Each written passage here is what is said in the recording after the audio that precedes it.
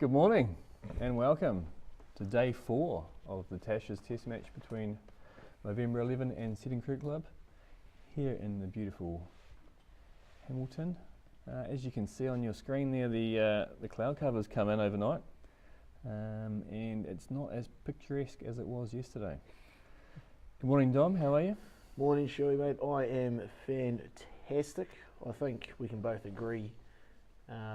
I mean, the viewers can't see it, but we have had a slight adjustment in setup today. With it being Saturday and no school kicking about, Shuey and myself have made the decision to move into the room inside today to negate the effects of that chilly wind that we've had the last few days. I must say, mate, I am a lot more comfortable inside here. It is definitely a lot better.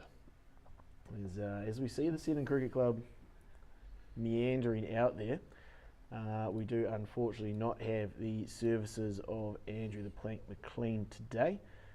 With it being Saturday, there's a good chance that he's out doing his premier grade umpiring for the cricket clubs today. So for a start, we have Captain Colin Shaw as well as Mouth Almighty Luke Wright as the player umpires to start the session. That is a good description of Luke there, I think, Dom. That's very good. We did after the ACC game last night. We did go out for a few drinks at the pub, a few lemonades, and it may or may not surprise you, Shuey. There were some very interesting looks from the bar staff hearing the noises coming out of Luke Wright last night. Yeah. Can only imagine. Got Jerome, have we? Jerome? Looks like we're starting off with Jerome Wiley from the Hamilton Zoo end, Shuey. That's interesting. I thought the cooler would have had the opening over this morning. Yeah, I would have backed the young fella, especially in these overcast conditions. I can feel a bit of a breeze coming through the window, so there might be a bit of a stronger breeze out there. So interesting that they haven't started out with the young fella. Obviously, we do have Roundy and Fraser out there for Movember as play gets underway.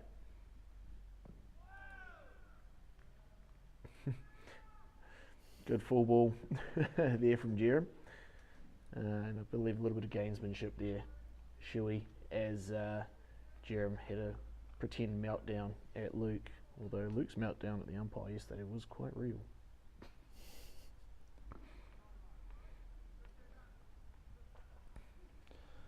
Apologies, viewers, I missed those deliveries, so I just had to get those cards off the screen for you, but we're underway. We've got the picture back sorted. It's not as picturesque of a day here in Kirikiriroa today, but as Roundy leaves that one. But I do believe it is just cloud cover today, Shuey. I don't believe that we are forecast to get much rain in today. As you say that, looking out the window, I was just outside quickly before and it did feel a couple of spits, so... Not having that, Shuey. Yeah. I'm assuming that may have been a bird. We'll keep an eye on that situation, shall we?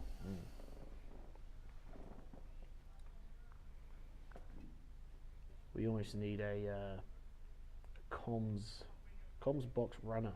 Comms box runner. Shuey. Yeah. To do a little bit of gathering of players for interviews, but with chat as well as some better updates on the weather. As Wiley strays onto the pads around you there. I must say a big shout out to Liam, who has helped out over the last 3 days with scoring, commentary as well. He's had to shoot back up north to his hometown, but yeah, if he's listening, big shout out, mate. Thanks again. One would assume he's possibly about to be kitted up for his club today, maybe. Maybe you won't be listening then. Either that, or he's assumed that we have been good humans and wanted to give him a shout out, and he has got it playing for the Carmo Cricket Club. Into the first over of today. There's a maiden there by Wiley. 141 for 2. Just having a look, see who's going to kick off from that other end. We'll expect single to be. Looks like it will be. Yeah. Single. Yeah, he's the man with the golden arm, isn't he? Geez, he bought some cracking deliveries yesterday, I can tell you that, Shuey. He did. One in particular that managed to get through the minuscule gap. I think I walked into that one, didn't I? Yeah, between the minuscule gap that I had left between my front pad and my bat. He probably could have only got a truck through that gap.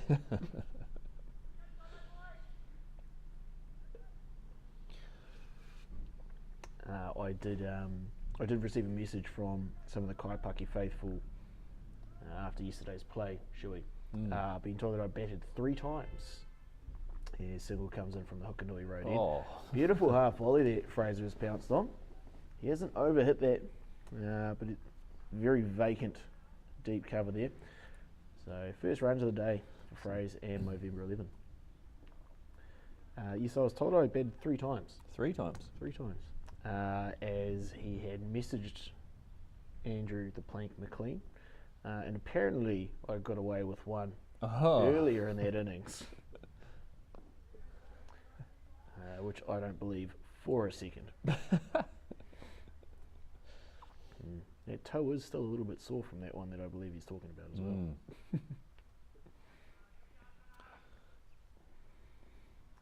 Single charging in again from the Hukanui Road end.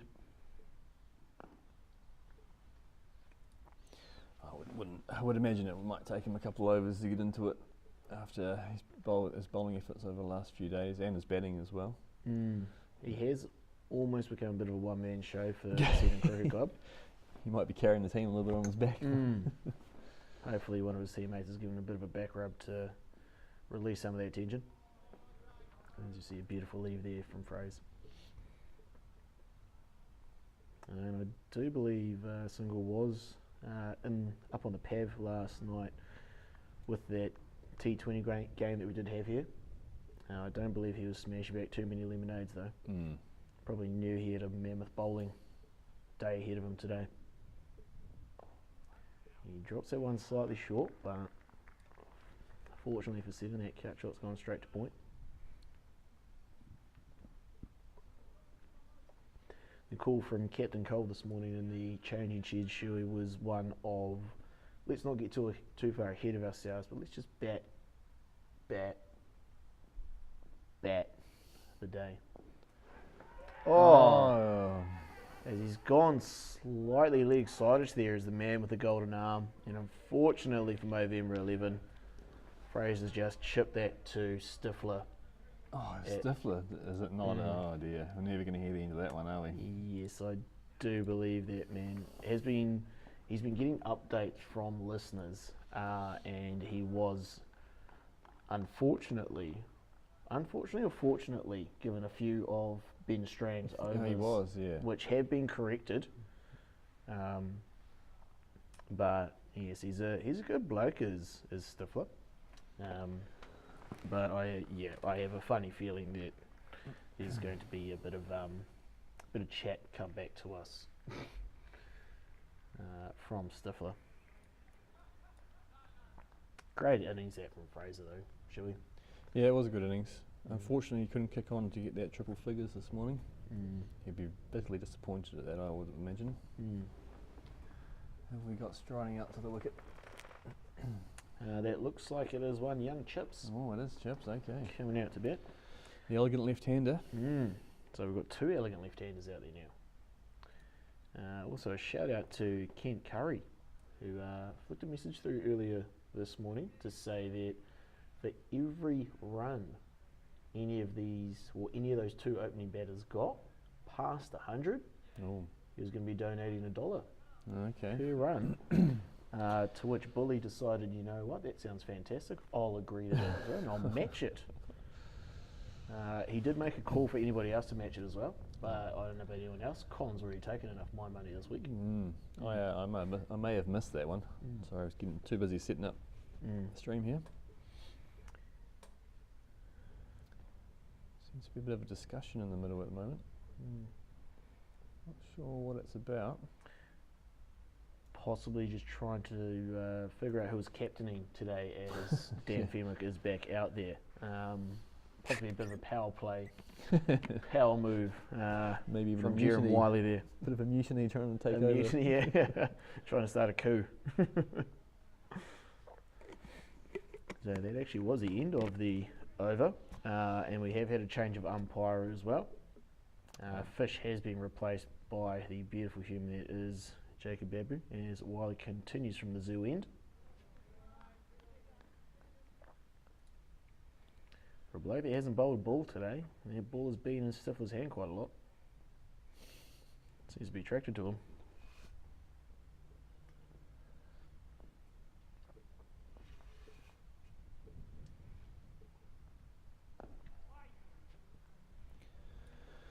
Roundy, I think he's just warming into his innings. Yeah. Hopefully he can get set again and push on. Yeah, I think especially for Seddon, I think that wicket early on, I believe that would have been not a tactic but a hope from Captain Fenwick to upset the two set batsmen from yesterday. This is again a bit of a mental game to go from cool, I'm looking good, to I've just woken up and I have to go do it again. Yeah, I can imagine that would have been the message in the Seddon change room this morning. Got to break this partnership, and then you get stuck into the middle order.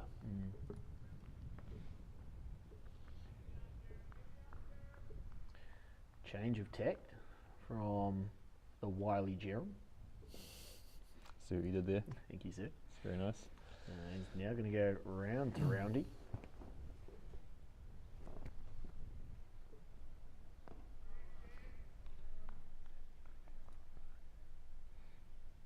Yeah, for anyone wondering as well, for those that may not be as cricket minded, is a right arm bowler, depending on the style of bowling that Jerem has. If he is a swing bowler, he may have a little bit more chance going over the wicket, so push one across Roundy and then swing one into him.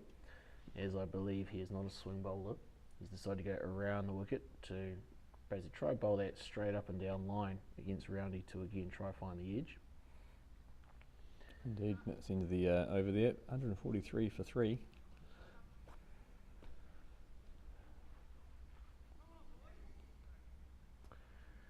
Yeah, I don't know if you've noticed it as well, Shuey, but there doesn't seem to be a lot of fast movement between the overs from Seddon this morning so far. I can imagine there's a few sore and tired bodies.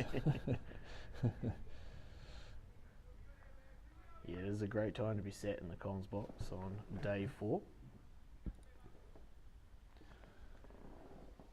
Be single to Chips to face his first delivery.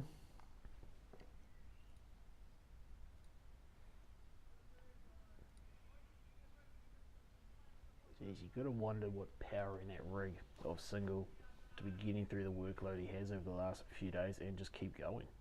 And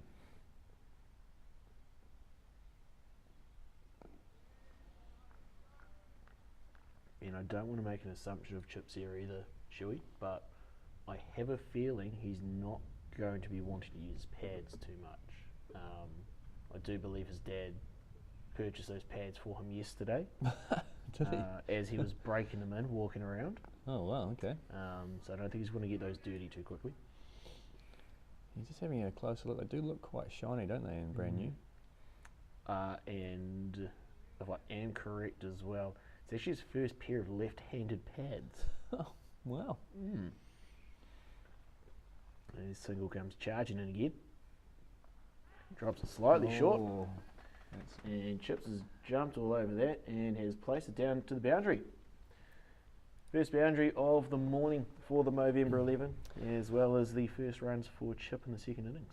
I must say that little bat he had in the ACC versus St Paul's All-Stars game last night in the T20, he was absolutely pasting some deliveries, so that might be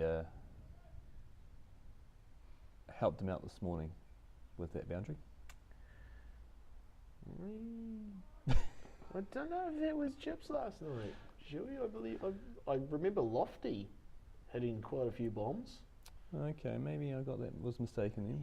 But I don't think he definitely batted though, do you not? Yeah, he opened the batting to Chips. Right. Yeah, he got runs. Yeah, he definitely got runs. But yes, very compact and, like we've mentioned already, very elegant as a left-hander. And again, for those not cricket-minded, yes, there is a difference between your left and right-handed pads. There's a little bit of extra protection on the outer part of the right-hand leg for the left-handed batters, as opposed to that extra protection being on the outside of the left leg for the right-handed batters. Into the over, 147 for 3.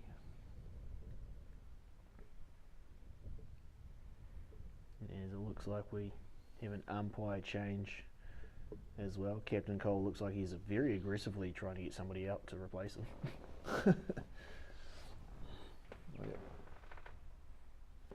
It's always good to be in the comms box with you, Logue, not only for good chat, but it also means we don't have to umpire. Yeah, that is a great point.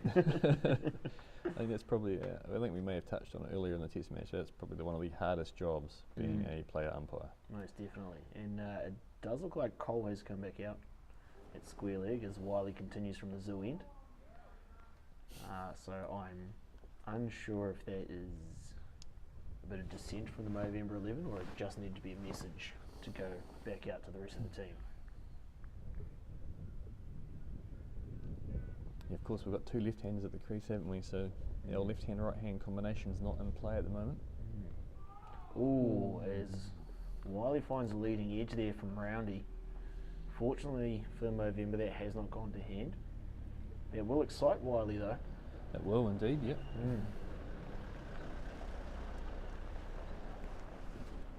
As those in the know from cricket as well, as that pitch gets played on more and more, the more it will break down, which does make it harder to bat as well.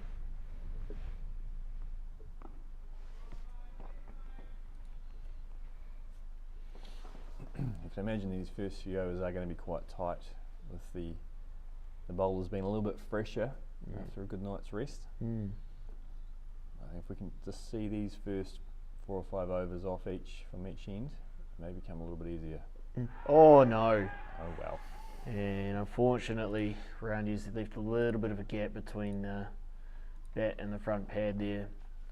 And Wiley's gone through to take a very, very key wicket for Seddon Cricket Club. He must say it's the perfect start to the morning for Seddon. Picking up the 2 set batsmen. A little bit of pressure on the middle order from Movember, who didn't really fire in that first innings. I think the words from Captain Cole this morning as well is that Fraser and Roundy had set a great platform for the innings, so ideally as the Movember batters come back out today to not throw away the good start that we've got from them. Trying to work out who's going to come in next. I think it might be BK, but I can't see that far across. Number 12 is BK. So we'll go with that one.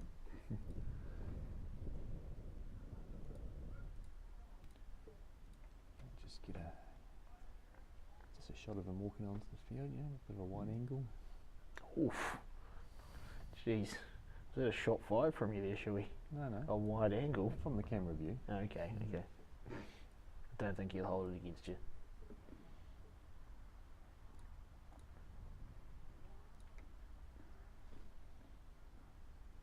Ever the optimist that I am, shall we?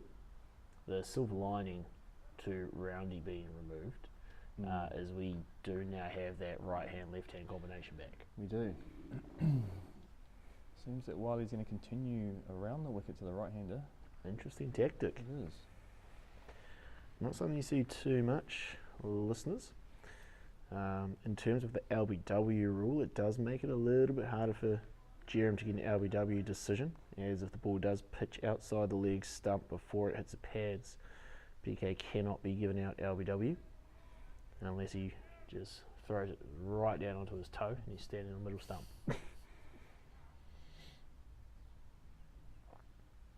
Gee, Seddon will be absolutely fizzy now, shall we? They will be. As Jerem finds the edge, first ball there. Fortunately for BK, that does not go to hand as well. He's almost edged out. Excuse me. He's almost edged out onto his back pad, has he? Yeah. Might be doing a little bit out there this morning. And again, it's only going to get harder as this pitch degrades more and more.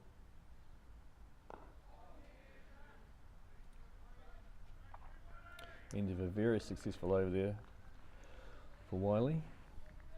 Wicket maiden even. Geez, not a bad start to the day for that bloke.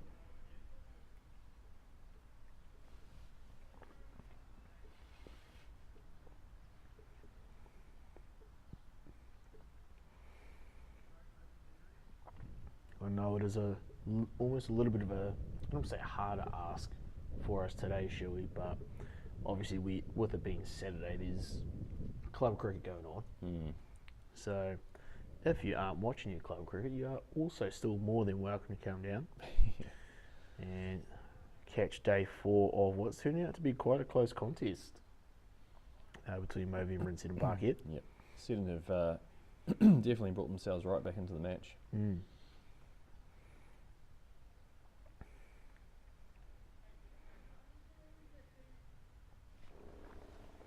Good to see Chip's just taking his time here as well.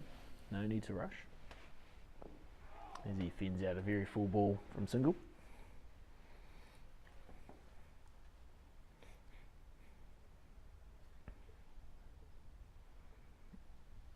It does seem like Fenwick and Wiley have made up as well, shall we? Seems to be working in tandem down there. Allegedly. Oh, that's a great. what could only be said as a bit of a loose shot from Chip. Is that BK taking that one? I think it was BK that has grabbed that at backward point there. Chip will be quite disappointed with that stroke that he's played there. Single again, the man, golden arm. Indeed. There's not much he's done wrong this test match. That's his 4th wicket already. Jeez. He's 4 for 24 off 8.2 overs. Some outstanding bowling. So he's pulled the batters out of a bit of a problem with the 50 he's got in that first innings, and he's leading this bowling attack quite well as well.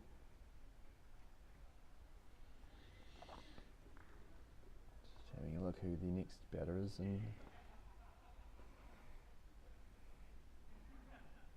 Seddon Cricket Club will definitely have their tails up now. Seems to be, from what we can hear, a little bit of laughter out there too. So, surprisingly, they're in a very good mood now.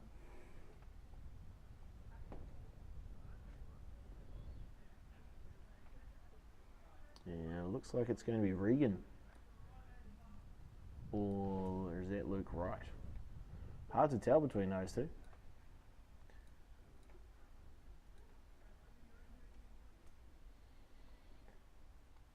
It may actually be Luke Wright that is straight out to the crease there. Yeah, I think it is number 10. Yeah, number 10 Luke Wright. To be fair, we possibly could have just paused for a minute and waited for the first shot. And you would have, if we heard a great shot or a good shot, we could definitely tell it would be Luke. Yeah, the comms from the man, yeah. Singleton with his tail up, charging again, looking for his 5th. Straying onto the pads. A lot more chat coming out from Seddon now. Seddon are going to be very happy with that start to the morning. 3 quick wickets. I think it's actually quite good for Movember for Luke to be out there now. The man loves a bit of chat. He does. And I'm sure he's going to be copping it from everywhere at Seddon currently. Loves to fire it back. Slightly full of ball there from Singleton. It is padded to the man in close.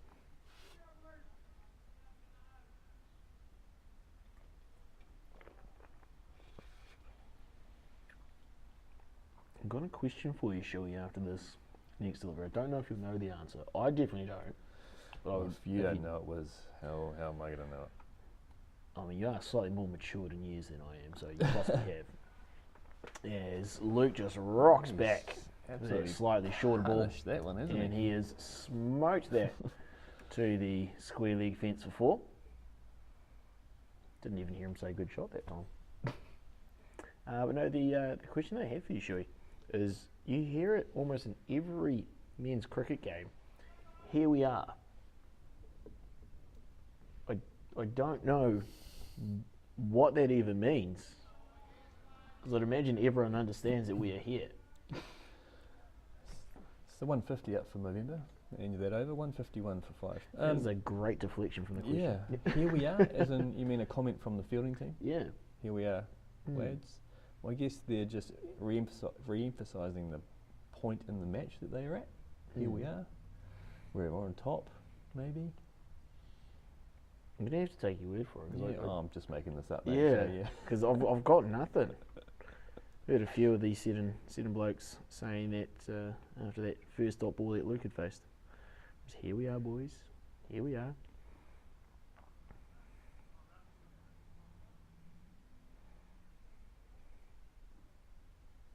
I'll actually be honest with you as well, Shu. I'm slightly disappointed that we didn't get to see the fish and chips combo out there batting. Fish and chips, you're right.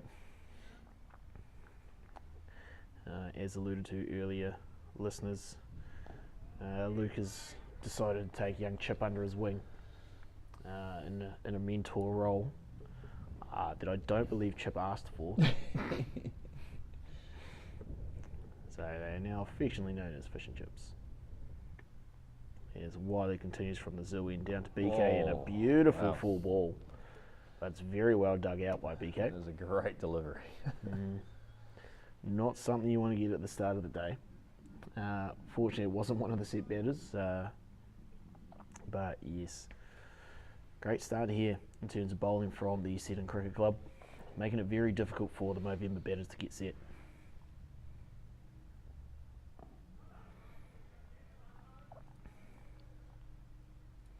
I'm not so sure from single down the far end there, Shuey, but Wiley seems to be taking a little bit more of a almost a one-day line with his bowling, similar to what Movember were doing. Of more of maybe he's looking for those foot marks outside that leg stump there that the right-hander has created from that far end.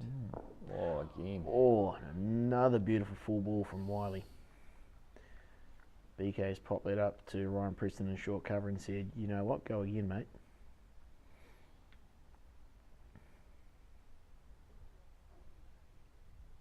He's a very unassuming man as BK, but word on the street is that he doesn't mind a bit of chat.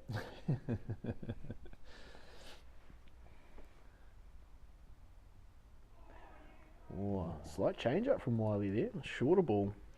We haven't seen him throw down at BK. Luke Wright doing his best to get some camera attention by doing a bit of shadow batting at the non-striker's end.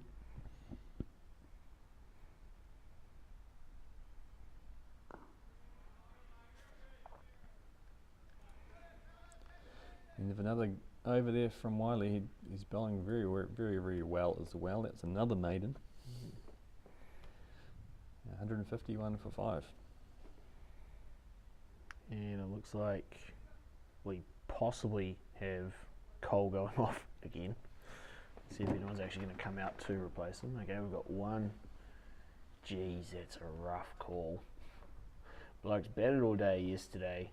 He's unfortunately lost his wicket this morning. No, he's out. And someone made Fraser go out and umpire. Jeez. It's a great team man there, isn't it? Yeah. Speaks volumes of the character of the bloke. And unsurprisingly, single will be continuing from the... What road was it again? Hukanui? Goldfish. Hukanui Road, that's the one. Yep. Continue from the Hukanui Road end. No doubt searching for his 5th. Yeah, he would be definitely searching. I think if he gets this 5th wicket, I think he's a shoe-in for man of the match. Although he did not bowl the ball of the test match though, did he, Shuey? Amanth has that accolade. We'll leave the viewers to decide that, shall we? Wow. It's actually quite surprised at your own modesty there, not to try to claim one of your 5 as the ball of the test match. See, we've got a few more viewers tuning in. Don't be afraid to post some comments in the chat. All questions. Anything for us to ask? Oh, wow! Beautiful full ball there. That Luke has dug out. He almost had to get a little bit of hockey in there. It's just squirted past the stumps, hasn't it? He's very lucky it hasn't gone on to hit those stumps.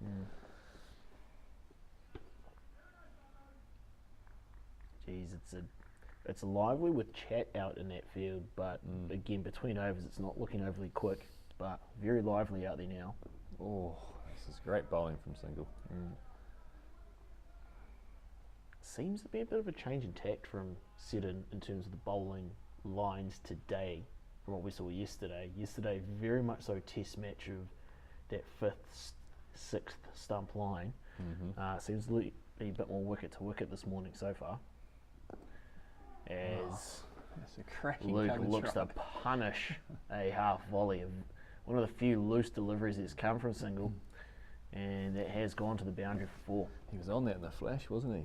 His bat speed through the ball was quite impressive.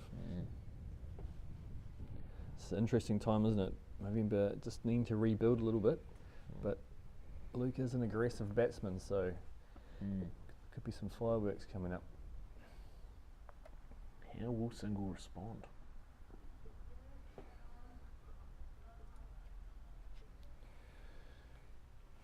Into the 50th over, 155 for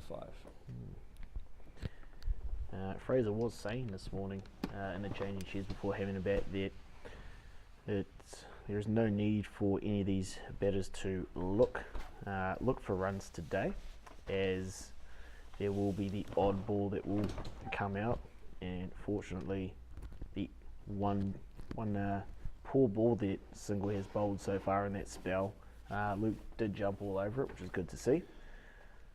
Yeah, I think that's the key for Test match cricket, isn't it? You just got to keep the good balls out, and if it's an opportunity to score on a bad one, you have to take it.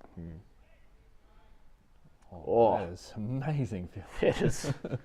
I think that's the fastest I've seen Ryan Preston move.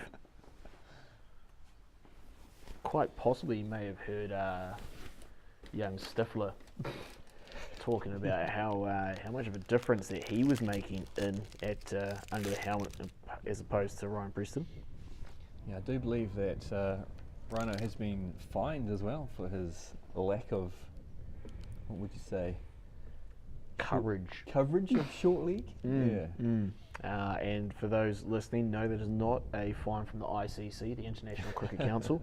That was a fine from his own teammates, and I believe the words out of Stifler's mouth was being at short cover while being stood on a boundary. As that one is strangled down leg side, there seemed to be a bit of an audible groan. Yeah, it was. He's given it leg buys. But it has been given leg buys, so possibly may have been a mutiny if that had gone to hand from Seddon. Couple runs added to the score, unfortunately not added to BK's runs for his innings.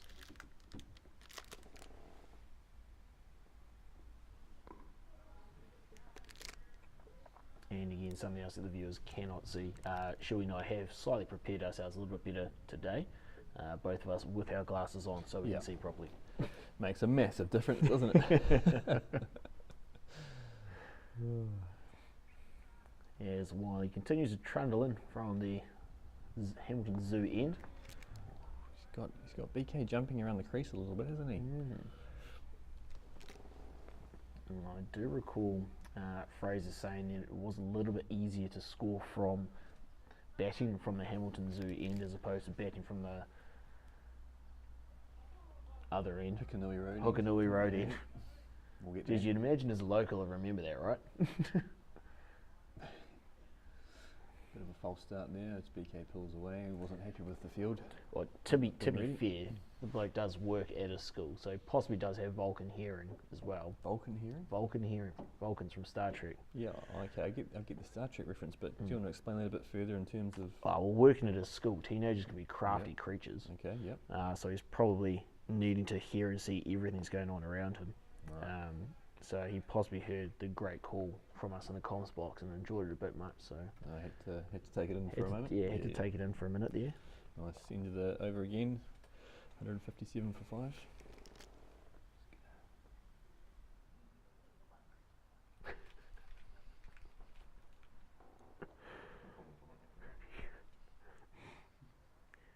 A little bit of one-way traffic in terms of commentary coming your way shortly, team, as Shuey scarfs down a protein bar to make sure he keeps his gains.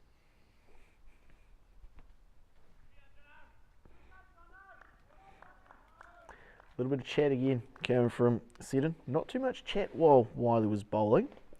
Maybe they're just hoping to get a little bit more out of single as he comes charging into Luke. Luke gets a big foot forward for that defensive shot there.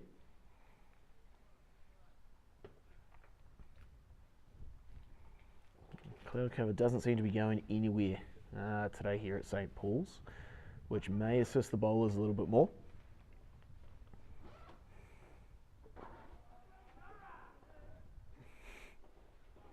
Another full ball there from single and a very audible no run from Luke.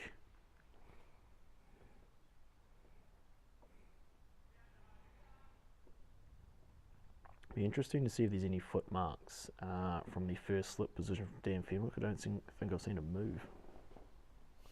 Or slight change of tack there from single, bowling at the legs. He's gone through for a bye. Given as a bye, yep.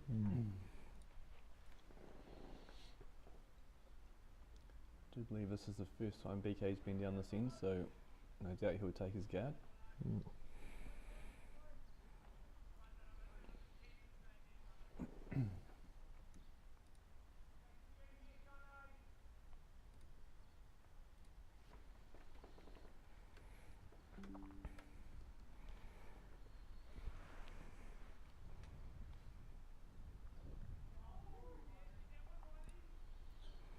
Some oohs and ahs, aren't there, out there at the moment? Definitely got the tails up. I do believe there's a little bit of confidence in that as well. If things aren't going your way, something like that happens, you know, you just turn around and go back. Whereas if you got your tails up, oh, that's close. Yep. Oh, something could have happened there. Yep.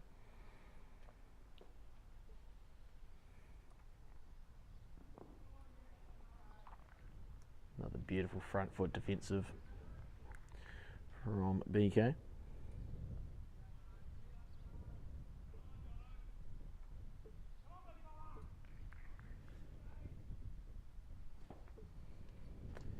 And viewers, as you're aware, that this is part of a fundraising effort by Movember, this test match, as BK flicks that beautifully off his legs.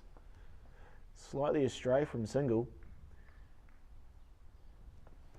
And it doesn't look like it's gone to the fence. If we've been super critical here, surely we could terrible call that, running, wasn't it? Dangerously slow, I believe G Lane would call it. So slow. Just the two. The over though, 160 for 5. So yes, it is one of the fundraising events that we do for Movember. And I've just had a look at our team fundraising efforts as well. We have passed the $15,000 mark, which is an absolutely amazing effort from the Movember 11, as well as the Seddon Cricket Club contingent, who are in the Movember 11 fundraising effort as the 12th man, which is very good of them. And as you can see in the chat, I've just posted in the donations link. If any of you viewers out there are willing and able, that would be much appreciated. Yeah, that's an outstanding effort to get to that $15,000 mark. I believe that for the 3 test matches we've had so far, that might be over $50,000. It is indeed. That is outstanding. Such good work.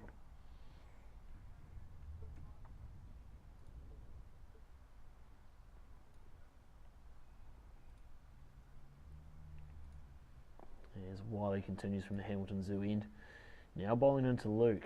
Now, obviously we can't commentate on absolutely everything that has happened, because obviously Shelby and I do need a break occasionally, but what you may not be aware of, viewers, is Luke talks to absolutely everybody.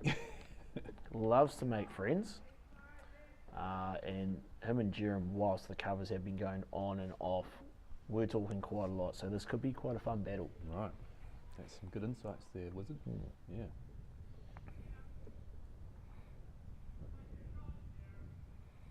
A bit of chat coming from Seddon Cricket Club. Yep, out there.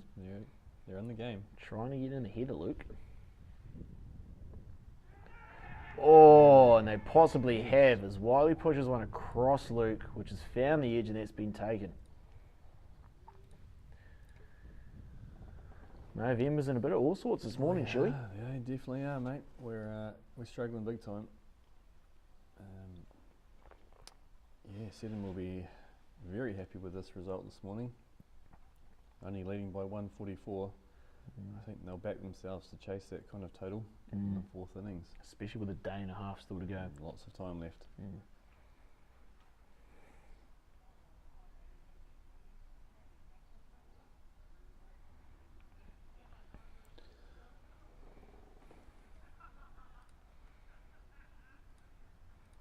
also without seeing, trying to assume I know who's going to be the next one coming into bat. It might look like the Sheriff, does it not? Quite possibly, it's either going to be a Brad Clark or a Regan Radford, I believe. Oh, looking at the presence of that bloke walking to the crease, it's definitely the Sheriff. Definitely the man with authority, is it not? Yes, there's going to be. I feel Movember need to really dig in here and just get through these bowlers, and then things will become a bit easier. But it's easier said than done, obviously.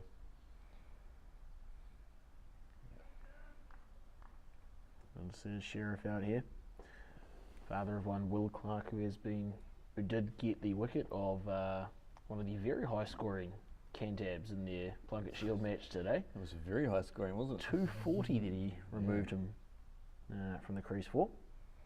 It's an outstanding innings.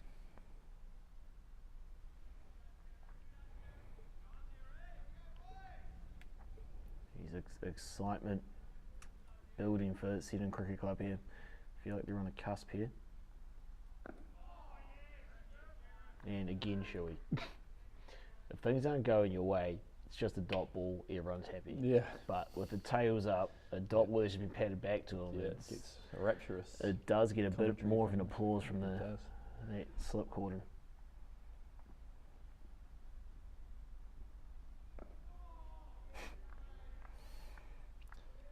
I'm sure you can pick that up on the effects, Mike, but there's lots of oohs and ahs and for just a delivery that's been easily defended back down the wicket. Change attack from Wiley here, going over the wicket now to the Sheriff.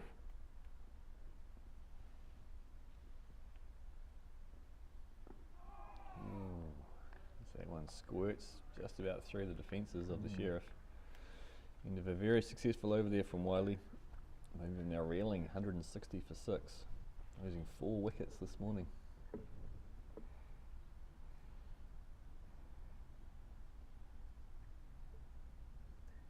It's going to be interesting to see the tactics from Seddon Cricket Club here. Obviously, as mentioned before, I don't know what's fueling the rig of single down the far end there, but in terms of what I believe, in terms of elite cricket, it's called load management. Load management, right. So obviously the bloke's batted pretty much all day yesterday. He then came on to bowl for the rest of the day. But if you've got 4 wickets, I think it's going to be pretty hard to get the ball back off of him. I think so. You can just imagine the celebrations from him if he does take that final wicket in his 5-wicket haul. Oh, and the mullet has been flying very well for him so far through this test match.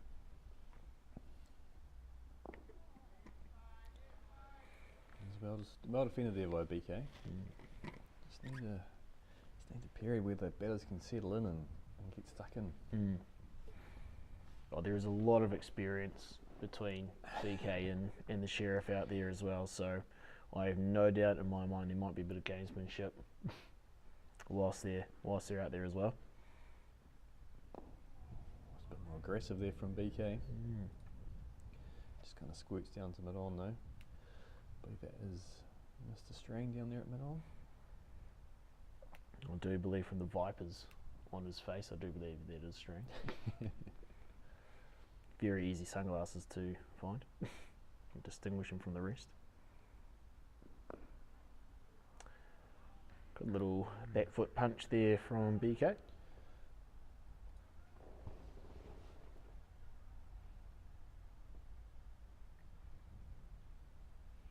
Yeah, so I wouldn't have been surprised, Shuey, if this morning started off for Seddon Cricket Club thinking we'll get a few overs out of Wiley and single. Then we'll bring the young guys on, try to get a bit of movement on the pitch as well as in the air with the swing. But again, with these slightly more tenured bowlers getting some wickets, I think it's going to be quite a struggle for Fenwick to get them off the popping crease. Yeah, and why would you take them off, right? They're bowling extremely well. Line length, and you're right, they're bowling more at the wickets today, and it's paying off, isn't it? Morning, Carl. So you've joined us in the live stream. So you've made a comment there about the 15,000 donations is an outstanding effort, yeah, and it is, and yeah, we're very proud of that. Just remember, donations are still open, if you're able to. End the over again, 161.46. It's been an absolutely mammoth effort with those donations this year. Unfortunately for Bully, he's been unable to don the whites for Movember. So he's done a lot more off the field in terms of differing events and stuff. And Good George have been very good to him in terms of locations for getting his different events up and running. Oh, and it looks like there might be an edge on that one. Not given. Not given by Babu. BK is unmoved. And we haven't had a Luke Wright blow up at the umpires, so... He's very disappointed in that. He is. Oh no, I don't know about you, Shu, but my God, it's just gone deathly quiet. Deathly quiet. I don't know if that's anger from Seddon or everyone holding the breath from Movember. Oh, yeah. Bit of gamesmanship there from Wiley. Yeah, as BK digs that one out and heads it back to him. I imagine there's a few words being exchanged between Wiley there. And again, player umpire, very hard thing to do. Most definitely. However, for anyone listening as well, it is within the Movember Players guidebook as well to walk if you do get an edge. And BK being the outstanding citizen that he is, I have no doubt in my mind that he would have walked if he did get an edge on that.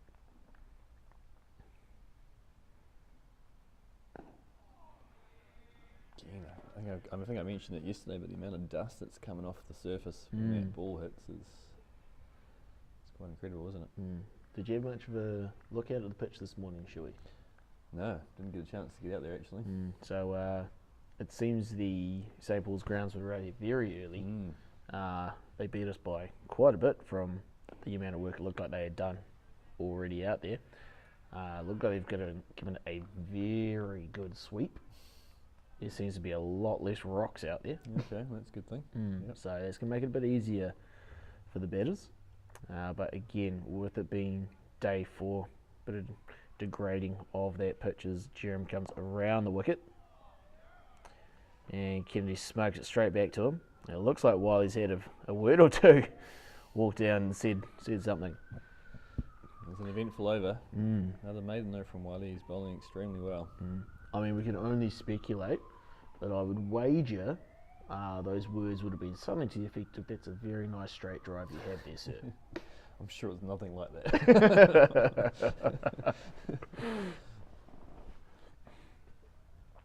Fortunately, we have a law enforcement officer out there if things get a bit niggly. Single lines up again. He just keeps on going, that man, doesn't he? Keeps going. Into his 13th over. I mean, we are only 20 minutes in, but I'm thinking, Shuey, for the first drinks break, I may actually charge out there to see what single is running on. Oh, yeah. See what's keeping that engine going. Oh, is he? Well, looks like he's cut the Sheriff in half almost there. Signal buys there by Fraser. So that one may have moved a bit for the Sheriff.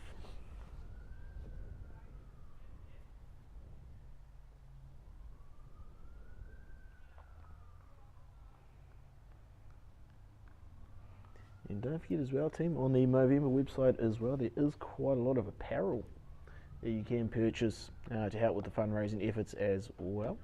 It does not just have to be a donation, although the donations are very much so appreciated. I do believe the ACC put up on their Facebook and Instagram story the Movember divot repair tool that has also been marketed as a pitch inspection tool for cricket. Oh, has it? Wow, that's interesting, isn't it? When you say divot repair tool, we're talking the golf here, aren't we? Talking golf, yep. As BK flicks that one off his legs. Yeah, just the two there. Oh yeah, pitch divot repair tool for golf. But obviously you want to make it multi-purpose as well. So for any time you're checking out a pitch or inspecting a pitch, you use that divot tool there. Anyone that has seen one, who was that South African bloke? He played cricket for England, did a lot of commentating in Australia. No, did a lot of commentating. Older bloke, much older bloke. Jeffrey Boycott's coming to mind, but I don't think it is Jeffrey Boycott. Okay. He would always stick his keys into the pitch, just to see how deep the cracks would go and see how soft the pitch was. Slightly more old school. You don't see as much of that from commentators anymore, taking their car keys out to the pitch.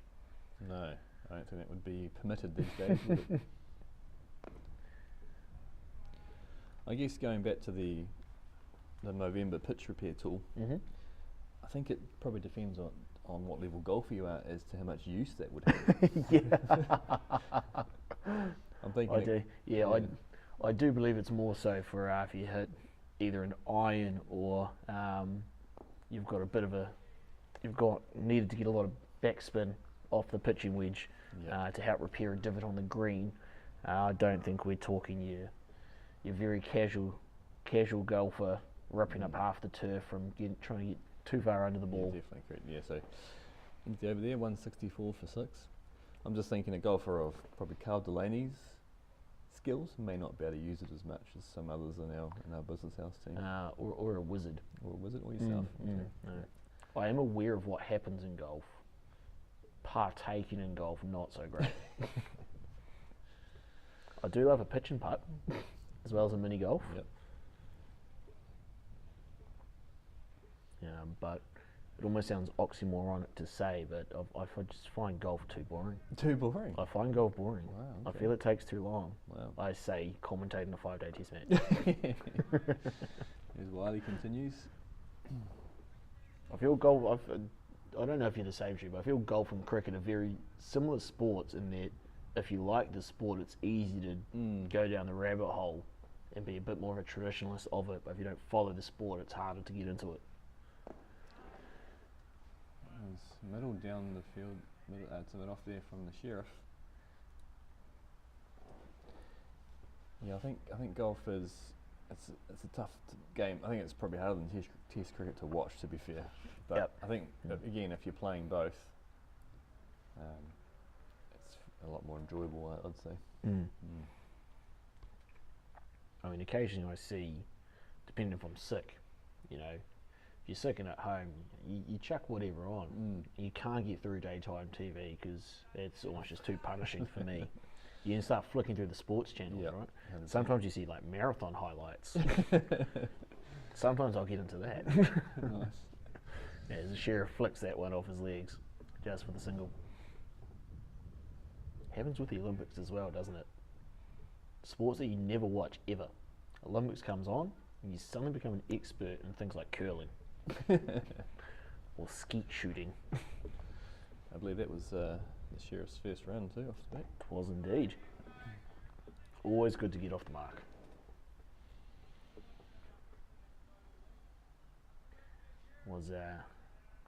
It seemed to be tough going in the Australia-India test as well yesterday. Yeah, I did have a bit of a squiz at that when I got home last night. 16 wickets falling in a day. Yeah. Oh, is another full ball from Wiley. I genuinely thought BK had hit that. I did as well, yeah. Wiley doesn't seem too disappointed though. So. No, he does not. Geez, we're getting a lot of action from the Hamilton Zoo, aren't we, Shirley? Yeah.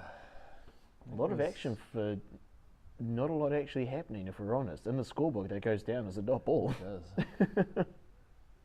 Yeah, the majority of the wickets have come from the other end, haven't they?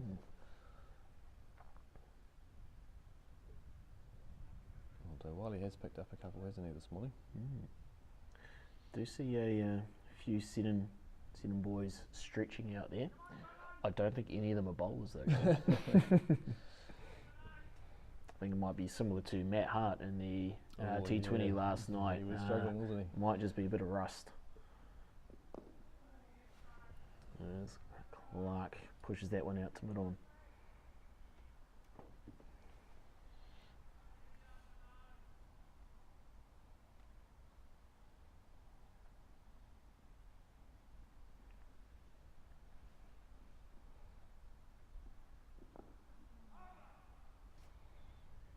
Very good defensive work here from the Sheriff.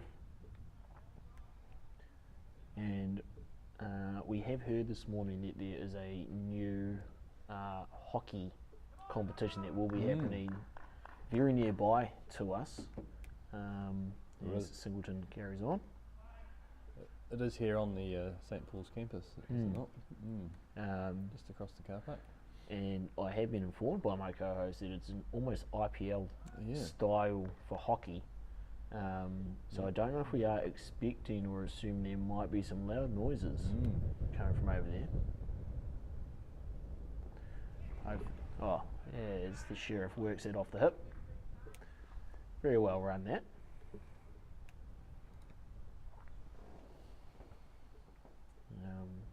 I don't know if we're going to hear a lot of noise coming out from the hockey area. Hopefully it won't disrupt the batters too much. Well, they might drive past the test match and wonder, what is this? And come and watch us instead, because it might be a better spectacle. Might actually make a makeshift sign out on the road here to say hockey this way and point it to our car park.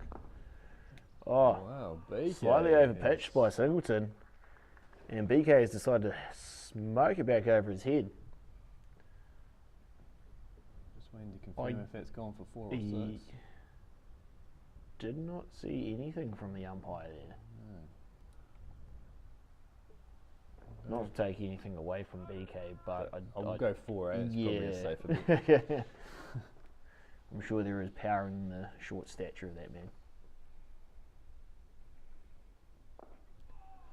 Slightly shorter again from Singleton. That's in between the two fielders down.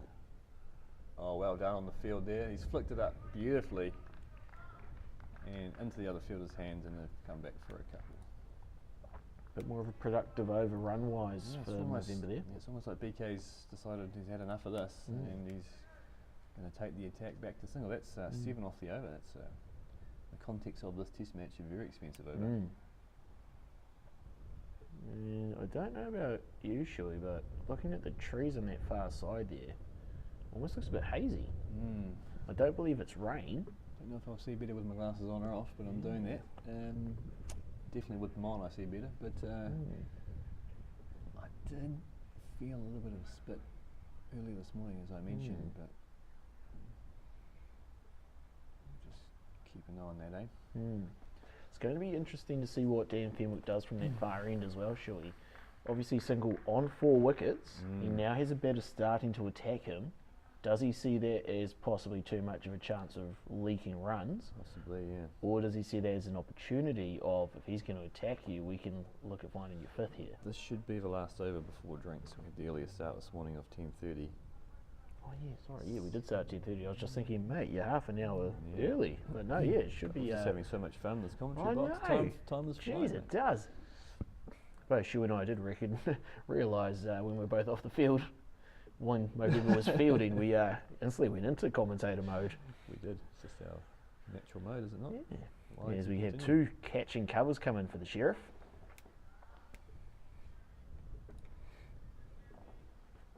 Geez, we have a little bit of a Gulliver in the short covers there, as well as Stifler.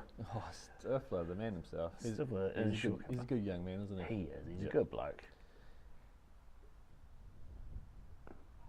As the interesting tactic here again from Jerem. Feels he's probably in for a chance if he gets the Sheriff driving there. Only the one slip though. One slip in a gully, but he does have those 2 catching covers.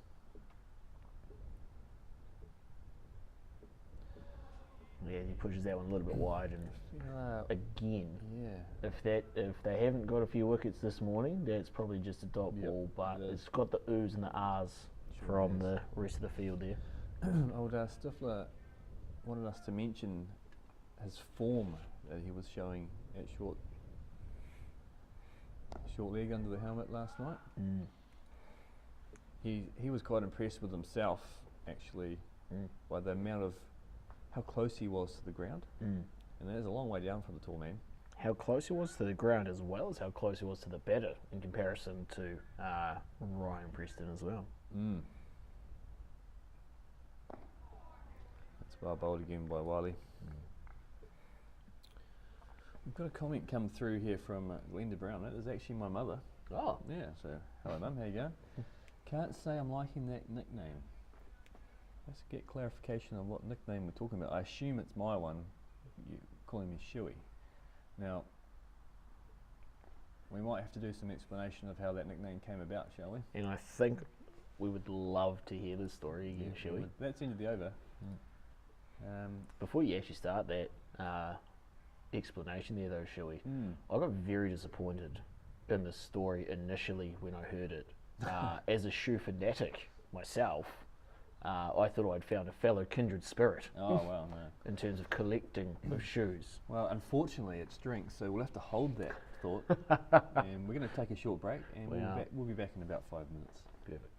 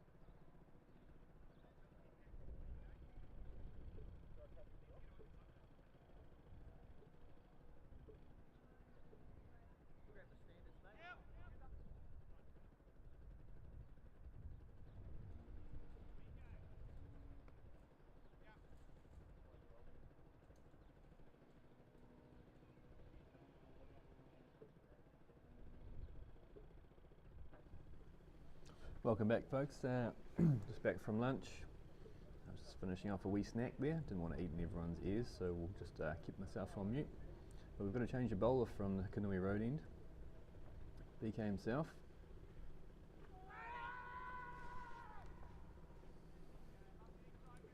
Seemed to be the Lone Ranger in that appeal.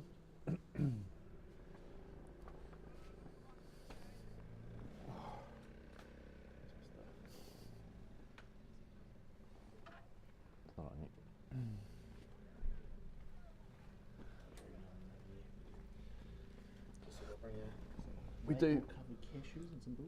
do have a special guest joining us. Luke, how you going, mate? Yeah, it could be better, a little bit disappointed, but on the flip side, still happy to be playing Test cricket. Yeah, mates, are you ready to talk about it, Ian, or you still need a bit of time? No. Happy to talk about it. I had a very brief umpiring stint where I got to have a look at the bowlers. Yep. Couldn't really execute any of those thoughts that I had while watching them, but no. The bowlers are doing a pretty good job. Oh, that's Brad's just hit that over the top of mid-off, nice and straight. Jamie here into the attack after, I don't think, bowling at all last night. So it's actually Brian King. Yeah. Cool. Yeah. Cool. Cool. Thanks. Welcome back. Welcome back to the attack, BK. Yeah. So you're looking. We did make the comment that 4 you clipped off your legs down the leg side. That was a smoking shot. You want to walk us through that one? Yeah. Hey, it was a love letter, wasn't it? He just missed his length, and I was very fortunate. He just missed his length and put it on my hips, as Brad just batters it away to mid-wicket for a dot. So Jono Singles were bowling really well. He's probably been the MVP of the match. Yeah, we've mentioned that a few times. Yeah. So he's just been putting out real good line and length, bowling full, sort of nipping it in, always attacking the sticks, always attacking the pads. And BK into Brad. Brad bats it away again. And so he's just been incredibly consistent. And I thought Jerem is quite wily. See what we did there. That's very good. So come to the end of the 60th over, 177 for 6. Yeah, respect to the bowlers, you can genuinely see some plans being executed, and Jerem with his is it over 40s New Zealand on the CV, really showing some real rhythm with his bowling, and coming round the wicket to right-handers can immediately make different, isn't it? Yeah, it can immediately make you think that he's going to dig it in short and ruffle a few feathers, but he's just taking it across the batter and then keeping them honest with some straight ones. I think he's got showing really, really good control. He's put in a couple of Yorkers to BK here, but I think this is a great little batter within a batter we're seeing here. Yes.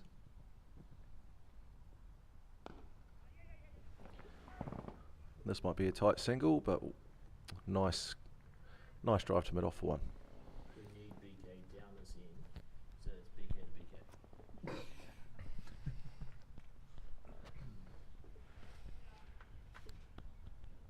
So, as you were saying there, Lukey, Jerem, very experienced, very, obviously, great partner. He's a very wily character. Has he talked much to you as a batter while he's bowling? No, I think he's a real competitor, and he's just showing a bit of intent, and he's made a few anecdotes while he's bowling. He's enjoying himself. He's obviously, I haven't been present, but there's been a few close shouts, and obviously in the spirit of the game, the batters are walking on all caught behinds. No. And here we have a leave that is played on from BK after looking so solid. Unfortunately, like the first innings, he's probably made one error that whole innings. Yes, no, unfortunately BK attempting to leave the ball, and it's either got a little bit big on him there and it's taken the bottom edge onto the stumps there, or he just hasn't actually left the bat where he was meaning to hold her up high there. Yeah, there was a real partnership building there between Brad Clark and BK. So this will bring to the crease. Is it? Will it be? Yeah, captain, fantastic. Colin C. Shaw. I do believe, Luke, this may be one of the first Ocean Beach partnerships out for Movember today. So we have had a little bit of a change in between Ocean Beach cricketers. Yep, I think you'll find some Ocean Beach stalwarts. I think Colin Shaw's the club captain. and I would imagine it's a good time to have some old steady heads. And I don't know about you, Luke, but I'm getting some flashbacks to, let's go to the late 80s, early 90s cricketers that would not come out with a helmet nor a hat, as Cole has decided to do today. Famously, Brendan Bracewell walked out to Wasm Akram after he almost made a horror injury to the previous New Zealand batsman whose name escapes me. This does remind me of that moment. We were also mentioning in commentary before as well, if things aren't going your way, small things, they just go past. A dot ball, whatever, that's not a problem. But Seddon have got their tails up very much so this morning, and there's been a few very stock standard full balls that have been padded away that get some audible oohs and ahs out there as well. Yeah, and I think there's been some real intent from the bowlers. We saw some really good intent from BK once he got going. But I tell you what, this is gonna be really, really interesting here. Let's just see what Colin Shaw wants to do. If he can really dig in. I'm not too sure how many more overs Jerem has in him. And the match, I don't know if it is evenly poised with a lead of 163. Now, we were fortunately both in the changing sheds when Cole did give his inspiring speech this morning to the Movember boys. So far, we haven't quite lived up to the plan as Cole squirts that one down to finally for a single to get off the mark. Lead by signalled from Roundy there to finish off the over there from Jerem. So what I would say is that all players that have participated in this test match are all giving various contributions to Movember. But if we just want to take it down a level and talk about the moustaches themselves, can we sort of start taking a poll on maybe top 3 moustaches of the all the players participating? I'll be honest with you, I think that is a fantastic idea. Might be slightly hard for the viewers as great as this camera work has been from Shuey, a little bit hard to tell because we did have Stifler doing a good stint in the commentary, but to the viewers it may look like he doesn't have a moustache out there, but the moustache has been growing for 21 years on that bloke. There is a lot of this probably isn't a sweet science, but the more testosterone you have, potentially the hairier your upper lip. If that was the case, I think we could start working through who has the most testosterone across the sides. I think in terms of biology, you may slightly be onto something there. However, there doesn't seem to be too much on Captain Cole's top lip. But that man is very much so New Zealand's man's man, isn't he? Yep, really, really hard-working farmer, stock agent, spade's a spade, and just one of those blokes that, if you are ever having a tough time, he's one to reach out to. He's everyone's dad, he's everyone's favourite uncle. He's a bloody top man.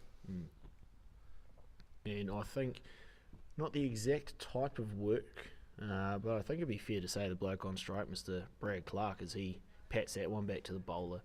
Very similar type of bloke as well. 100%, the sheriff, a.k.a. Brad Clark. He would be one with a strong upper lip this week. Probably matches his upper body. I think another candidate could be you, Domi Ogran. Oh, stop it. Solidly, I'll be honest with you, mate. There's usually a full beard that goes with it as well. So, didn't start December 1st, November 1st. Yeah, I didn't think you did. But I tell you what, Domio. I tell you what, Domio. I'll sacrifice myself too. All in good faith for raising funds for Movember. I actually did get a good, strong head start. My work colleagues at BNZ Hastings would agree with me, and it's part of a marketing strategy. So why are you doing that? Fundraising. Why are you fundraising? This is what we're a part of, and this is what we're trying to do, is raise funds for men's health. So I think it was actually an effective marketing tool. That's my spin. I'll be totally honest with you, mine was slightly more selfish. I've had a beard for the last 3 years. I got rid of everything November 1 last year, and I seem to look like I had some form of a tick, as I seem to be touching my face with nothing being there, or stroking a beard that was not there. So I kept the mow from December 1st, as well as the slight soul patch, just so I wasn't twisting nothingness. I'm not going to lie to you, Domio. I'm not a fan of the soul patch. Not a fan. And we've just finished. What over is that for the day, for the match? 62nd over, a lead of 165.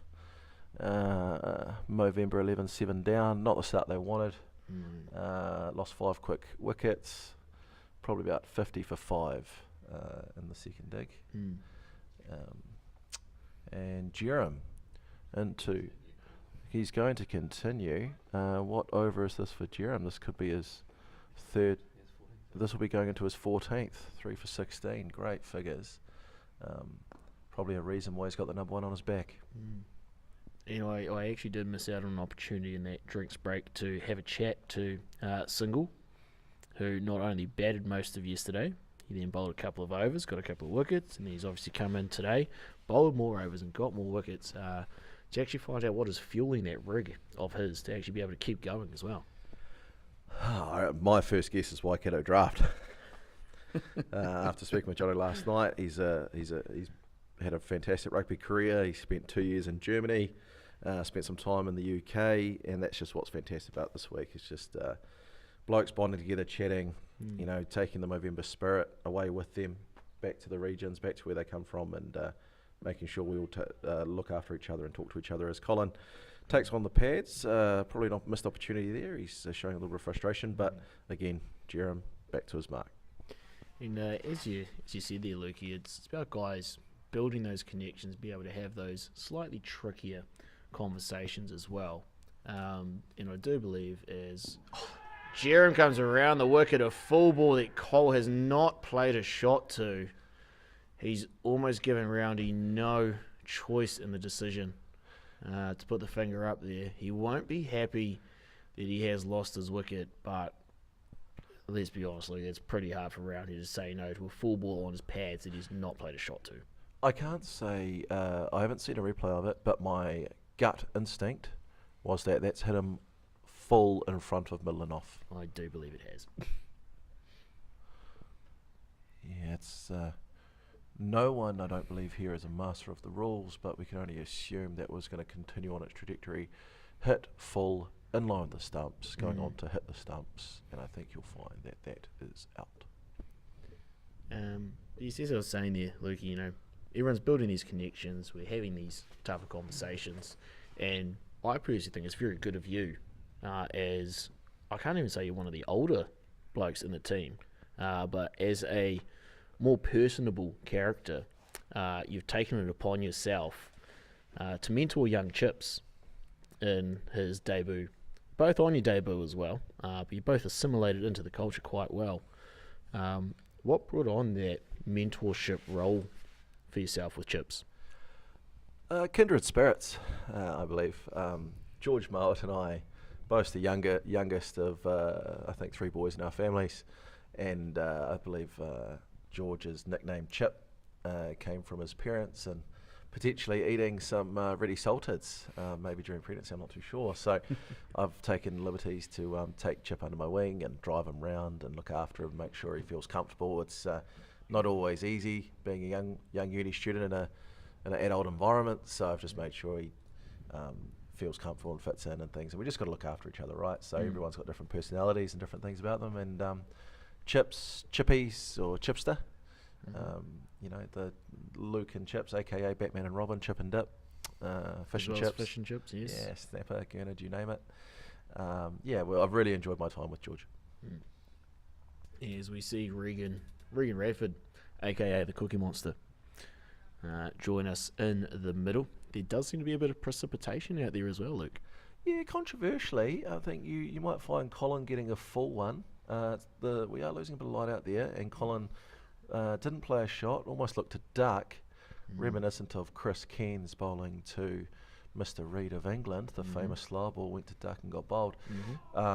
You might find it a bit controversial. Maybe we're losing some light out there. We possibly are. I do know that our sensational IT guru here, Shuey, has been working a bit with the exposure of the camera in terms of the light levels. So you could be onto something there, Luke, as well as a bit of precipitation. So we might see a bit of gamesmanship here from either Movember, as Wiley has lost his run up there, to possibly slow down this game a little bit, to possibly work in with the weather. We've just had a comment in for Jimmy Scott. Jimmy Scott has come down with illness this week, and anyone who knows Jimmy is that he's an incredibly tough individual, and has still been batting, fielding and bowling for us while battling a bit of illness. So I think Jimmy is down to bat. No, my apologies. I think there's a lot going on all of a sudden. We've had a 5 ball over. We're trying to confirm Jimmy Scott's place in the batting order. We have 12 to 13 players at any given time throughout the test match as people take time off work and manage their work and life commitments. Jimmy Scott, I've found out, is not going to be batting this innings, but will be fielding and bowling. And again, it's a tough gig for Captain Colin Shaw as well. Not only, you're dealing with making sure you've got the right 11 out there at all times, as well as we're fortunate enough there, especially for such a great occasion in Movember, egos are put aside very easily here. We just do whatever's best for the team. That'll be biased. And I tell you what, the ball will be getting very wet. We are persevering through some light showers, which will be slowing the outfield, freshening the pitch, and it won't be having a positive effect for the ball make it a bit soapy for the bowlers. So I think we've just seen an example of that. I'm not sure. Possibly runs for Brad.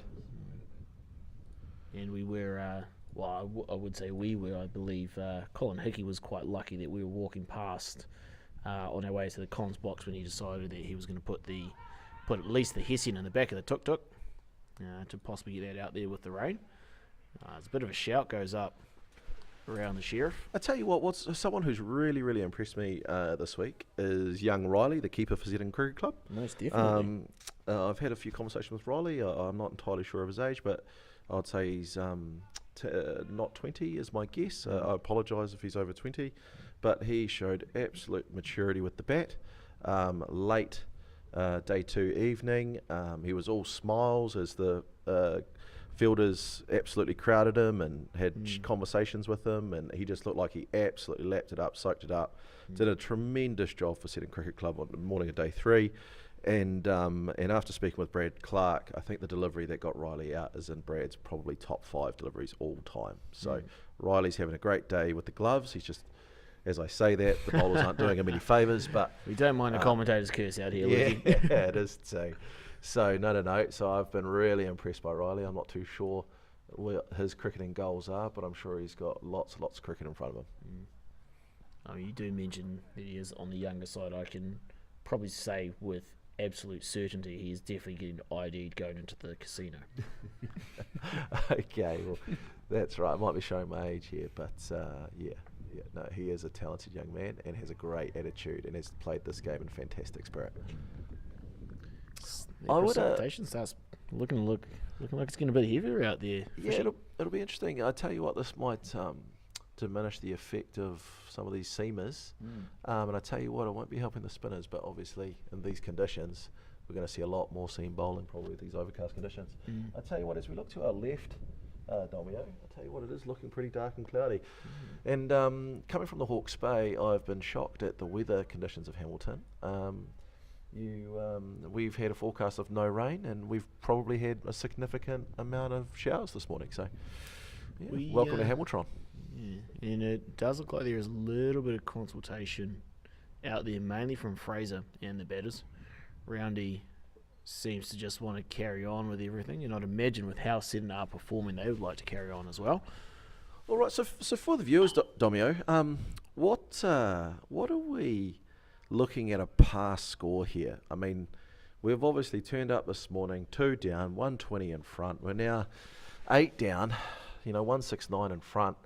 I feel like it probably hinges on this partnership.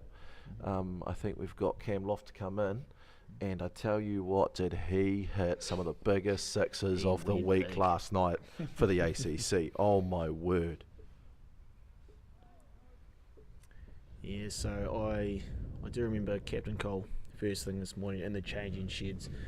His ideal for Movember in terms of sessions, so he's looking more a longer game, especially with the platform that we did get from Fraser and Roundy, to ideally be leaving Seddon with about 150 to 200 to chase per session. So in terms of how you look at that as a batter, you're either going to be thinking, you know what, we've got about a 160, 170 lead. Does that mean we now bat time, we don't search for those runs? Or does that mean we start to look at rotating the strike so we can build up a bit more of a defendable target for a few different sessions for Seddon to chase? So just a bit of insight for the viewers. With a fixture like this, in terms of gathering Movember 11, a lot like a Barbarians rugby side or a travelling Harlequins, we actually have, of the 13 players, we have 13 all-rounders of various levels of cricket. So what I'd say is Regan Radford, currently facing Jerem Wiley, bats in the top order for his club side that he captains. I can verify from Ocean Beach that Brad Clark hit a very fast 50 in a 2020 last week and has good batting prowess. And Cam Loft batting at 11 after hitting 30 retired for the ACC last night. Probably hitting 2 absolute bombs over 90 metres into the wind to Cal Corner, into the construction zones of St Paul's Collegiate. And I'm sure, as my usual co-host, Shui would agree with me, Luke, I do believe you're using that term all-rounder very loosely for himself and I. I would not think that Shui would put himself in the top order, and I don't really think there'll be too many people putting me in a bowling lineup. If called upon, I can both roll the arm over and Shui can hold a bat. We have actually discussed as well that both Shui and I have a tendency, unfortunately, to leave a ball that will hit the stumps, though.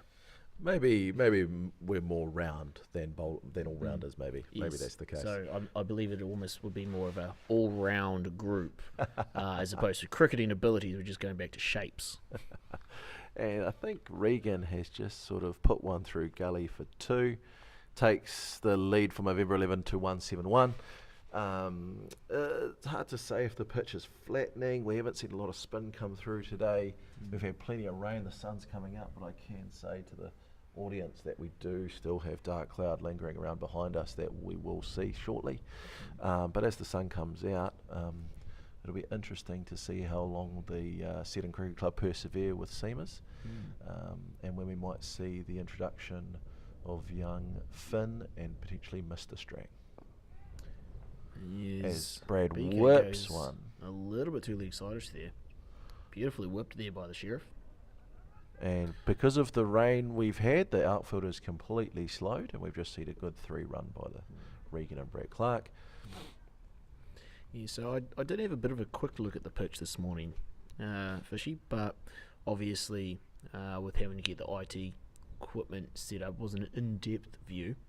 Obviously you've had a bat out there this morning. In terms of the change from yesterday to today, was there anything majorly different that you could see from the surface as Regan keeps that full ball out from BK?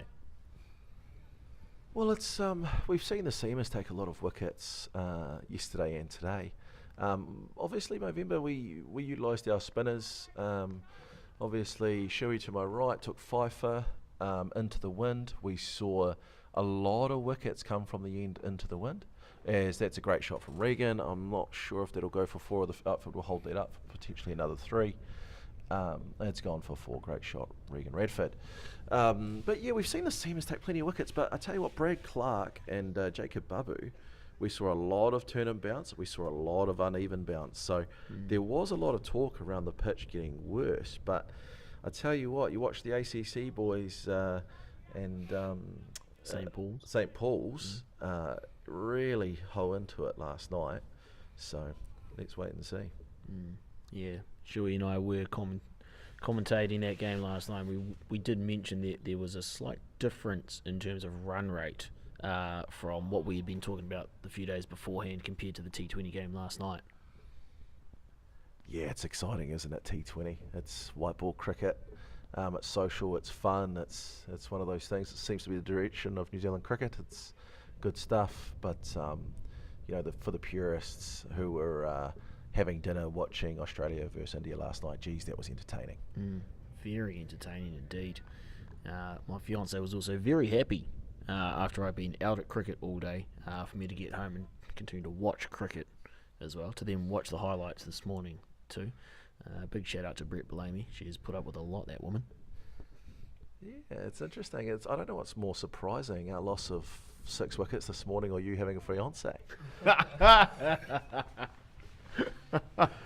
Congratulations. Oh, mate, it's a silver lining for me. It's slim pickings in Hamilton for her. Sorry, mate. Just having a laugh. On for a while. Just having a laugh. Just having a laugh. All right, another over gone. Movember lead of 178.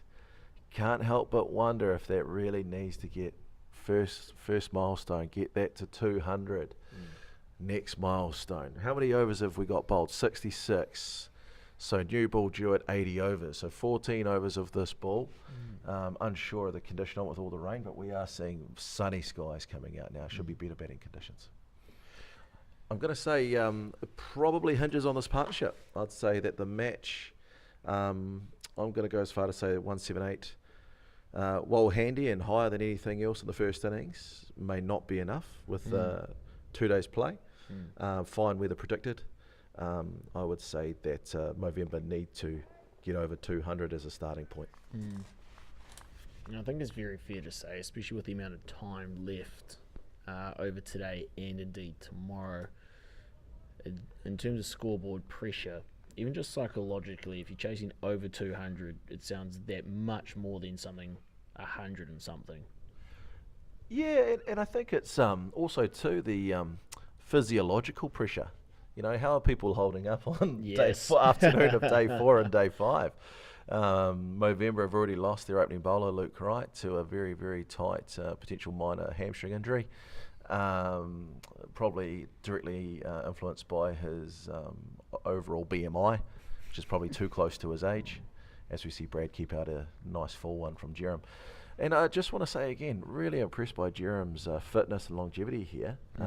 New Zealand over 40s player. He has shown a lot of control with the ball, seeing it from a batter and umpire point of view.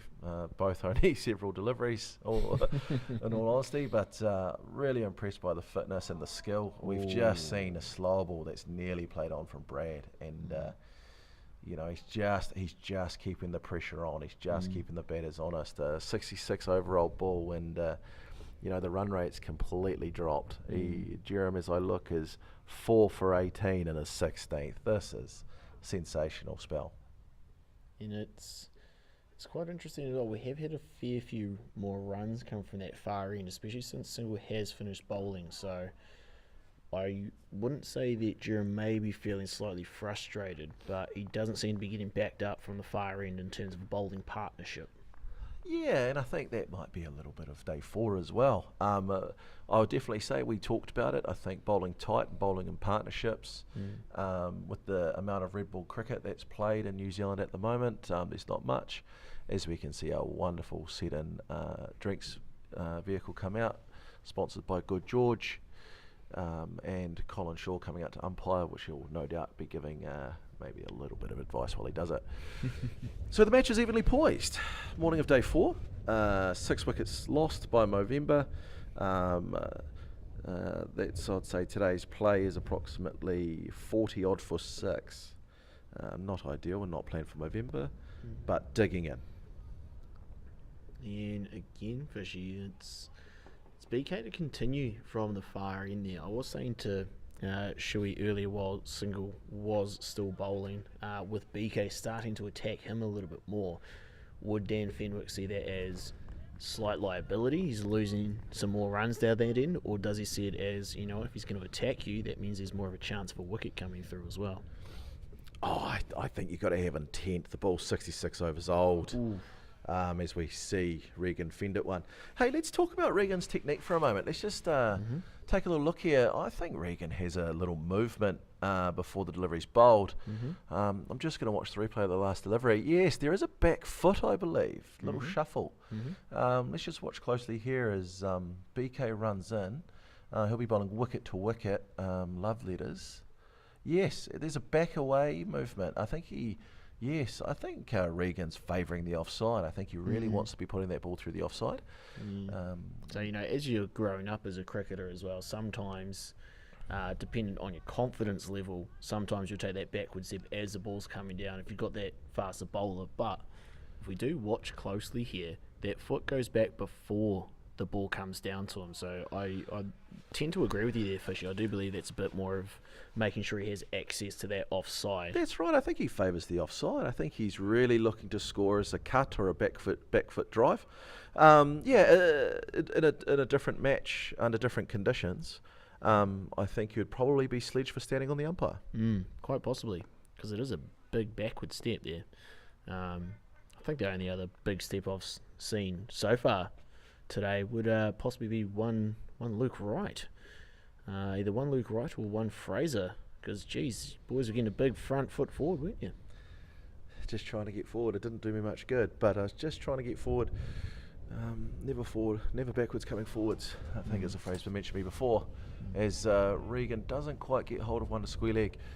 I'd say our run rate has just dropped below 3, 2.86. Probably been there for a while now. As we dig in and show a bit of bottle. Regan and Brad Clark really just dragging this out. Can't say that I would imagine that Seddon are happy to be in the field approaching 70 overs. Just taking a little bit out of the legs, I'd imagine, heading into the afternoon of day, or midday of day 4.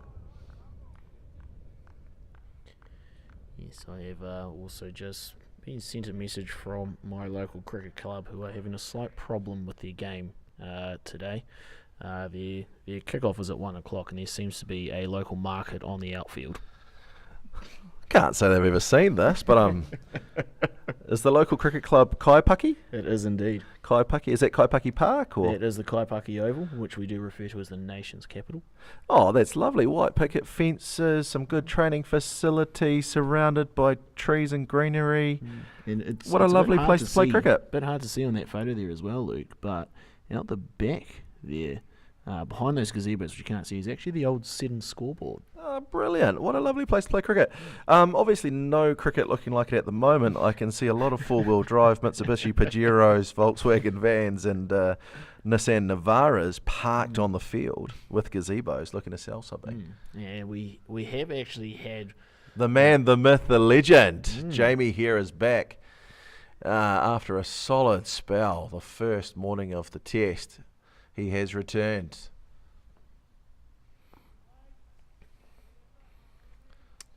Jeez, he's looking sprightly. He hasn't had a bit of a bowl, but not only has he gone through that action quite quickly, he's already at the top of his mark. He's almost jogged back there as well. He's fizzing for a bowl. I'm loving seeing him downwind. I feel like he's earned it. I feel like he deserves it. A little bit like John O'Single. Showed some real good control into the wind on day 1. And there he is attacking the castle. Great forward defence. Yeah, he's running back. He's keen. I'm loving this. This has put a bit of life into the commentary box, I have to say.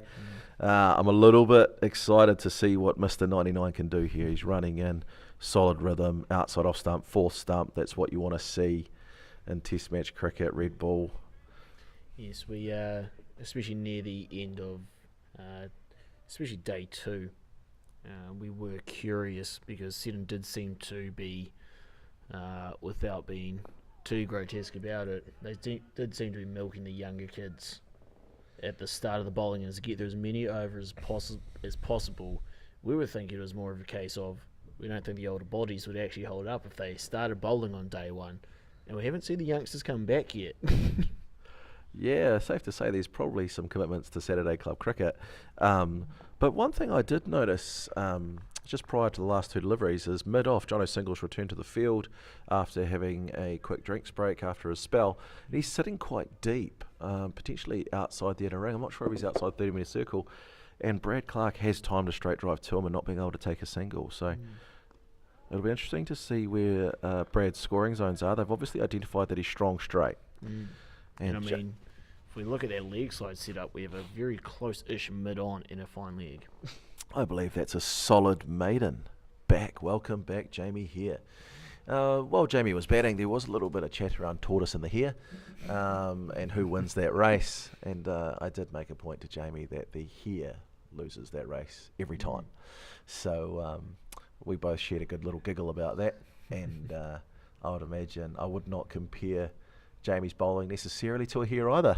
I think Jamie is got a very strong action, very good rhythm, and he is bowling in fantastic areas. Now, you mentioned you were having a good chat with Jamie whilst he was batting. Obviously, as the friendly and personable bloke that you are, you have made friends, a lot of friends, as we've gone through the last few days. Did that continue whilst you were batting, or was there a bit more hostility in the chat from your new friends that you've made from the Seddon Cricket Club? I think the Seddon Cricket Club, everyone I've met associated with it are incredibly friendly people and are just incredibly wonderful hosts.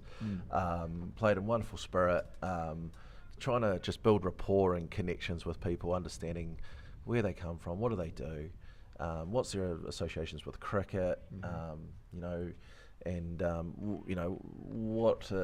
what if they sacrifice this week to be here, and why are they here? What are our purposes for being here? So I've really enjoyed getting to know everybody.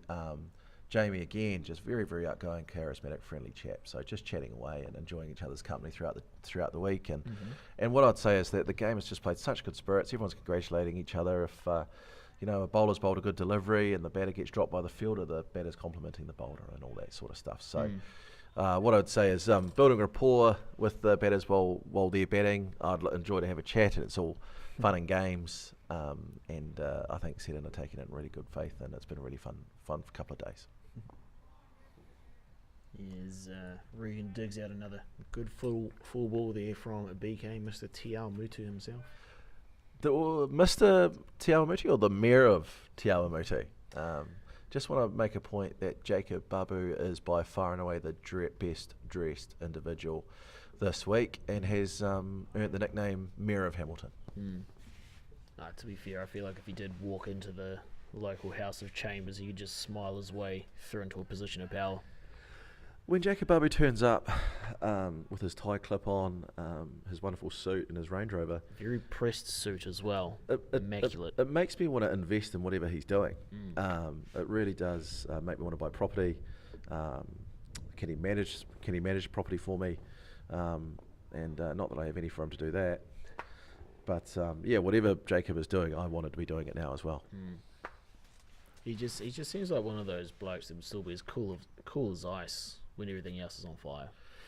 Speaking of ice, I tell you what, our run rate is cooling quickly. This could be the third maiden in a row I can see coming up.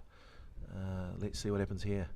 Well left, fourth, fifth stump, well bowled. A little bit of gamesmanship from Riley there as Regan left that ball and had a bit of a mosey. The ball was kept by the stumps quite closely there by Riley. Just to remind Regan, he shouldn't be walking too far. I think the life of Riley's earned the right to do whatever he wants this week. He has been outstanding, but he's good to see. It really is a keeper's fraternity out there. They're a little bit different, those characters, and he obviously has some really good self-awareness to just keep an eye on the batsman. Could be a little bit controversial, just like the Ashes. If Regan wandered off and he did a carry and took the wickets, how would we all react to that? I don't know. As the Sheriff has missed a full one from Jamie. Looks like that one is just snuck under the bat from the Sheriff. Possibly one just to try keep out defensively as opposed to attack. And as discussed earlier, potentially 3 straight maidens, maybe more. The run rate dropping, just probably not rotating ends as quickly as we would have liked. looking to drive something that maybe wasn't there. Let's see the delivery and the replay. Does Brad sort of York himself? Does he not keep out a straight Yorker from Mr. Hare? Jeez, he might even do him for pace. I take my comments back. Jamie Hare is as fast as a hare. Yeah, you did mention the keepers fraternity there, Fish. Now, would it be remiss of me to say that our young wicketkeeper, young Chip, do you feel like he was at any point chipping away at the batters with his chat? Yeah, yep. Very enthusiastic, keen, lifts the players around him, and you know what I'd say about George Mowat is actually he's a little aggressive ball of aggression actually. I don't know if that's brought on by me, or if that's just something that he has within himself. But he is a very intense competitor, George Mowat. And I have been really, really pleased by his enthusiasm and his chat behind the stumps. Now, Cam Loft. Now, this could be fireworks, people. Sure Cam could. Loft, 30 not out in the 2020 last night for the ACC. We've got the golf rangefinder out this morning. We've ranged his sixes. They were 90 metres into the strong wind. Now, he looks like Harry Potter, but I tell you what, he hits it like Chris Gale. Business house specialist in his own words. I tell you what, Bit of rain. I'm really curious to see how this goes, folks. I think we could see fireworks. I think mid-on is up tight. I think that's a mistake. I think Cal Corner is his zone. Fantastic off the pads for one. Worked that well. Now it'll be interesting. 9 down, Movember. 195 for 9. Heading into the 71st over. Again, we keep talking about it. More drizzles approached. Overcast conditions. I just want to point out, this was not in the forecast. We did not expect to have rain. So this really has played into the bowler's hands. Now, what's going to be Regan's approach here? Is there going to be a sign of aggression? Potentially, yes. Yes, and he's just rocked back. And That is a great shot. Displaced that over Cal Corner. A couple of bounces over the rope. He's seen the length early, and that's taken Movember to 183. I think Seddon need to find someone to get to Cal Corner for both these bowlers. Both batters. But on the flip side of that, hey, if you can get him back into the right areas, Jamie, I think anything could happen. And still keep that same attacking field. That could be a wide. No, he's 5th, 6th stump. Attempted to remind Regan that there is an offside to this cricket pitch by bowling that one a fair bit wider of the offside. I tell you what, it wasn't expected, but there may be a result on day 4. One way or another. I do feel in terms of, I don't want to say batting intelligence, but in terms of gamesmanship, I feel if we had some of those slightly more experienced heads out there just to slow everything down a little bit more. Well, that's, I think, what Brad and Regan were doing. But I tell you what, from what I've seen Cam Loft have 2 innings this week, and he is not going to die wondering. It's going to be interesting here. Looks like Harry is having a bit of a chat with Riley. Yeah, stumps there too. Yeah, that'll be a good interaction. I'd like to hear about that. The life of Riley and Harry Potter. I love that. Quite possibly both not stoked with their nicknames. No doubt. I had the pleasure of meeting Harry Potter's 3-year-old daughter, Quinn. So if you're watching Daddy Quinn, if you watch this on replay with Dad, hello, happy Saturday. That is beautifully worked off the pads there. And we could see 2 more here to Harry Potter.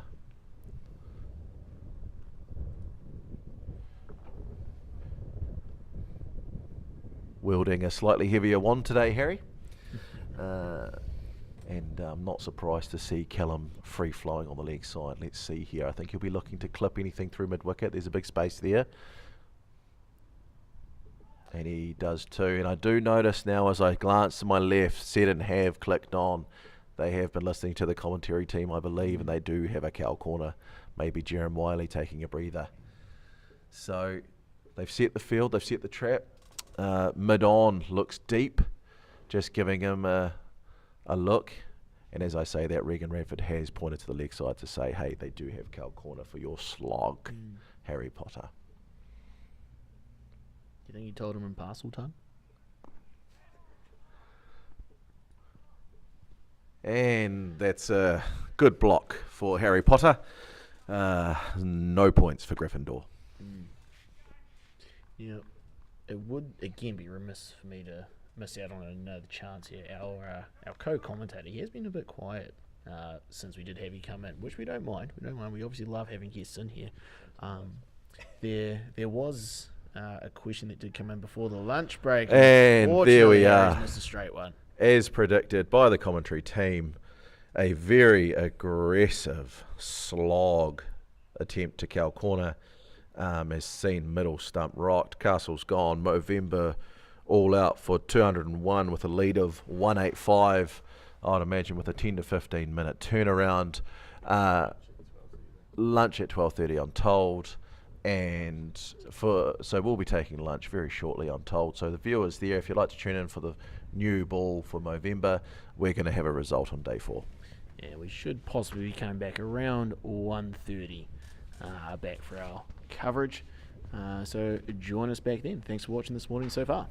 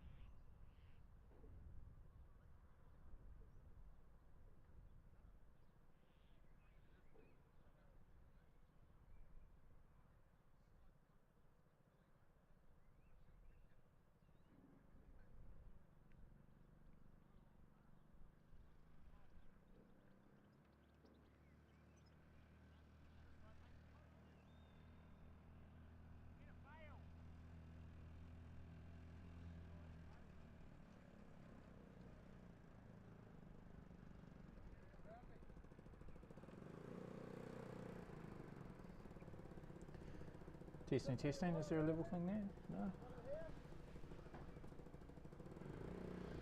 Testing, testing. That's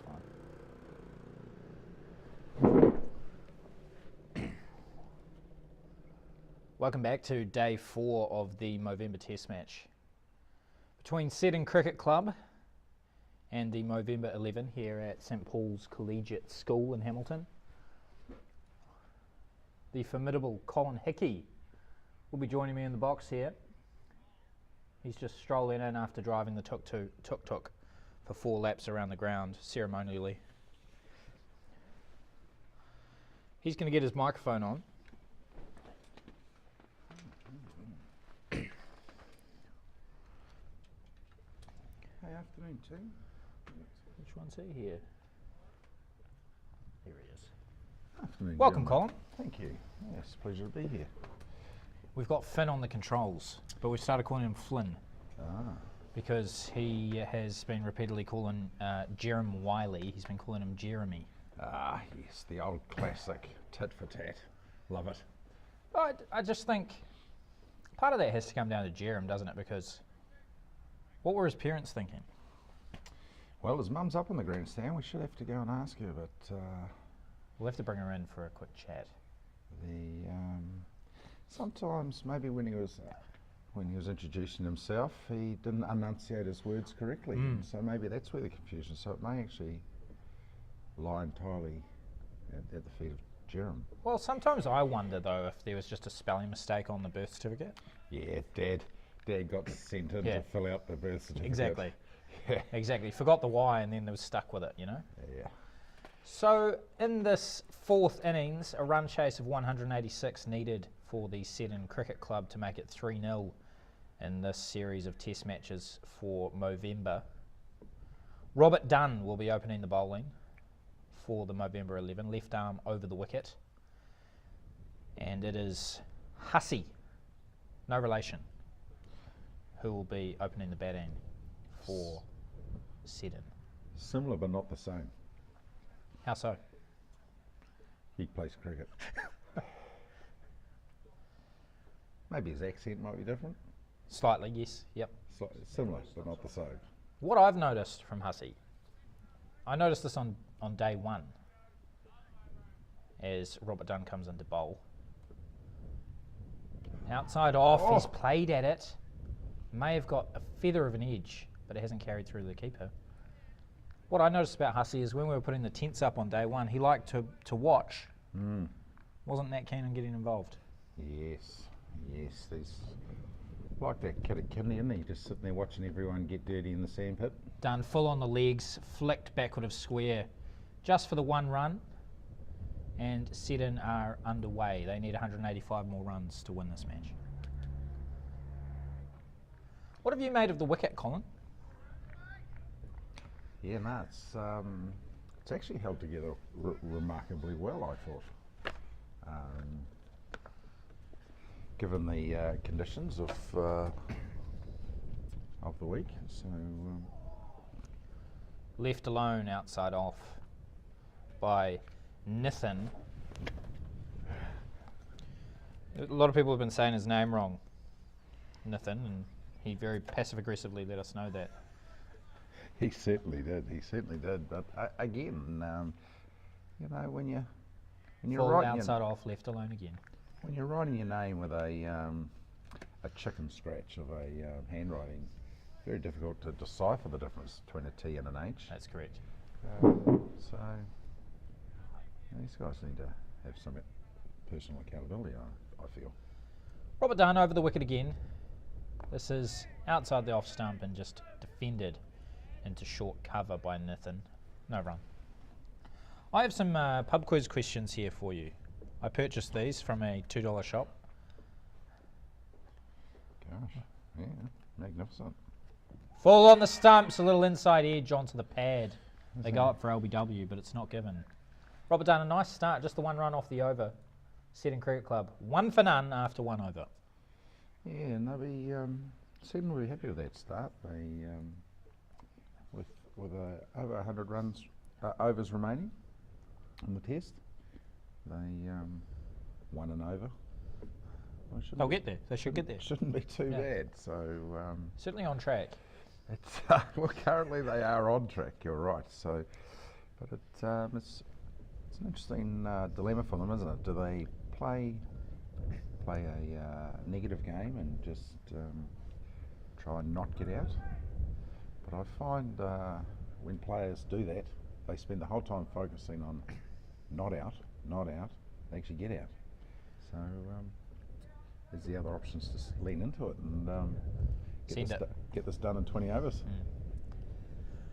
We've got not the restaurateur, but it's Logan Brown who is going to bowl the second over from the Paeroa end of the ground.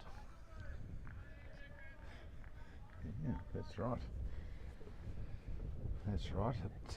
He had quite a fruitful spell yesterday, didn't he? From that end. Bowled very, very well yesterday, did Logan Brown. Shapes it away from the right-handed batter. He has 2 slips and a gully and a short catching cover as he warms up and prepares to run into bowl. Short, back of a length, pulled to the man at mid-on, and a misfield means that Hussey can scamper through for 1. And they stay on track, another run in the second over, bringing Nathan on strike. 2 for none. Yes, I'm not sure how good I'll be because neither do I go to a pub or do I quiz. So For the pub quiz questions, right. You've never been to a pub before as Logan Brown comes in again from the Paeroa end, and this is defended at the offside, no run. I'm not a frequent partaker in pubbing, but I have been to a pub before. I am part of the winning Seddon cricket quiz team. And it's been very fortuitous of me to be in that team. Logan Brown down the leg side off the pad. What is interesting about this combination out here, Colin, is that the umpire that you can see there is none other than Kent Curry, and he has a very itchy trigger finger. Oh, is he what? He took 3 wickets in the first innings and he wasn't bowling. That's right. And he did it with ease, didn't he? He made it look easy, that's for sure. He- We started calling him Kent Kurtzen, and you may get a look at that at some point during the innings. Full on off stump, defended into the offside by Nathan. Big stride down the wicket by Nathan to defend. He may be concerned about the situation that Seddon could be in. So he might have put a bit of lead in his cuff. We'll find out. Well, you know what he said to me before he went out for that umpiring stint as Logan Brown comes in again. This is way outside off, push through the covers, and Nathan gets underway. He's on 1. Seddon moved to 3 for none. What he said to me before he went out to umpire in that first innings was, I haven't been involved in the match.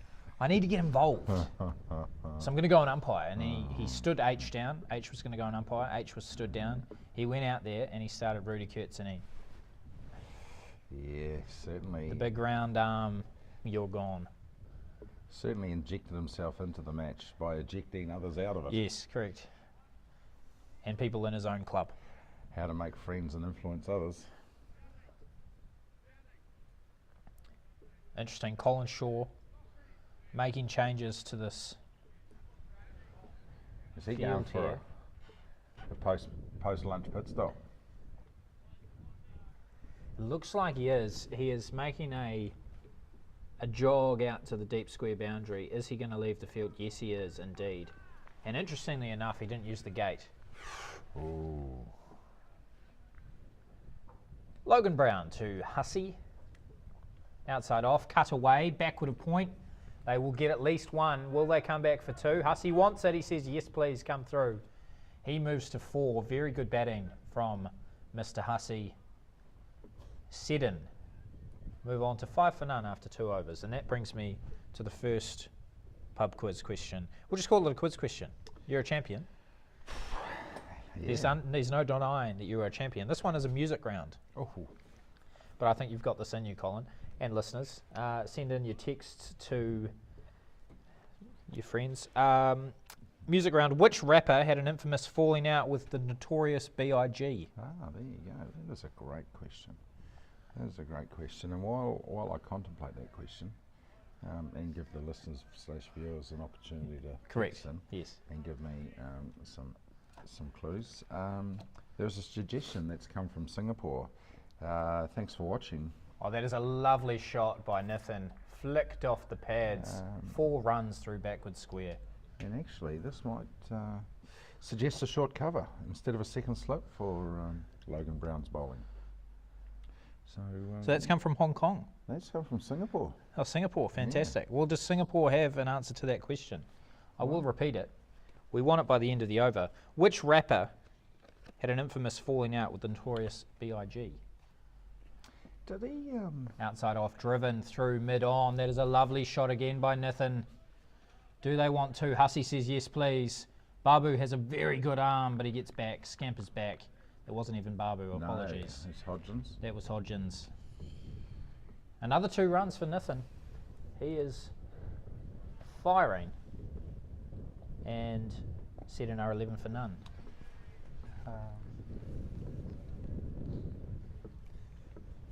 Did the said rapper, then sing a song about his beef with? Shorter down the leg side, his plays and misses. I'm not 100% sure. But what I would say is, it was deadly. Ooh. Yeah. Oh. Yeah. Notoriously. Robert Dunn's bowling nicely here. He gets a little bit of shape back into the right-hander. A very economical run-up. This one left alone, well outside off. But, Considering giving it over, but there's only 5 balls bowled. yeah, no, it's an interesting question because Notorious B.I.G. is one of the original. OGs. Down the leg side, flicked away by Nathan. Do they need to run it, or is it going to run away? It has indeed run away. That is 4 more runs. Seddon rapidly move to 15 for none after 3 overs. Nathan Bansal on 11 off 14 balls. That's a great start. And I would like an That's a answer to great that question now. Well, I'm just thinking about all the rappers back in the day, and there was so like Puff P Diddy. He was around in that earlier time, but we're not allowed to talk about him, I think, anymore. Well, there's 50 Cent, there's Eminem, but I'm going to go with Tupac. That would be correct. Correct. Oh, well done. Well played. Magnificent. Well played. Tupac Shakur. Magnificent. Which brings us to our second question for this 4th over of the match. It says guess the picture, which is not very good for our listeners. Worked away into the leg side by Hussey. They should come back for 2, and they do it very easily. Logan Brown just straying in his links ever so slightly as Seddon moved to 17 for none. I did have a question here, and I will come back to this. As a mist of moisture seems to be blowing across the ground. Indeed it does. I'll let Logan Brown bowl this delivery, and then I'll ask you this quiz question. It's a sports question. Outside off, defended into offside for no run. Tiger Woods won his first major in over a decade at which 2019 tournament? Oh, 2019. 2019. We'll take anybody you can text in to Colin Hickey with their answers, Should I? including Singapore, plays and misses outside off. Do I get extra points for naming every tournament he played in 2019 in chronological order? Or should we just stick with the answer? I think just stick with the answer. I will give you bonus points if you can name.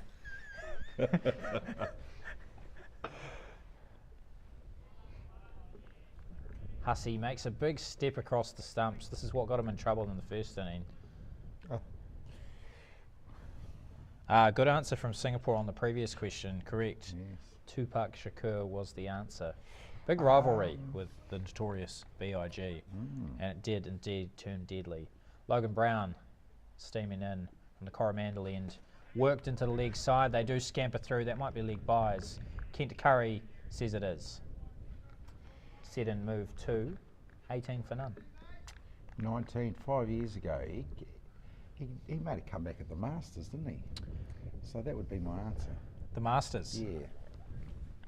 You would be correct. Congratulations. stop it. 2 from 2. Colin Hickey. Outstanding. Logan Brown, shorter, pushed into the offside point, fields it. That is the end of the over. Seddon Cricket Club are on 18 for none after 4. Nathan Bansal on 11 and Hussey on 6.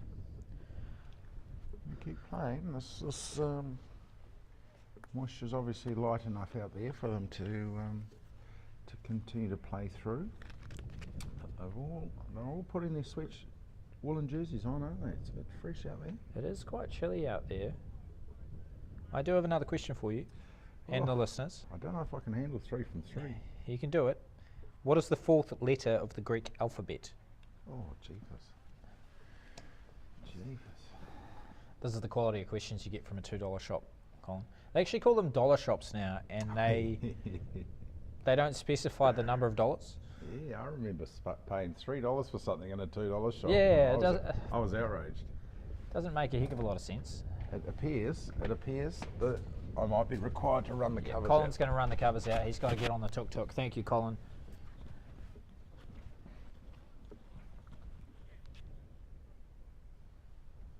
Colin is just going to get the good George pink Seddon tuk-tuk, and we will be heading off the field.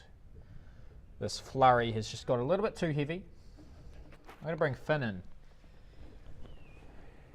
Finn Williams. G'day, Strang. How you going, mate? Actually, they're telling him to halt. They're telling him to halt now. It looks as if they're going to continue playing, and Colin is possibly going to crash into the construction site, just out of frame of the camera. It looks like he might do a full lap. He's done a few laps. Looks good in the old tuk-tuk, doesn't Colin, eh? Suits it. He looks like an adult on a BMX bike. That's one way to put it. That's He's far great too way. big. But he is going to go and do a full lap as Robert Dunn, Roundy, founder, not the founder, but the man who runs Movember, prepares to steam in. This is outside off, defended into the offside for no run. Finn, how do you feel Seddon have started here today? You impressed with this? I think we came out strong with the ball, to be honest. I wasn't expecting to take all 8 wickets before lunch, but I think be happy with it, Seddon would be, and the way they've started off with the bat as well. Good start, so. Robert Dunn, full on middle, defended into the leg side. Hussey stepping across yet again. Yeah, well said. What was the vibe in the changing room, Finn? You were there. It was a good vibe in the change room this morning. I think everybody was ready for the new day. Co-star Ben Strang had the pub questions running this morning. I myself did not do too great, but yeah. But you were really eager. You were eager. You I were was there. there. I You was were there. eager. I was there. The input was valid, so no, it was good. I think we started off on the right foot. Ben Strang really helping us through there in the morning. So Hussey, quite an open stance to the left-hander, flicked into the leg side, this full toss. With a wet outfield, I don't think it'll go all the way. They're going to have to run them. There's some really good chasing from the Movember cricketers, but they will come back for 3. Nathan knew right from the off that they were going to get 3 there. So Hussey moves to 9 from 13 deliveries. Seddon moved to 21 for none after 4.4. Do you think that's a bit of a work on for you then, Finn, as the pub questions? yeah, I think it is. Unfortunately, my intelligence isn't an overly strong suit. So there's definitely a work on. You know, I might have to go to a couple of local quiz nights. You know, step up the game a little bit. Well, let me give you one after this next ball by Roundy, which will be his final ball of the 5th over. Seddon sitting pretty at 21 for none. Very, very pleased with this so far. Seddon. They want this partnership to last though. Roundy, full on leg. Worked into the leg side and a diving square leg. Can't quite get to it. And it will cross the boundary for 4. High risk, high reward. They get 4 runs. Seddon moved to 25 for none after 5. Motoring along at 5 runs and over. Yeah. And Nathan Bansal on 15 from 11. Let me throw you this question, Finn. This is a tap-in, okay, a layup. Here we I'm go. going to turn and face you.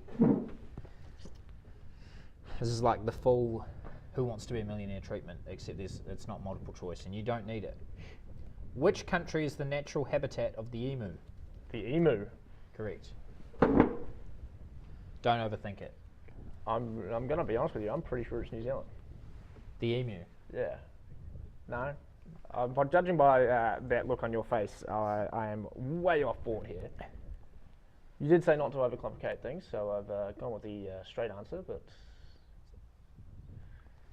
I think I'm going to let you think about this. You just keep talking about it. You just keep talking and thinking and think through it. And Off the ballpark, are we? Yeah. well, yeah, I mean, yeah, Just a little bit. Just a little bit.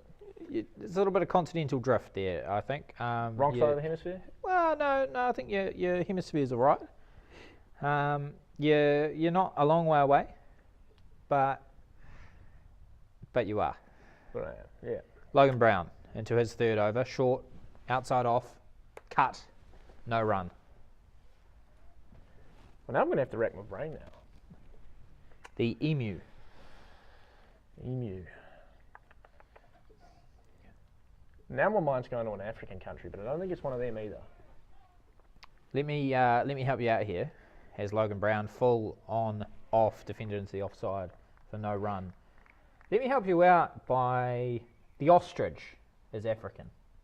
That makes more Okay. sense. Yep. The emu is not. I'm So gonna I've ruled out a full continent for you. I'm going to go closer to Australia here. Closer to Australia, right? Yeah. How close to Australia? How is close to full and Australia? outside We're going off to and go. almost a We're wide, going in to go fact. with Australia here. You're going to go with Australia? Yeah. Correct. Yes. Well done. Shout out to Nana for just texting me through that answer. Thank you, Finn's Nana. Need a little bit of. Thank you for help. listening in. Nana got all the brains in the family, obviously. Well, So- Finn's Nana will love this question. Attempted to pull as it was shorter on the leg side, but it's just pad, no run. With just 2 balls left in the 6th over. How many faces does a dodecahedron have? Just giving you that one there, Finn. It's either 10 or 20. I just don't remember. Okay, it could be either of those, or it could be neither. I would probably go with the second. It's just defended into the offside for another single. So Finn's Nana might have to pull through again here. Dodecahedron. A dodecahedron. Yeah, let me just.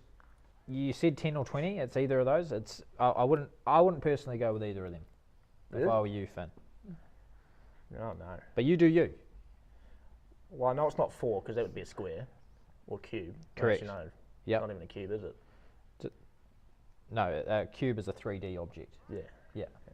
A dodecahedron's a 3D object, isn't it? I don't know, but it's an object. Is that ends at a That's maiden the over? end of the over, a maiden, 25 for none still. Very well bowled by Logan Brown. Unfortunately, my Nana has not helped me too much on this question. She has just responded with lots. Lots. Well, that's a fair answer as well, I suppose. Is it 100? Is that your final answer? Yeah, we'll go with that. It's 12. Good effort though. I was close with my first guess, unfortunately. You were, yes. So Nana Williams, no help there. Nana Williams? Yes. Yeah, Nana was. Good. Yeah. You never know which side, you know. Just like to see So- you change a bowler here. Yeah, there's just they're asking the question about whether Roundy wants to continue. Roundy, it is not going to be Roundy. Oh, now Nana's come through with the answer of 12. Well, I mean that's a So- little bit late actually. But thank you. So who is our new bowler? Looks like 96. Radford. Yes. Yes, it is. Robert Radford. I don't know if his first name is Robert, but I thought there's it an was actor called Ryan, Robert but Redford. We could Good go with actor. that. We could go with that. Good actor. Do you think he took 96 for 69 wasn't taken? I haven't seen a 69, so maybe he's just gone with a slightly more PG approach to his shirt number. They're all numbers, aren't they? Yeah. Okay, this is going to be tough for you, but maybe Nana will have it, or maybe you will. Which organ secretes insulin as Radford comes in to bowl his first over, the 7th of the match? Outside off, defended into the offside for no run. Which organ secretes insulin? I've just had my mother pipe up in the chat. Nana says he's a mechanic and doesn't know the answers to these questions. That you would be right so far, as I think I am one from two. Full toss outside off, driven. A beautiful square drive which smashes into the white picket fence for 4. Nathan Bansell moves to 19 from 19 balls. Terrific batting. Now, I'm pretty sure I have known this answer once in my lifetime. Have you had it removed? No, I have not. And I'm pretty sure it's a kidney. I'm trying to help you here, Finn. A lot of people get these removed, but that's okay. That's okay. That is an outside edge just past the diving first slip. It'll go away for at least 2. Hussey thinking about coming back, and no, sends Nathan back. No, thank you. 2 runs. At more than a run a ball. Nathan Bansell. 4 boundaries as well. From 20 balls. Insulin. He's having at it. It's not the liver, is it? It is not the liver. Can we check our chat, just see if any of our listeners have piped in with an answer other than to have your mum say that you're a mechanic and you don't know answers. It's tough. But it's good to know that your nana and your mum are listening. Yeah, yep. They are both currently at the ground as well. Yes, so. yeah.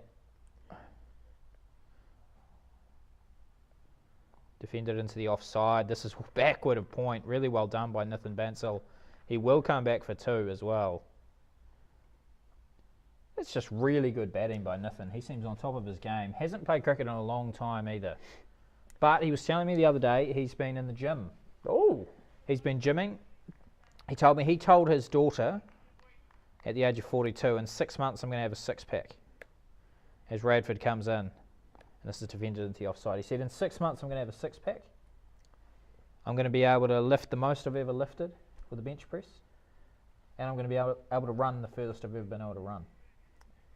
Okay, so we have just had the school teacher, Esther Williams, pop up in chat with the answer pancreas. That would be correct. Congratulations, Esther. So he told that to his daughter. His daughter looked at him and said, oh, you must be crazy. Which you would. Yeah. I know my dad definitely could not put on a 6-pack at 40. So. Yeah, well. And he's pushing 50 now, and we're just getting further away from there at this point. So. Yeah. Well, 6 months later, Nathan had a 6-pack. He ran 22 Ks, furthest he'd ever run. Ooh. And he was benching 100. Benching 100. Yeah. That's a lot for a little man. So that is very impressive, and so nothing would surprise me with this man as he comes out to bat. A true athlete. He is stretching his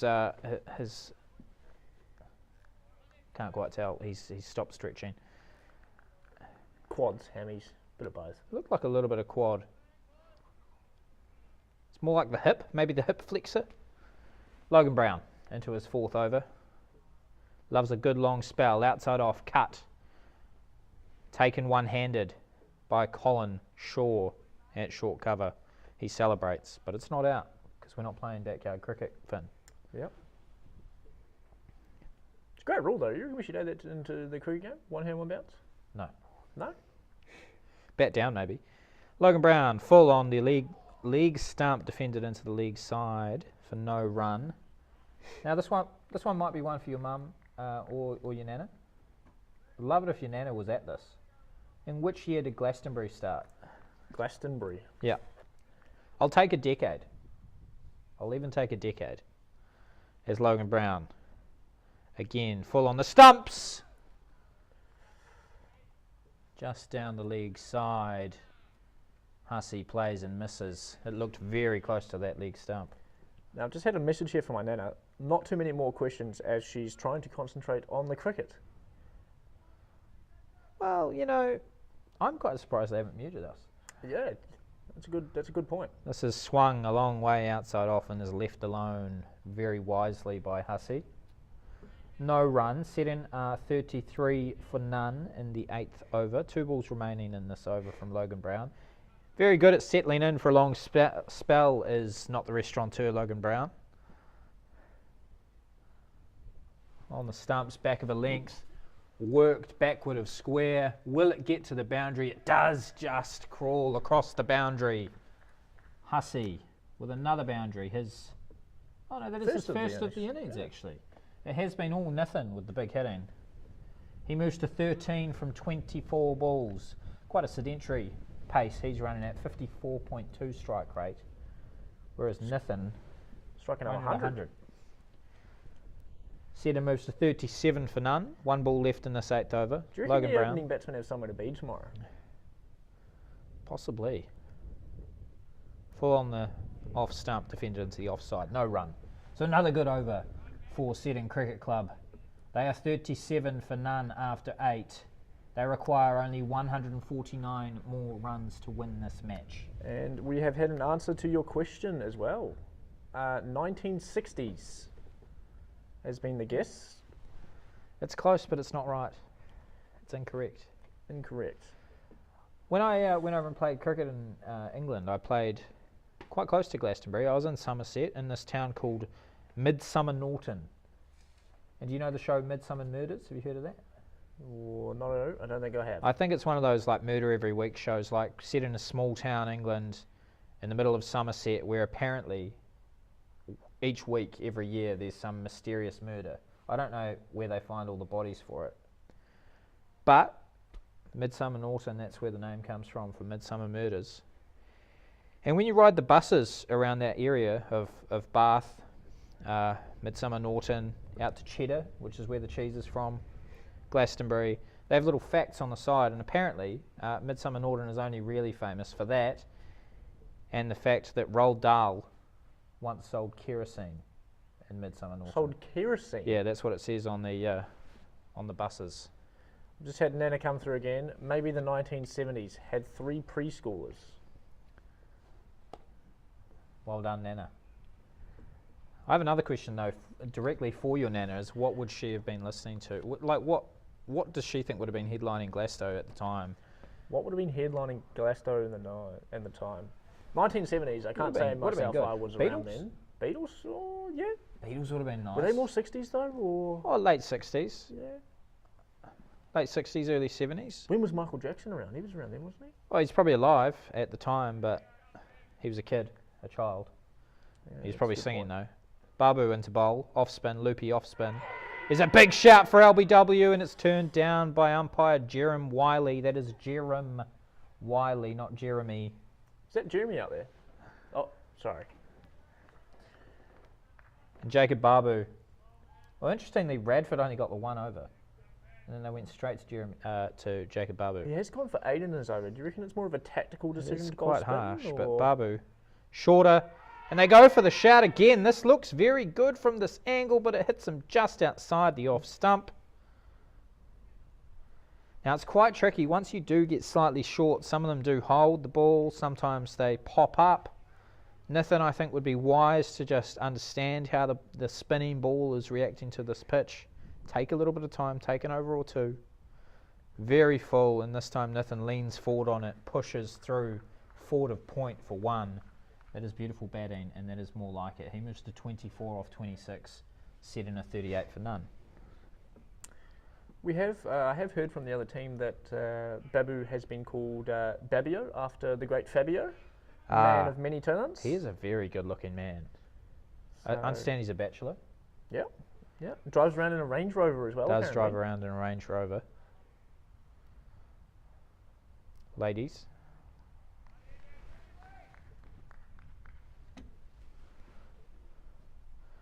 Looped up. Hussey defends into the offside. Really looked like he was trying to clear Geez, the front that's leg. tempting. Yeah, that's Yeah. very tempting, isn't it? He looked like he wanted it and then thought better of it. But Babu, very, very testing with the loop that he bowls. Well outside off. Smashed the full toss away. Takes 1, 2, 3 bounces and is across the boundary for 4. And that is Hussey's second 4 of the day. 17 off 27. Seddon move to 42 for none. 1 ball left in the 9th over. Shouts of "come on Babs" from Jacob Barbu's teammates. Colin Shaw, the captain at short cover, not overly impressed. Barbu appears to have rubbed that ball on his bum crack. Yeah, very interesting shining place there. Full again, full toss, and he's out. That is a weak dismissal for Hussey. He's not happy with himself either, nor should he really. A full toss outside off. He's tried to do it again over that boundary, but he's picked out the man at short square, and he falls. Devastating loss for Seddon Cricket Club. They move to 42 for 1 after 9 overs. Nonetheless, a very good opening partnership for Seddon. A very fruitful one as well, eh? 144 runs still required. But a disappointing way to go after getting yourself in.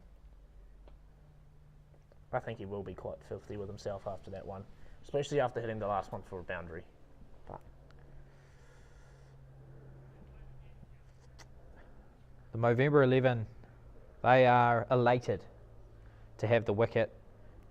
Colin Shaw pulling the strings, changing the bowling, only giving Radford 1 over, then going straight to Jacob Barbu after it went for 8. And Barbu, despite bowling more than 1 full toss, somehow getting the wicket with 1 of them. do you reckon it was a plan? Full toss slightly outside off and then a full toss slightly straighter? If it was, it's bold, but it's worked beautifully. So congratulations to Colin Shaw and the Movember 11 for a very bold, very well executed plan. Ryan Preston is the new batter, but you probably knew that already. He probably told you all. Yeah, I would say that. A we man know of Rhino. many words. Arguably the best 500 player in the world, although he is 2-0. I 0-2 think, rather on this tour. Colin Hickey dubbed him as the 499 club captain. Nice. So He is he's one just short. of 500. Yes.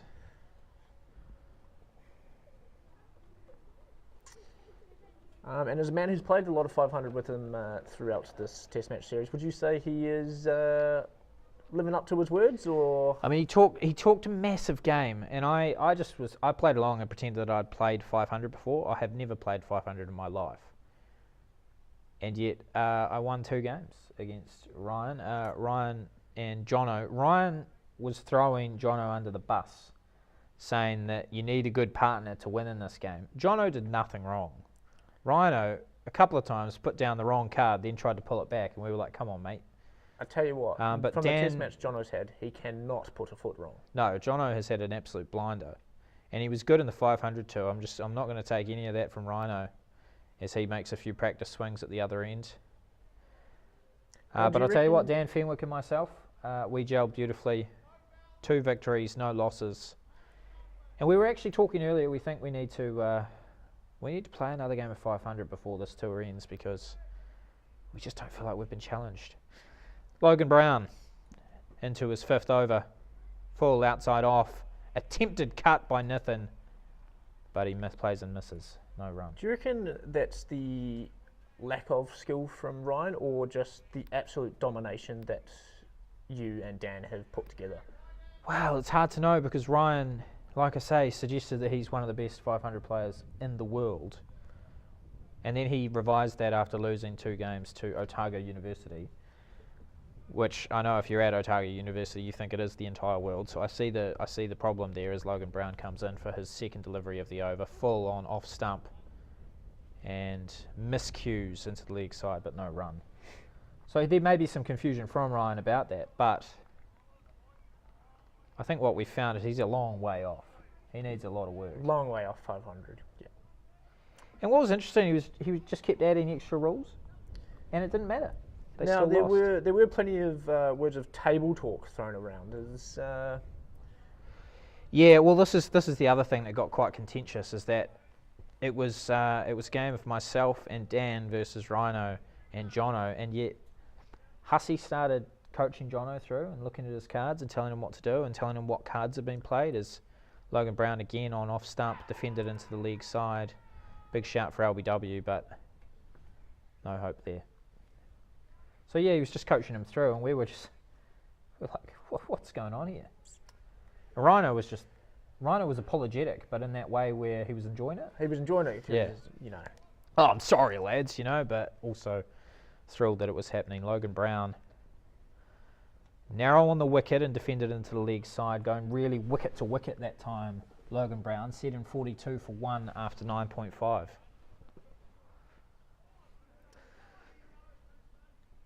So all I'd say is just be wary of, if Ryan says he's the best at something, Just give it a little bit of a fact check first from a trusted source. full outside off and cut to point, no run. That is the end of the 10th over.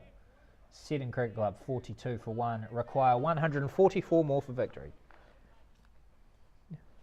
I'm gonna find a quiz question for your mum and your nana in Here we are. particular.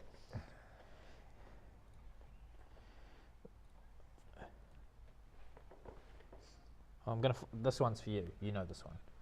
Which planet is closest to the sun? Don't think, say it. Next question. This is kind of like media training. I work in the media. Sometimes you hear somebody just gotta answer a go on the question. fly. You're like, actually, mate, maybe you should just. Put the mic down. Just. Okay, we got this question for your nana. Guess what this picture is? Do you reckon you could reach up and just throw it in front of the camera? Just so all the viewers can see what the card looks like. No, this one. Okay, this man might have been at Glastonbury. Let's just quickly look at what Colin Shaw is doing. He's asking his long off Radford to come up inside the circle. Ryan Preston getting a lot of respect early. There is a long on in place. Full outside off, turning back and defended into the leg side. As we have a long on and we also have a deep square who's kind of in no man's land, if I'm honest. But they're the only two who are outside the circle. You can see Colin Shaw on the screen and a little catch and cover. Be interesting to see how Ryan plays this, because I know that he wanted to hit a couple into the construction side earlier and ended up having to refrain. He talks a big game. He reckons he's hit the biggest 6 ever seen. At this ground or just? No, just in general. Just in general. Mm. That's a big call. Yeah. He also once beat Chuck Norris in a fight. Yeah, I'm gonna say that one's a little bit of a fib there because nobody beats Chuck Norris in a fight. He's the only one.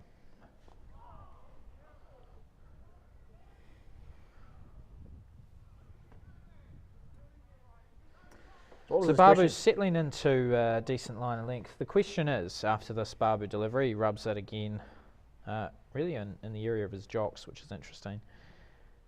As he runs in, floats it up. Ryan Preston pushes for 1. Goodness, a clean pick up and throw, and Ryan could have been in trouble.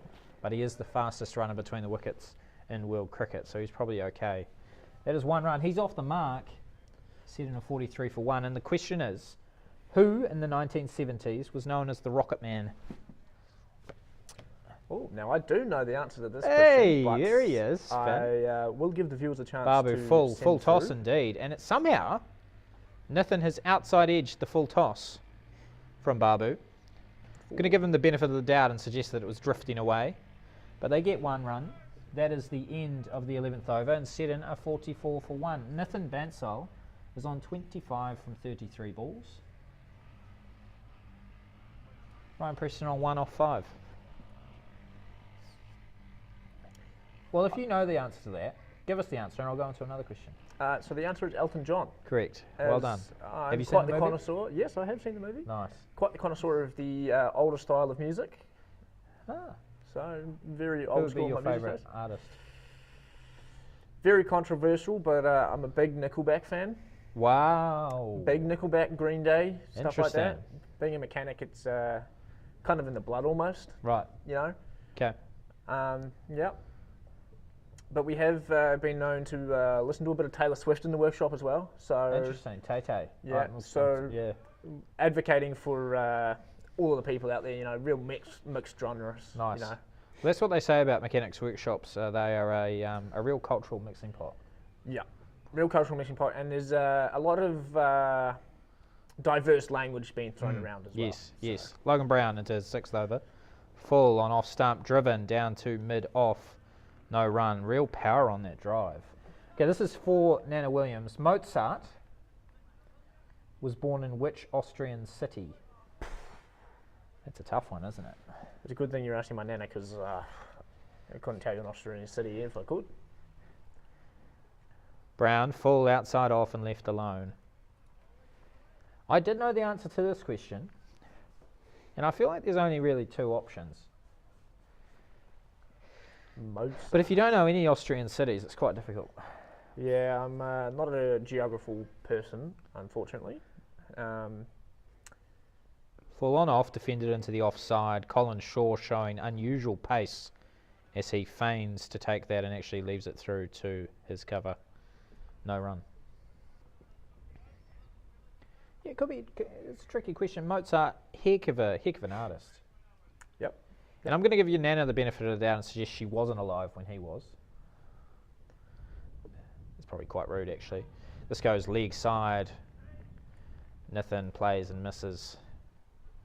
But that's no worries. No run. Nathan, 25 off 37. He was at a runner ball earlier, but he's slowed down significantly. Just slowed down ever so slightly. Feel Probably free. doesn't help using his batting partner. Correct. Feel free to tell me if your Nana feels that I was disrespectful then, and I will apologise, withdraw and apologise. I think they might have muted us. I'm not getting many messages through, which, to be honest, I'm not surprised. Logan Brown, full on the stumps, defended into the leg side for no run.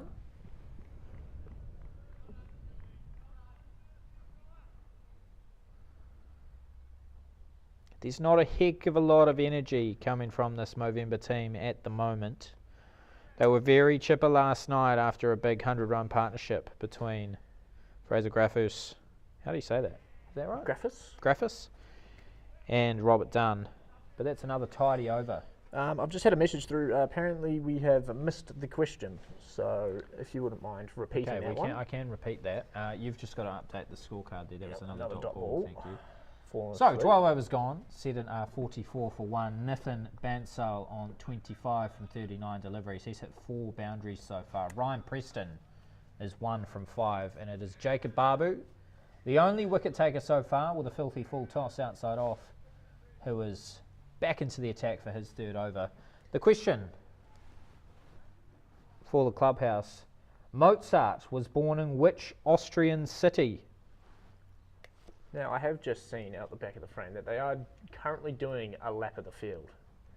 So, well, yeah, it's going to be very awkward if they end up coming all the way over here. And yes. Actually, let's get them in. Let's get them involved, you know. Not the fastest lap of the field that I've seen today. I think Colin Shaw would have that one in his tuk-tuk. Yeah, and I think it is quite rude that Colin's not offering to go and pick them up. Yeah, that is... He's currently chatting to a photographer. It is quite the... how would you put it? A little letdown from Colin there. It's all right, he will be fined. Yep, as the fine master Strang himself is sitting here, taking notes. Colin Shaw really tweaking the field. Talking Mozart, he's conducting a masterpiece out here in the offside. He now bends down on his knees. Jacob Babu full outside off, pushed through to mid-off by Ryan Preston, and he takes off for a brisk single. Brisk for him, a brisk single. He moves to 2.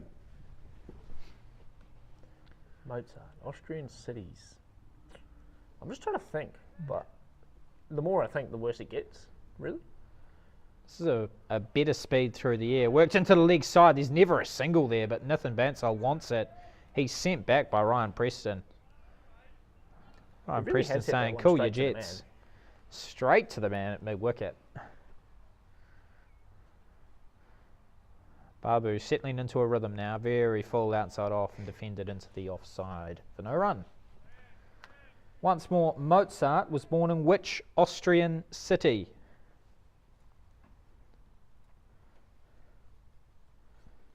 Babu, outside off, left alone.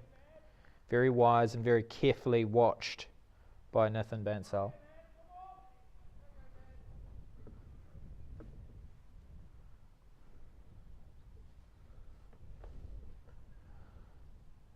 Babu very full again outside off, and Nathan does a very nice job of watching it carefully as it bounces, turns slightly, and then is driven to the man at long off for a single.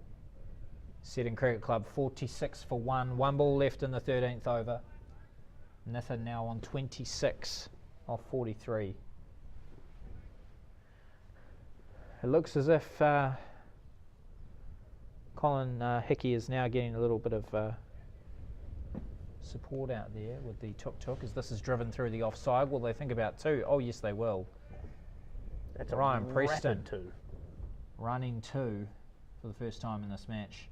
He is 4 off 7 balls. Seddon are 48 for 1 off 13. 138 more runs required for victory. And we have finally had an answer to your question. Interesting. Salzburg. Correct. Well done. I reckon my Nana is better than me at this. I reckon she's 3 from 4. This is a good question. It's another music question. I'm not sure about all these music questions, but here is Colin Hickey. If you can hear the Good George tuk-tuk. He hasn't brought anyone with him, but that's okay. Which singer has had a Billboard #1 hit in each of the last 4 decades? Have no fear, I have returned. Colin Hickey has returned. You may as well ask Colin this question as well. He might know the answer to it. Where's that? Which singer has had a Billboard #1 hit in each of the last 4 decades? I will hand you back over to Colin now. Welcome back, Colin. Logan Brown into his 7th over. Full toss on the legs of Nathan Bansal, and that is pulled away for 4. Beautifully played by Nathan. Right here. As he moves to 30 from 44 deliveries. Seddon moved to 52 for 1. 134 more runs required. And Finn Williams has correctly answered the question. Mariah Carey. There you go. As soon as I'm off the mic, I'll do it. I got asked a question about where Mozart was born. Oh, did you answer that That all comes out. one? Did you answer that one, did you? It was the answer Salzburg. Yes, It was. Yeah, well, that's where he was born. Who got that answer correct? Apparently my Nana Well, said that. apparently you did, now that we're Well- hearing the true story. Well done, Nana. You're a true legend. Logan Brown, full outside off, driven through the covers. That's delightful from Nathan Bansal. It won't get all the way because it's a very slow outfield. Will they contemplate 3? Ryan Preston, he plays last man stands cricket, and there's no 3s in last man stands. In fact, there aren't 2s. He's not happy with 2s, but he has just run 1. Nathan moves to 32 from 46 balls. Seddon 54 for 1. It's all go here, isn't it?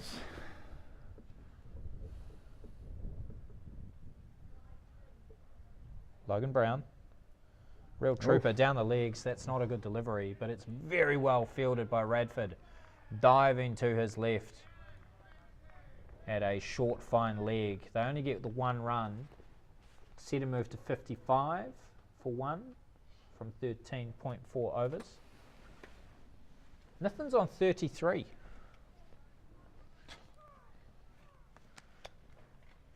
These are my $2 shop pub quiz questions, Colin. Colin's just going through them. He's not 100% sure about them. Well, I think they certainly at a $2 shop. Which sport takes place in a velodrome? Gosh, what does the W and LBW stand for? This one will be sufficient. Cycling and wicket. Yes, that is the Thank you, answer. thank you. Well I had to think done. about it for a second. What sport would you be participating in if you were competing in an individual medley? Interesting. This is worked into the league side by Ryan Preston. All of a sudden he does want to.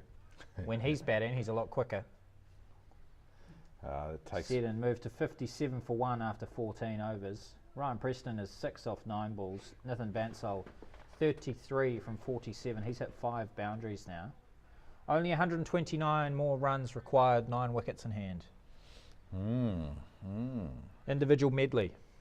That's right. What sport would you be participating in? Finn's just coming with the answer. He has It's an obvious indeed. one. It is quite. Which nationality was the late Formula One driver Ayrton Senna? That's a nice question. Do you know the answer to that, Finn? You're a Sure, I've just recently watched the movie. But Oh, really? I do not. I'll give you a continent. How's a continent? Don't know continents, Okay. so there's not really any help. Okay, South America. Doesn't help. Okay, what about football players? I have just had a bit of help. It is Ah. Argentina. No, it's not. No, but Argentina is in South America. So, It is in South America, correct. so, The answer is Brazil. Ooh, where does it say that? so yeah, no, this is a great. It was what is nationality?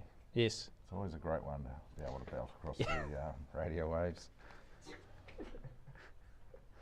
Jacob Babu, there's been a heck of a lot of change in the field here. Nathan Bansal, they've now brought the mid-off up inside the circle. They do have a long on and a deep square. And an interesting little catching mid-on here. Defended into the offside. Looks like nothing's getting through that technical defence. No run. Have you been to Brazil, Colin? I have not been to Brazil. Back of the length, worked away for no run. As a farmer, I'm a bit concerned about going to Brazil, and as they don't like farmers over there too much, because they're deforesting the rainforest to feed our cows, apparently, which is an absolute load of rot. But Full on off and driven into the offside for no run. Sounds like it's hitting a little close to home there, Colin. I'm very protective of my industry. It's one of the greatest industries in the world. It's an industry that is probably the most sustainable industry of all times. There's only one other industry that's survived longer than agriculture, Prostitution. and but that in itself is not entirely sustainable. The cattle get a bit old, Self-sustained, tired. as you would say. Have to be put down from time to time. So, yep, agriculture is the way forward. If you truly want a clean, green world, we need to put more of the planet into agriculture. Jacob Babu bowling a nice line outside off here, and Nathan is just respecting it. Defended into the offside. This is a bit quicker. An arm ball on off and again defended. But that's not going to trick Nathan Bansal. He is motoring along. 33 off 53 balls, set in a 57 for 1. Good over though by Jacob Babu.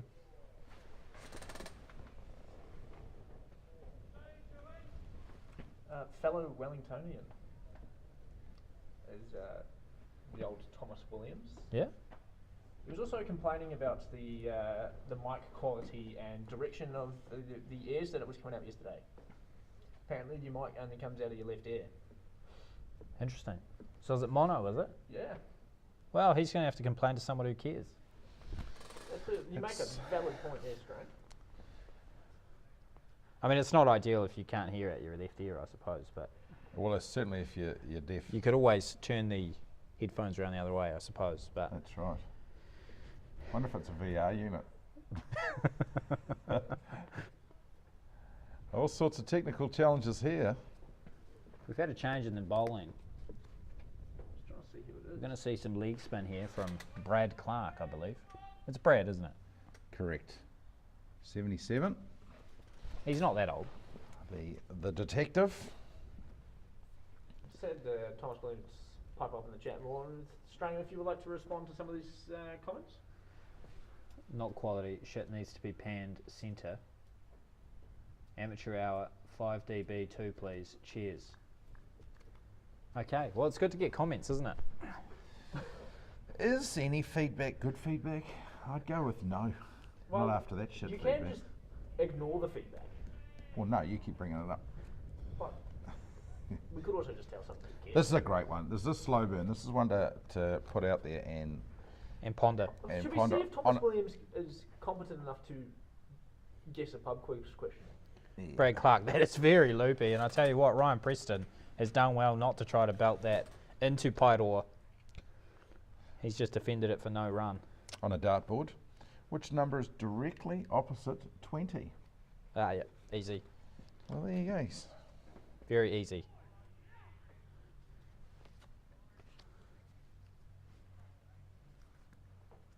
What is the square root of 9? Yeah, that is true. Because that is the answer. Brad Clark But the answer loops here it is up not outside the off square and root of defends 9. into the offside.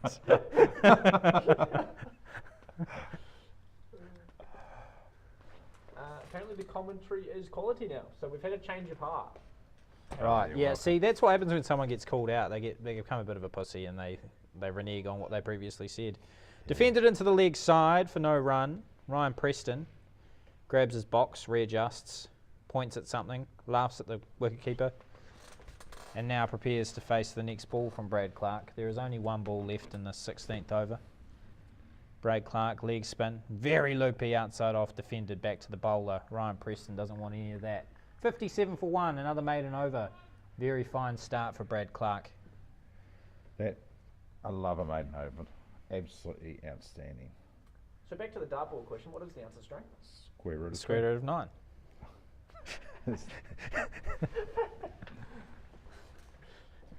It's 3. The answer is 3. And then either side of that is 19 and 17? Or is 17 another one over? So we've had some more comments in the chat, if you'd like to read those out, String.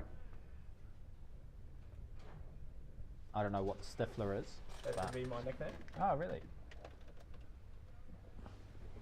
Content is good, but the tech is subpar. Thank you, Thomas.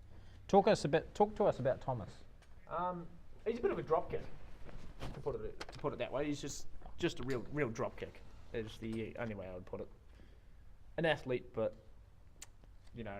Harsh, very harsh. This is just defended into the leg side by Nathan Bansal. He thinks about taking one, but decides not to. What you can appreciate about Thomas is being from Wellington, he does have the luscious locks.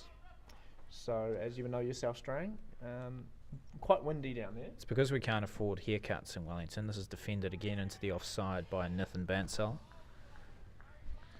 Yeah, you'd be paying government rates for your rentals down there, wouldn't you? Yeah, that's correct. You know how they like to spend money. How much is a haircut up here, Finn? Would you know? Yep. South Auckland wise is about $30. Yeah, so you're paying about double that in Wellington. You go to a decent barber, you're talking about $60, I reckon. Is it just the average length of hair in Wellington is just longer, or? No, but not everyone is in journalism and earning a pittance, you see. So some people are on that real government money, you know. Yeah, well, as someone Thomas here Williams earning would know, about he being a is journalist? on the government money, as he does work for a school. So See. So he's got to be careful about what he comments on here if he works in a school. Babu, over the wicket, defended into the offside again. It's a real slow down here. The bowlers finance with good lines and lengths, and the batters are not pushing anything. They're being quite protective of their wicket, which is what we like to see at this stage of the innings. Babu again outside off, and he's gone. And that is that's called a commentator's curse, Colin. That is exactly That is what it looped is. up well outside off on a length, and Nathan Bansal has thought, I'm going to have a piece of that, and he's just picked out the man at cover point, which is devastating for the Seddon Cricket Club. Not the way he would want to go.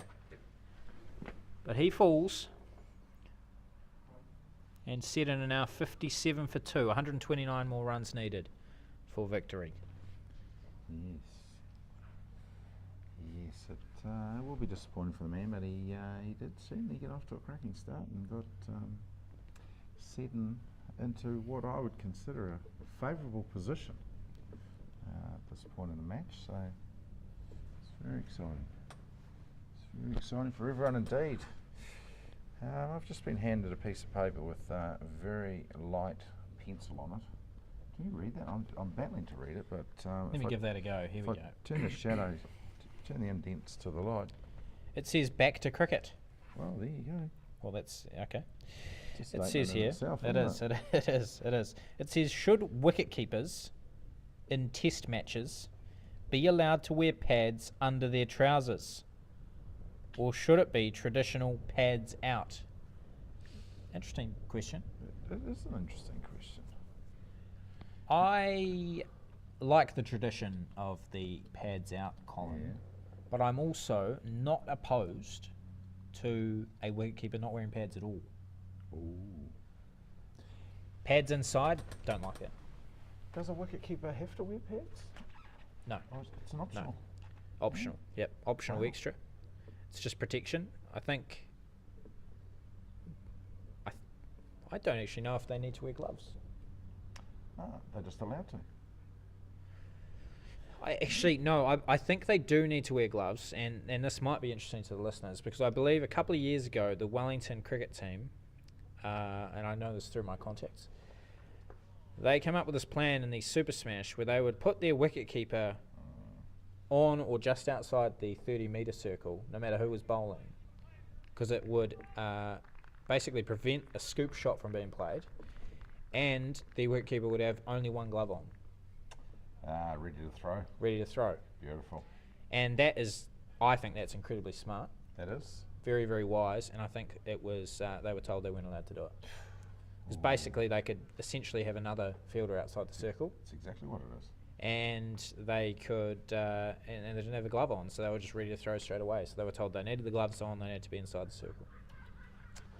No, that. But those are the kinds of innovations I think are fantastic. You should allow that sort of thing. With I the remember- keeper's arm, though, what are his real chances of hitting the stumps? It's a good question. It's a good question, Finn. Thank you for that. That was insightful, actually. It was.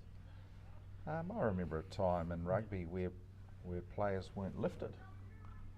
You might not be old enough then to remember those days. And then South Africa, all of a sudden we saw footage out of South Africa in the Curry Cup that they were lifting these 6'6" guys a mile into the air. And gosh, what a fantastic spectacle that was. And here we are. Everyone picked up on it, yes. So it is important to allow, in the structure of a game, innovation. We need to welcome it, we need to embrace it, we need to consider it. We may reject it, but we should certainly be considering it. Would you call keeping pads on the inside innovation, or just, you know, how would you feel about that? Well, I'm actually, I'm not a fan of anyone wearing pads that aren't in line with the team colours, and you end up, and certainly in today's environment with all these, with players playing for so many different teams in such a short space of time. Oh, My Gosh, goodness, I- Ryan Preston, shorter ball, has just worked this just past the diving Colin Shaw at short cover. Not a good shot really at all, not in control of it. And if Colin Shaw was even 3 days younger, start of this test match, he's taking that he would catch. have got that. That I thought went straight into his right hand there. And yes, it was fantastic. Nevertheless, Ryan Preston moves to 7 from 18 deliveries, which means that Dan Fenwick is about to face his first ball of this fourth innings. Seddon Cricket Club, 58 for 2, 128 required. Finn, Flynn, Stifler, Williams, do you want to, is there an opportunity to zoom out? Because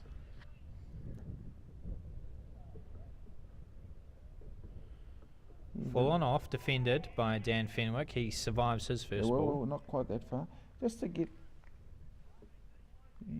that, because they're just noodling it around. I don't know. Give us, viewers, give us feedback on the new camera zoom, but Full outside off. Dan Fenwick thinks about cutting and then thinks better of it. Seddon 58 for 2 after 18 overs. They need 128 with 8 wickets in hand. Dan Fenwick 0 from 3. Ryan Preston 7 from 18. I think Dan Fenwick's actually 0 from 2, but Finn Williams is running the cutter on the scorecard, and he's been thinking about camera zooms and all those sorts of things, so we'll forgive him. yes, well, we'll certainly consider forgiving them. So I mean- back to the pads. So the opportunity to wear your trousers over top of your pads allows you to have, Other coloured pads. or just plain pads Yes. that then in turn align with your new team's colours. and that can often look better. So it's an option. So in that case, it'd be a level thing, wouldn't it? Because I think if you saw that at international cricket, I would be quite disappointed. Yes, yeah, I would expect. And even at first class level, I would be wondering, what are you guys doing? I would expect players. But I think at at the that lower level levels to be able to do that, and certainly have the sponsorship budget yes. to allow for the kit to be all colour coordinated. I think the worst one we have at lower levels is definitely the different coloured track pants that are worn on a day-to-day basis. Yeah. Full outside off and defended into the offside by Ryan Preston, who is showing no aggressive intent for the first time this week. Yes, and it was that lack of intensity that caused him the nickname 499, didn't it? Indeed it did. We did talk about his 500 skills a little earlier. You know, the funny thing is he blamed his partner when he lost 500 2 games in a row, and I wonder if when he loses a wicket he will blame his partner. He attempts to swing down the leg side, but he's not given. Is there a thin edge? It was a big shout. And I think I can see Fenwick apologising.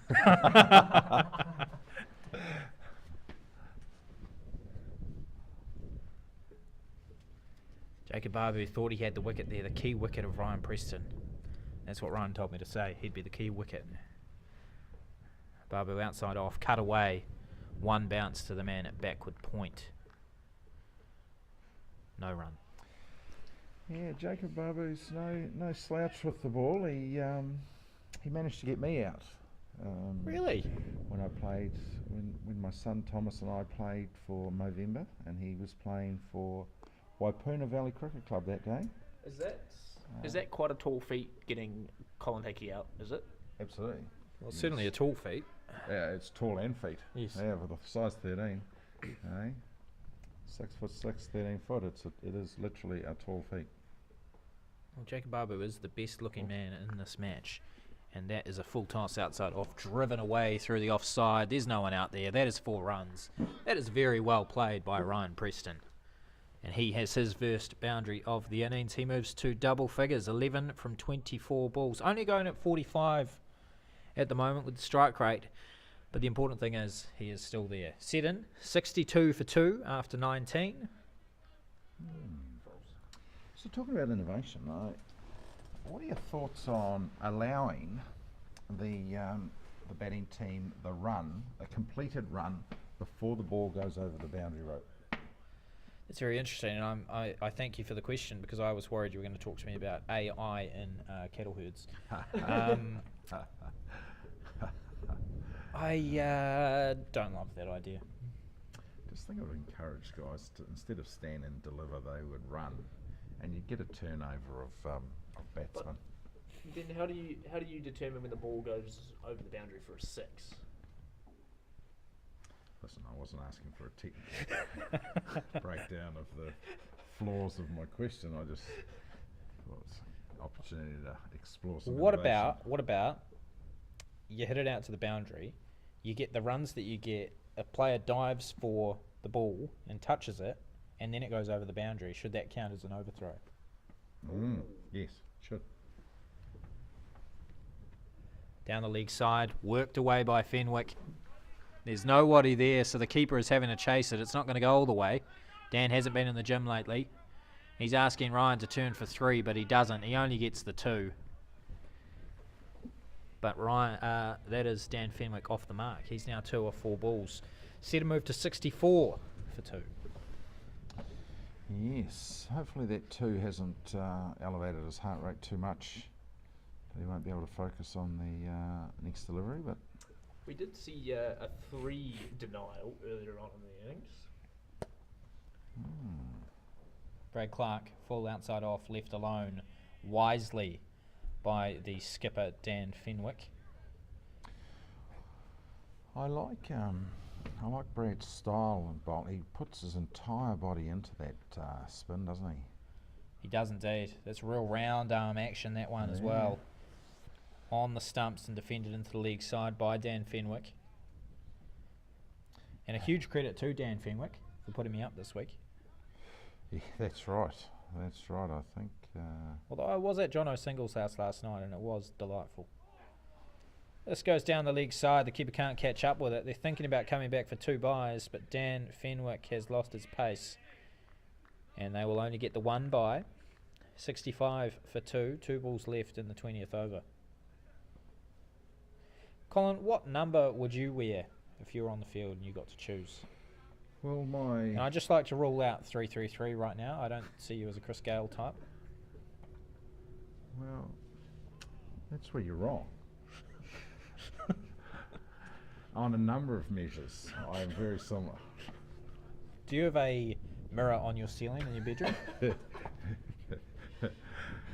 I did for the first 20 years of my life.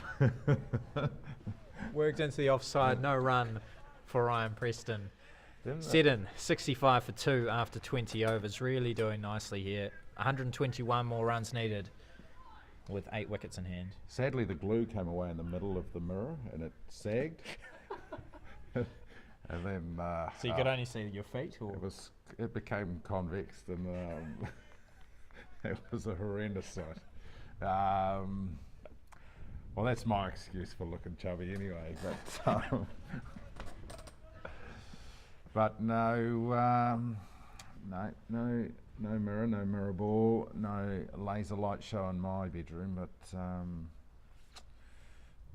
doesn't mean that we're not similar in other ways. But the favoured number, they were trying to force upon the Javo. Javo 69. Yes, and I felt that was a little bit inappropriate. And so, although I love the escapades that Javo gets up to, slightly disruptive, but entertaining. Good-natured. And sometimes well thought out. So, but the connotations of that number was a bit poor, I thought. So I went for 96. Just the reverse option. Oh, well, defended into the offside. It's like top and tailing with your brother. So there's a 96, isn't it? So safe, easy. And so that is my Seddon test number. Defended again. Jacob Arbu, a lot of flight on these balls. But 21, I think, is my number for Movember. One behind my son Thomas Hickey at 20. Another dot ball and the shout of "That's ugly, boys," which Dan Fenwick would have taken quite harsh. Don't think he deserves quite that kind of chat. His batting's not that bad, and I did notice and when his he came out to moustache bat, isn't either. when he's come out to bat, he did not get a round of applause from the fielding team, and being so stricken about clapping the other opposing captain onto the field, he would probably be rather disappointed about that. well, you know, I think Colin Shaw has this belief that we're not playing village cricket, so that's probably why he didn't clap him on. Colin Shaw has got his war face on today, hasn't he? Absolutely, and he did last night as well, as he was selling his batch to you, Colin. That's right. He sold his batch to you for, I think it was only 1,400. 1,400 for. Which is pretty good for a batch in Kinloch. It's a beautiful batch in Kinloch that he owns, and he was fired up. He was just as happy to talk about selling his batch as he was abusing the Seddon Cricket Club. yes, he's pretty excited. He's animated this morning, but slightly disappointed to not cause a 200-run chase. But he is well aware that if they continually apply good fielding pressure and get wickets at regular intervals, this might actually. Karma might have hit him a little bit with his dismissal this morning? I don't know. I mean, I don't think that was karma. I think that was bad luck. I don't think he's earned bad karma. He certainly is not bad karma. This man has done so much good for cricket in New Zealand, let alone all the cricket he's done good for in the Hawke's Bay. I think that was very wily from Jerem Wiley to be bowling out of the bricks on this building. This is outside the leg stump. This is up in the air. Ryan Preston shells out. That's not very good from Ryan Preston.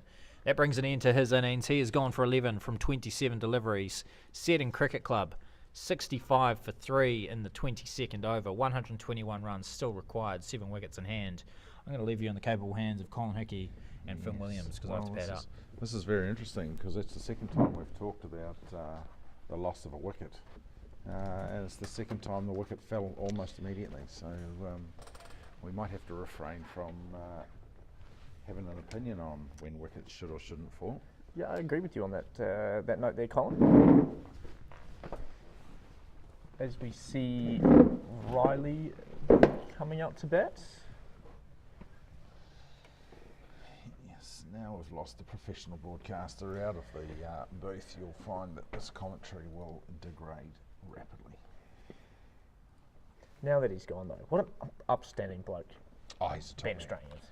Absolute top man. Comedic genius, as I would put it. And linguistic specialist. He's just amazing. And his dulcet tones are just beautiful across the airways, as everyone listening would agree, I'm sure. An absolute top man, and also just recently been confirmed as the commentator for the Seddon Premier League. Yeah. We've just been able to secure his services for the 4 matches, or 5 weeks actually, for the including the final series. So that's very exciting, and you can all tune in through this live streaming link because Logan Brown will be broadcasting it, obviously only in the left ear, but broadcasting it nonetheless. Might be fixed by then, but Broadcasting it nonetheless. I wonder if there is a... no, unfortunately, they're all monos, so there's a left or a right. So, I mean, we could have you coming out of the right ear and me out of the left ear, but... Oh, let's try that. That would be magnificent.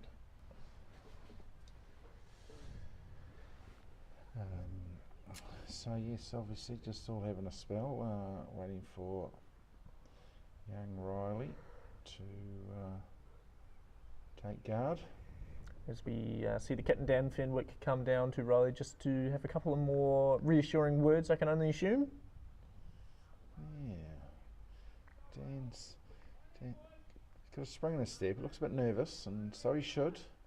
It's exciting times at this point of the Test match. I'd say right at this point in time, I think both teams will be very nervous about the next and it's up in the air. But hour of one play. bounce between them. Riley will be pleased to get off the mark there. But with heart in his mouth as he ran that one. But Brad's getting them to hit it up in the air, so it's making everyone nervous.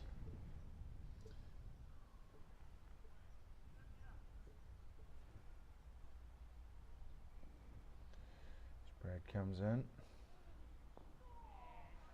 Blocked away nicely by Fenwick.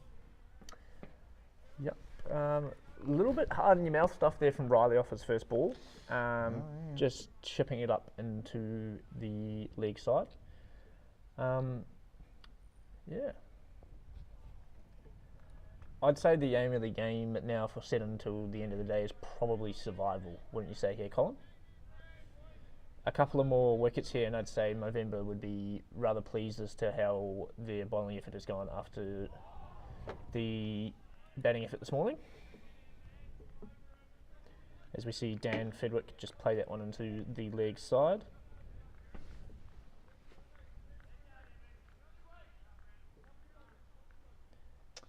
Dan Fenwick's no hurry to take guard, is he? Now we're going to try something here, Colin. We're going to try and fix this left-hand air audio just in between overs. Really? This is exciting. So we're going to unplug one of us. Yeah. And we're going to see how this goes. Don't unplug me! Oh, I should probably turn it off before we do that, eh?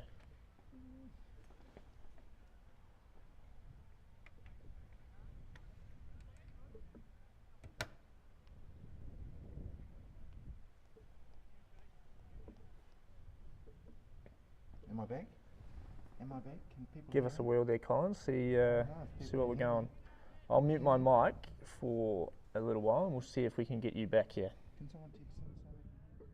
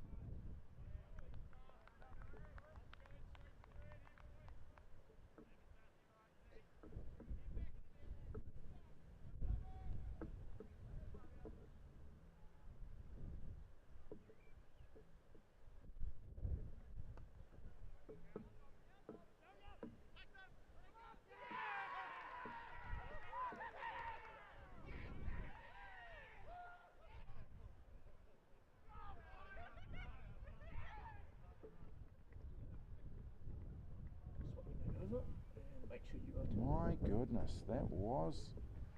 Whew, are we able to hit replay on that? Yes, I can. But it looks like the rain might be coming in. I'm going to put my mic down because I just want to get on the tuk-tuk just in case. Thanks for that, Colin.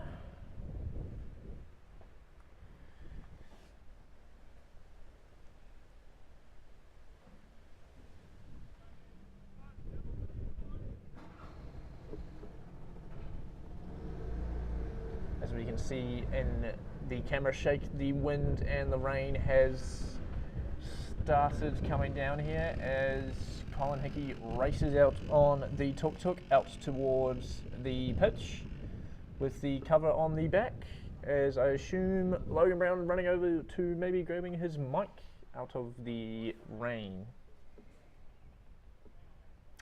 Just waiting to see who the fielder was that threw that ball in for the dismissal.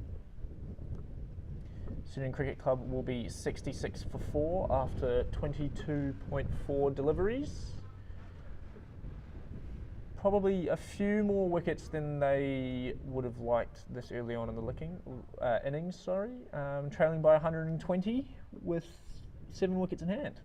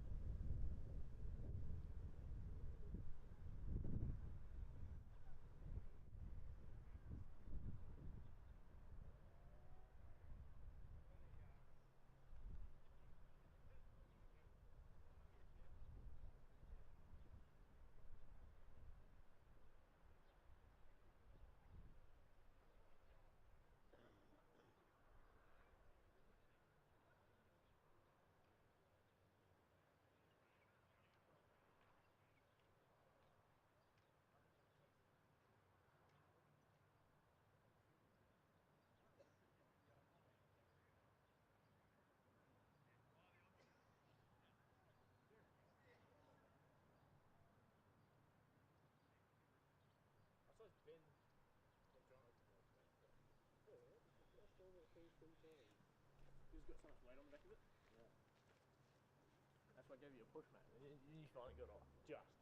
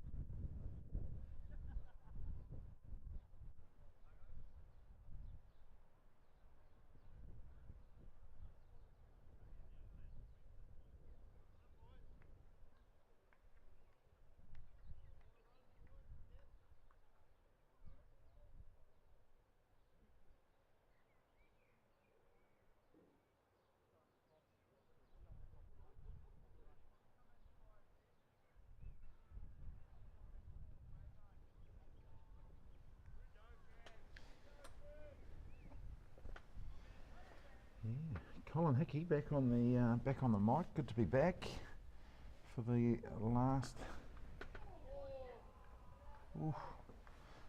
play for the day. Playing through till 4:20. So it should be good. Nearly got interrupted by rain there a couple of minutes ago, but that is good. Where did that ball end up? Did it end up going for a 4? Well, awesome. So we're going to start broadcasting in Hindi. Right. Soon. We've brought in our specialist international commentator. Nathan, welcome to the team, mate. Thank you, Colin. तो ये commentary Hindi में रहेगी और थोड़ी English में भी रहेगी. We'll mix it up so that I can have a conversation with you, and we can also say what we want to say to our listeners. Fantastic! This is outstanding. We're building a strong following in India. बहुत अच्छा short covers के through एक run के लिए. It's great to see. 4-4. Oh, for 4 runs. Yeah, it's starting to open up a bit. Is Dan Fenwick? Dan Fenwick और Jerem Wally बहुत अच्छा खेलते हुए.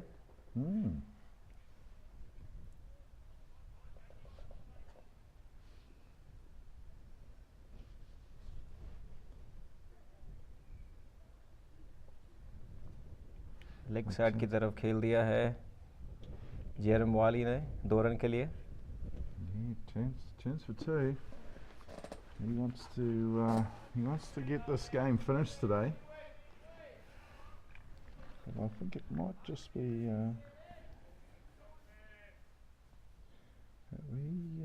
so we're 95 for 4.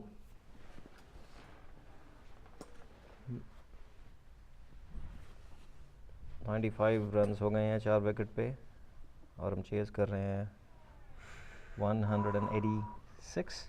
Yeah. So Jerem Wiley, he represented New Zealand in the 40 plus World Cup. Yes, he did. तो अपने दर्शकों को बता दें कि जेरम वाइली न्यूजीलैंड ओवर 40s के वर्ल्ड कप में रिसेंटली खेले थे साउथ अफ्रीका में. Yeah. New Zealand cricket team made it to the finals. Yeah. And came second. Yeah, they certainly did make it to the final. Maybe it's because you went out there providing a masterclass in batting like you did earlier today. Yeah, I tried. So I noticed before you went out there, you had the whole family here. Must have been a proud moment for you. It was absolutely. Like I was saying to the boys that it was first time in my lifetime that my dad was watching me play cricket, and it had to be in the white. So thanks to Seddon Cricket Club to giving me that opportunity, and that moment was really special actually. No, it's magnificent. It's as we continually learn, as we get older, that life gets shorter, and it doesn't matter what you've got. If you've got family, that's all you need. Absolutely. And no, I thought it was a lovely moment there, the family lining up beside you to get a photo.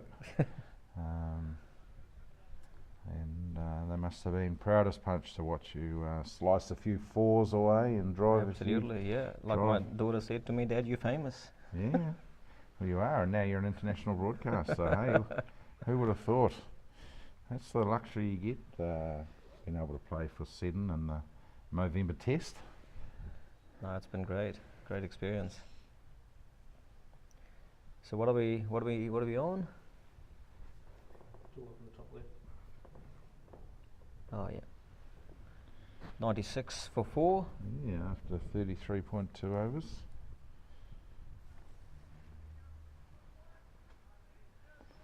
They're going at a comfortable run rate. You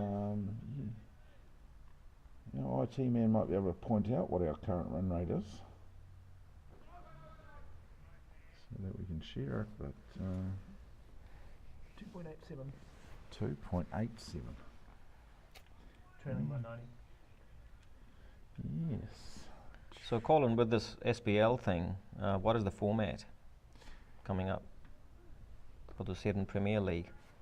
So it's T20 format, played between 4 teams: the Northern Star, the Pukekohe Longkeepers, the Tamahiri Bulls, and the Kaipeki Bombers are the inaugural 4 teams.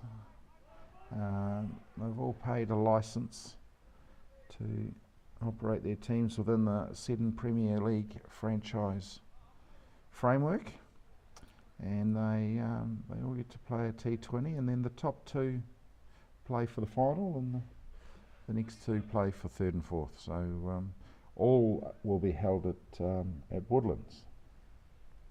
Out in Gordenton. Correct. And the auction takes place on? That's coming up this Friday night, 6 till 9 at Woodlands. So yeah, that'll be a magnificent event. Look forward to that, yeah. First Premier League player auction to be held in New Zealand. And have the registrations closed or still open?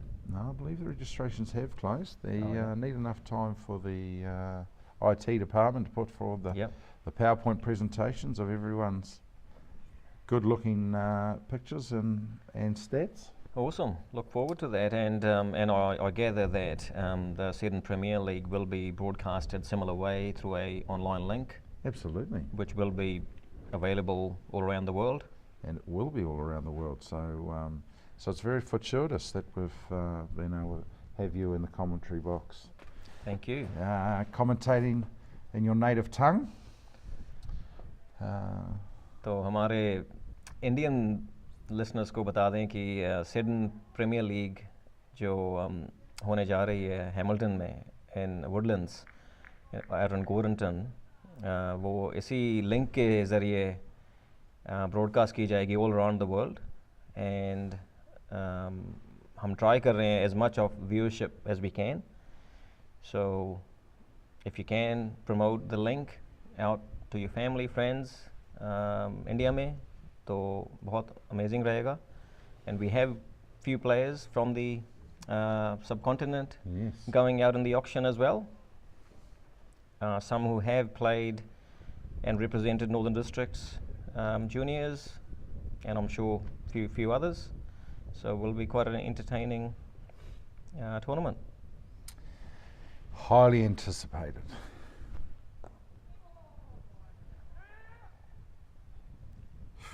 Oh, run no run.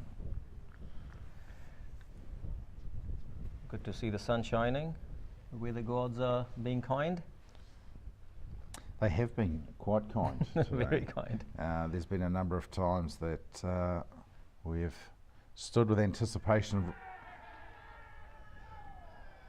Ooh, pretty enthusiastic call. That is a big call. The pressure is on Ryan Preston. But we're taking an honesty call from Dan Fenwick that it's not out. Turned it down. And obviously both umpires are happy with that. Unsure whether Colin Shaw would be happy with that, but nevertheless. Here we go, Jacob Babu coming in front. Yes. So 98 for 4 and 34.5 overs. Batsman Dan Fenwick and Jeremy Wiley. Looks pretty comfortable out there. Full toss, play through mid wicket for 4 runs. For an easy 4 runs. And that brings the 100 for Seddon 11.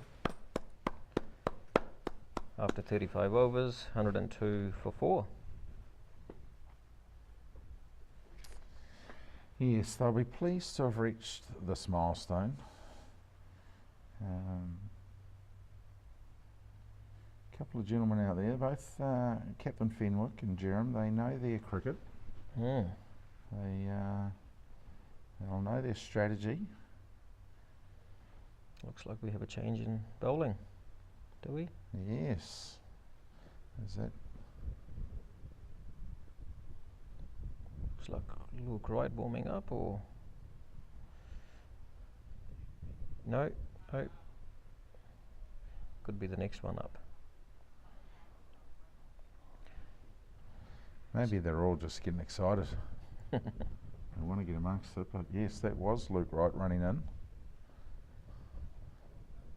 So with this broadcasting link, Colin, are we able to gauge the viewership? It's substantial. Right. It's absolutely substantial.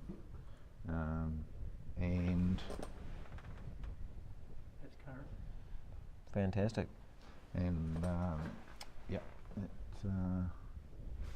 we're very privileged that people find this our chat so stimulating that they dial in and listen. So we thank you for that. Awesome. Thank you for the opportunity. It's great to see this Can- setup. Can I ask my IT guy to put the live stream one up? Can we have that enlarged? That's just please? outside. Then I get-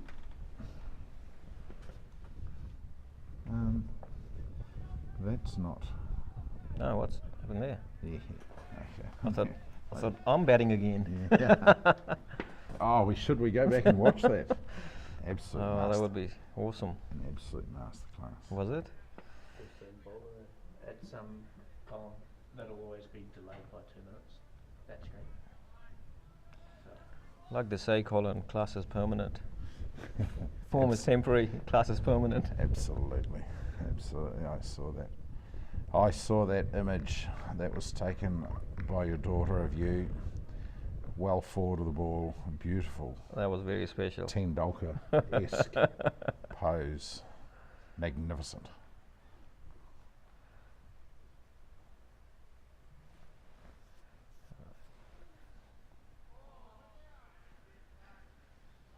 So we have Clark here trying hard to break through the defences of Jerem Wiley. Apparently 11 overs on the trot as well. And It's a big spell. He's in his 11th over.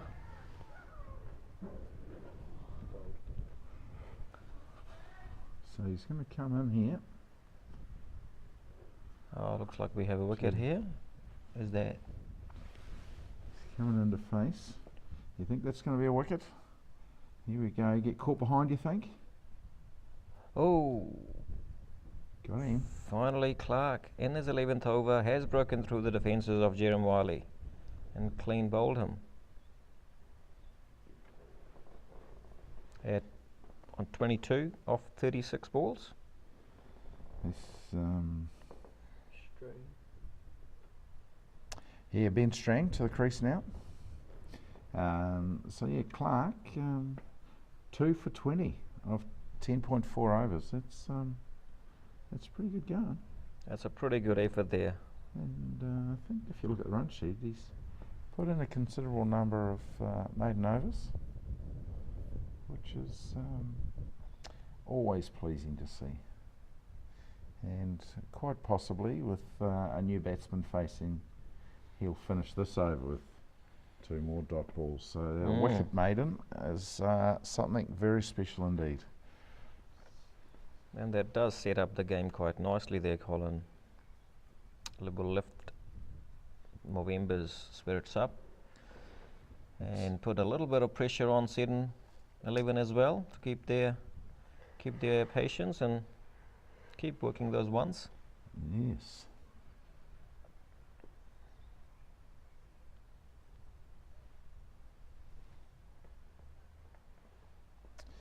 They just need to manage their fear of not making it and just build their confidence of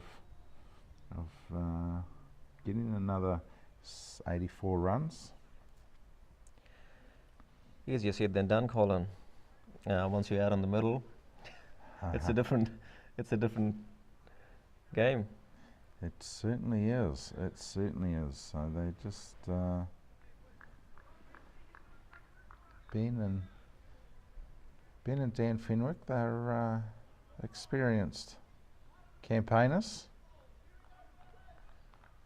so they should be able to have the composure to do it. But equally so is Brad Clark. So here he comes in, first face off, first ball to into Strang. So Seneca.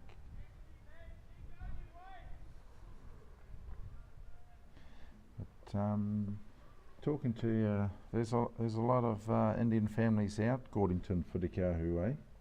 Wouldn't be too far for them to come down and watch. Yeah, absolutely.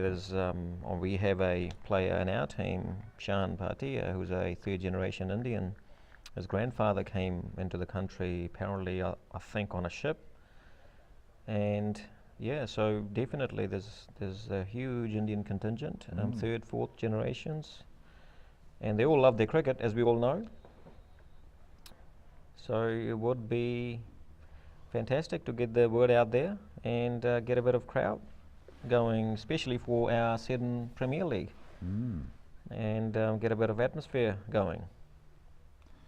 So with that last ball there, brought up Brad Clark's wicket maiden, which is very nice to see. So Clark has, off 11 overs, 2 for 20. And now we have Babu coming on. We need a bit of a repair work now on the stumps. Must have created a bit of dislodgement of some soil at the bottom. Hopefully we can get that rectified, get the game back underway quickly. So talking about this test, Colin, is this a third edition, I understand? This is the third time that Movember and Seddon have played this test match, the Movember test match. Played at the end of Movember all 3 times. So obviously for a fantastic cause, and a great opportunity also for just blokes to get together and share life stories and share experiences and share solutions to seemingly everyday problems that one guy might be coming across for the first time, but is something that someone else has seen many a time. So it's absolutely fantastic to do it. So there was a misfield. Long may it continue. And Dan Fenwick gets a single. And Ben Strang facing Babu for the first time. Yeah, no, absolutely, Colin. It's an amazing effort to get together a couple of teams for a test match. Boys taking time off work, 5 days. He just stands and delivers that, doesn't he, to what he was hoping was the boundary, but just short of the boundary, and got to run two out there. But I'm commentating on it live, and everyone's listening to it. Here it goes. Fenwick's off, great pace there. Ben Strang off the mark. 2 off Babu.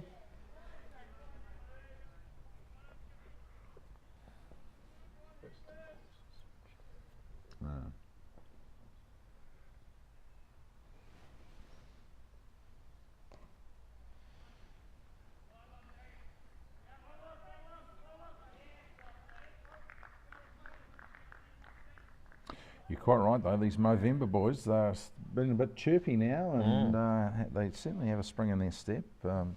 Obviously acclimatised to the fresh breeze, and there was definitely a lot of chat out there. But that's what it's all about.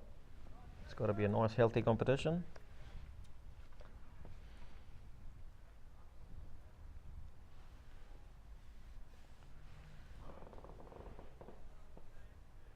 5 runs off the over so far.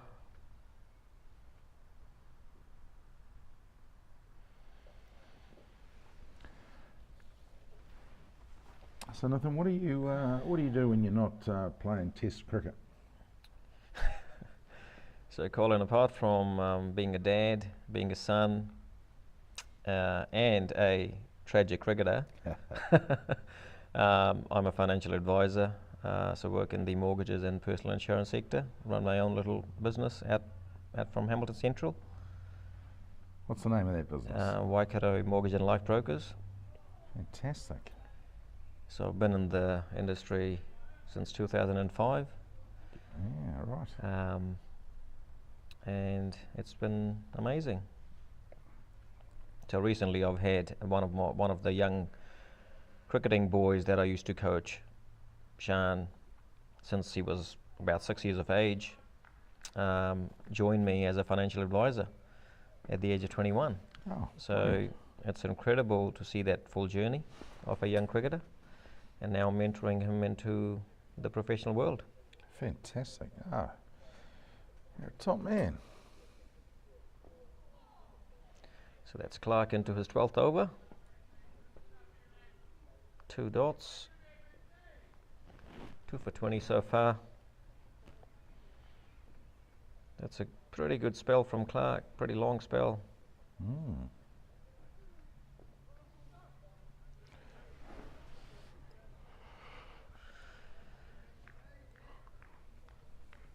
Our skipper Dan Fenwick showing good patience out there. He certainly is. He certainly is, and it's just it's a ding-dong battle between Clark and Fenwick. Oh, there's a scream for a stumping.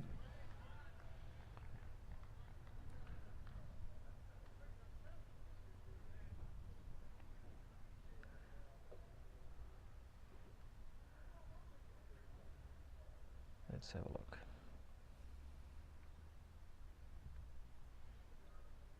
Ooh.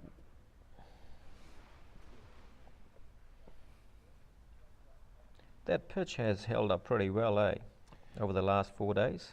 You been happy with it? Absolutely, absolutely. I think it's been a fair wicket.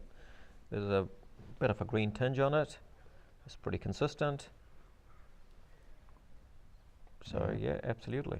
Now the ground staff do a fantastic job here at St Paul's. They've got 3 blocks to tend to, as well as the practice block. Right. And yes. So that field is used by Northern Districts as well, I understand. Yeah, correct. The field we're playing on last week had Northern Districts A playing on it. So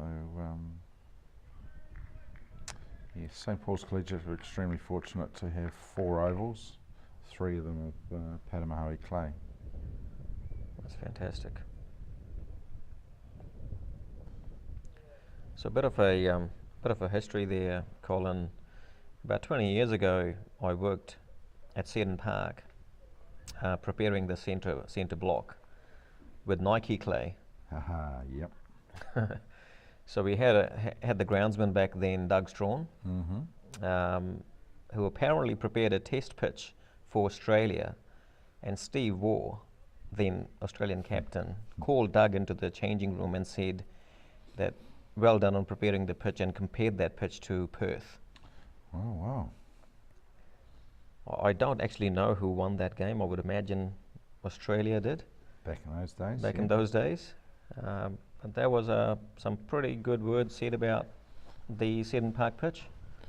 Yeah, so they're very kind words.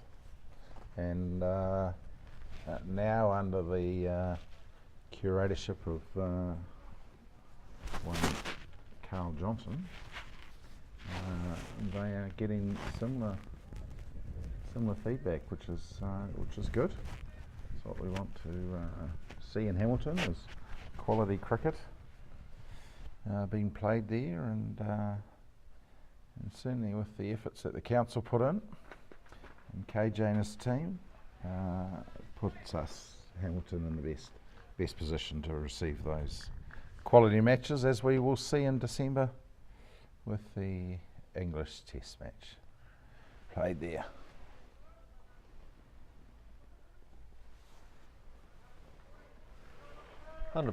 It's awesome to see Carl's passion about cricket and what he does for the park, for cricket, and the pitches he prepares. It's been fantastic.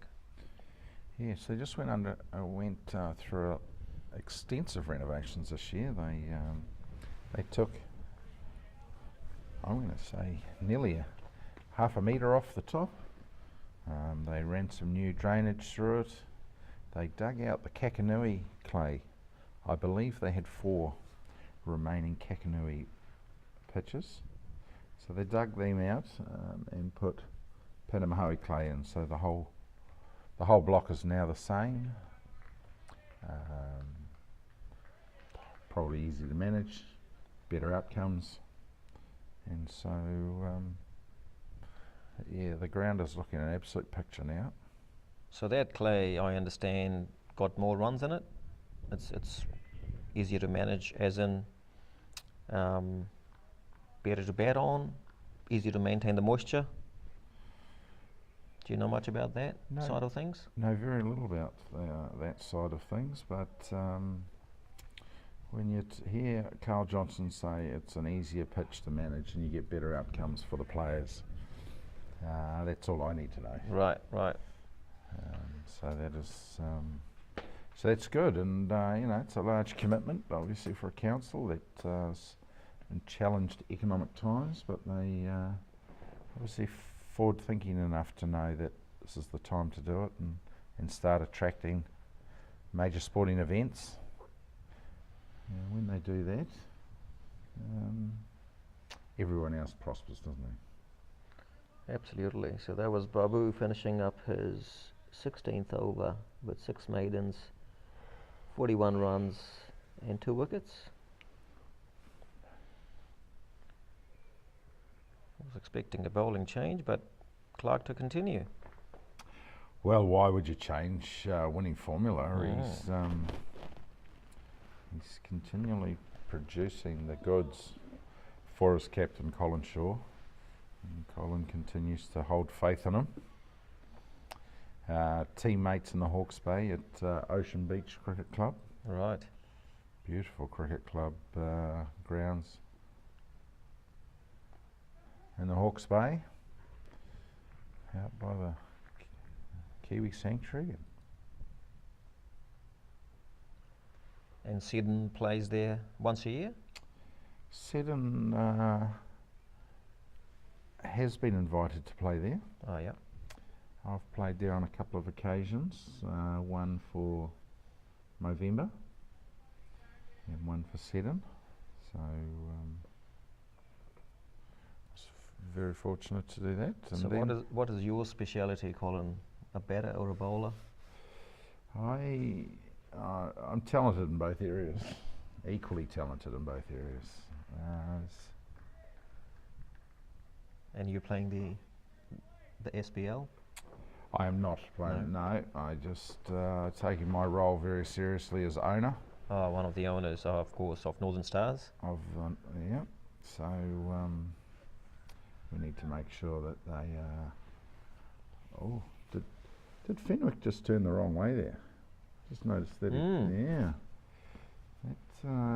Was that can we get a replay on that? Are we able to get a replay? And I'll video that because is that a boundary?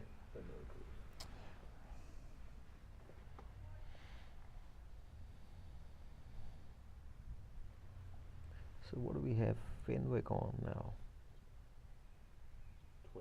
20 runs.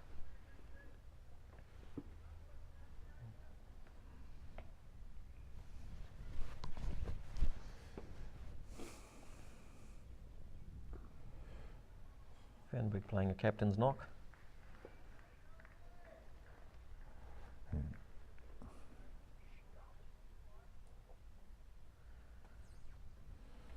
So Clark to Strang. He's Strang 8 off 9. Is he ready to cut loose, you think?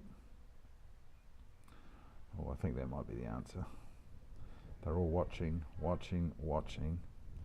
There you go. That was a really good shot. Was that all the way? Yep, it was. There's umpire. Who we got out there? Is that umpire Hussey?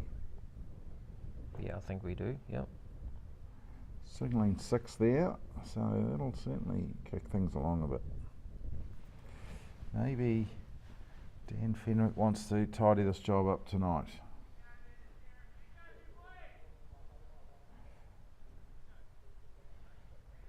So Ben Strang, where is he from, Colin? He's a Wellington lad. So he works in journalism, broadcasting in Wellington. And he's a club cricketer there?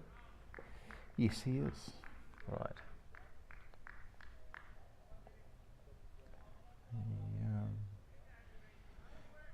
He's quite a nice cricketer to watch, just quietly. Very passionate. Passionate, considered.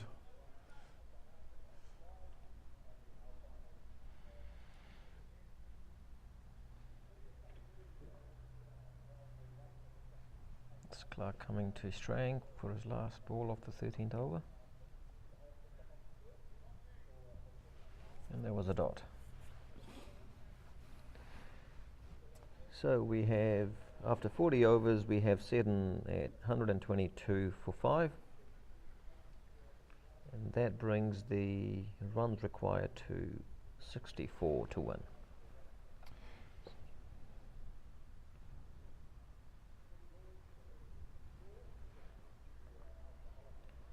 So I just saw the scoreboard there, Colin, just to clarify. Yeah. Which is the correct scoreboard? Is this or the manual score sheet?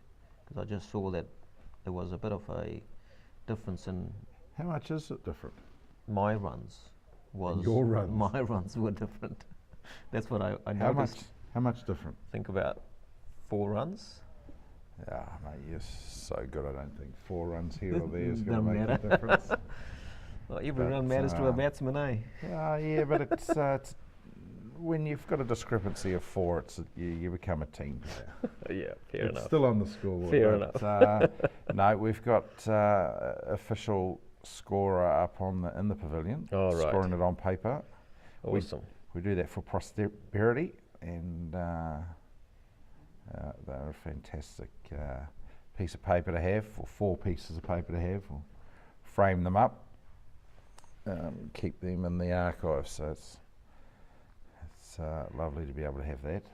And then this whiz-bang product here is primarily for the visual effects. It's not the official score sheet, but we like to think that they are certainly similar and certainly closer than 4 runs out. But the other night, when I was operating it, it was all over the show.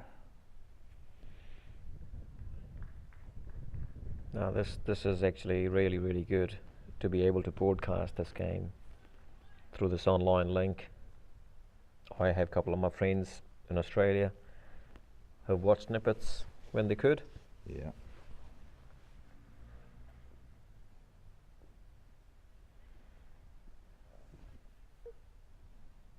So we have Dunn back, and that's 2 runs to Fenwick of his first ball.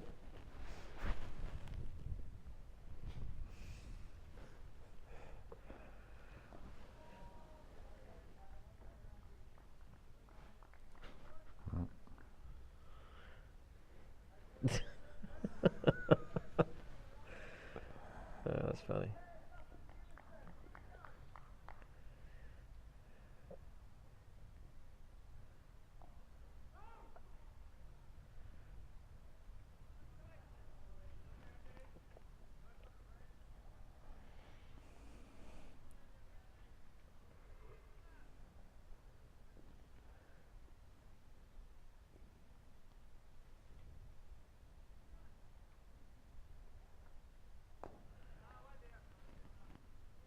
So just a question here, Colin. Last night I was surfing the internet and this Spates Movember campaign came about Ah, yeah. with a lad holding a banner saying, "Do you want a hug?"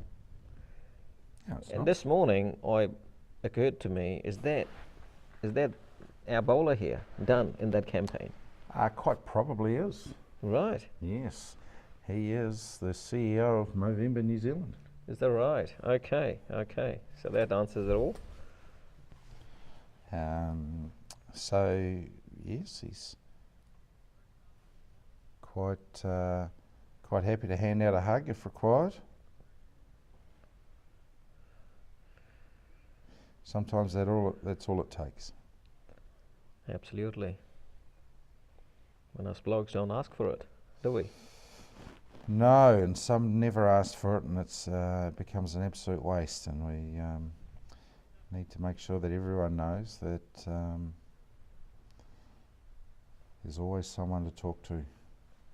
Everyone has always had challenging times in their lives, and some people are better equipped to handle it than others. And if you're ever struggling, just share it with someone, and that person may be able to find a positive direction for you to take. So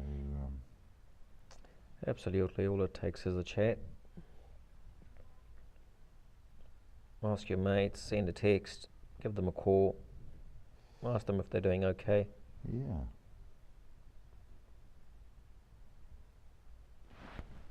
It's nothing like hearing from an old mate that you haven't heard in a while in your low times and having a laugh. Absolutely. It's that reconnection that those times, and no one could tell you better about the value on connecting with mates and having a chat and sharing a moment, and good times and bad, as our Craig Bullock. I've just been thrown under the bus. Welcome to the room. All right, do we have a change in commentary? There is, yeah. Well, you've got good chat. You need to stay here. All right. Oh, no, I'm just coming to find Colin Hickey to pay for Pull up a chair. Pull up a chair, because we just got to one of those moments which is comes to the essence of Movember. Nathan said that he'd seen a Spates ad. Yes. Yeah, well, I'll shift here this way. A Spates ad with a man holding a sign saying, "Would you like a hug?" And he wanted to know who that bloke was. That was Mr. Movember himself. That's right. That was Robert Dunn, GM of Movember New Zealand. So yeah, I guess it's one of those things that us as blokes, it's that connection piece, isn't it? So it's around that getting around those mates and spending some time with them, and the postman back bowling again. This is fantastic to watch, isn't it? This is it's actually a very enjoyable day of cricket, because Seddon are playing it moderately conservatively, and Movember have We've got a chance. a good strong attack. We've got a chance. Absolutely. There's always a chance, Craig. 100% there's always a chance, mate. But no, going back to that Spates ad, I guess it's the essence of like Colin said, around getting around those mates and showing you care. And I guess one of the best things about sport, it's that health by stealth. You've got 22 blokes out here of varying ages and varying abilities. But one thing that's brought them together is the love of the game.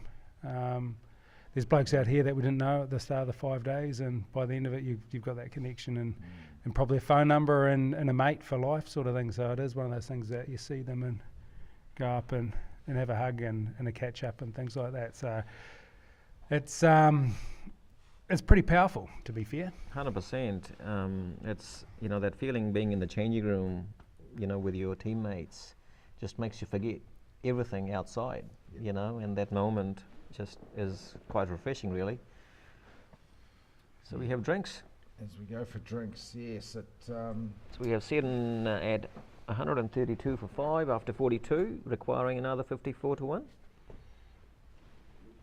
Yes, I had an experience earlier this year where a staff member was finding this time a bit challenging, and I didn't know what to do. So I'm very fortunate that over a couple of test matches I've been able to have a good number of conversations with Craig here, and he's on my phone. I was able to give him a ring, got some wise counsel, and then in turn able to help my worker at the time through what was a bit of a rough moment for him. So it doesn't actually have to be yourself that has the answers. It's that network of friends and having these conversations so that you know that it's all right to ask, and also know that it's all right to not know what to do. And it's who would have thought I'd learnt that through cricket? So it's magnificent. I guess that's the thing though, isn't it? It's that us as blokes jump into that whole fix-it mode. And if we're talking to someone and they may be struggling, we instantly start thinking about how we can fix them and what we can be doing. We start firing ideas at them where we don't need to be doing that. We don't need the answers. We're not the counsellor or the psychologist or the trained professional to help them. We're just that person with two ears and one mouth that is that trusted person that can have that conversation with and guide them, I guess, on that journey and be with them and walk shoulder to shoulder with them rather than trying to fix them. Yes, because as a dairy farmer, there's no way I'd know how to fix a brain. So it's pretty cool to just to know that people are there for you. So that's the essence of Movember, isn't it?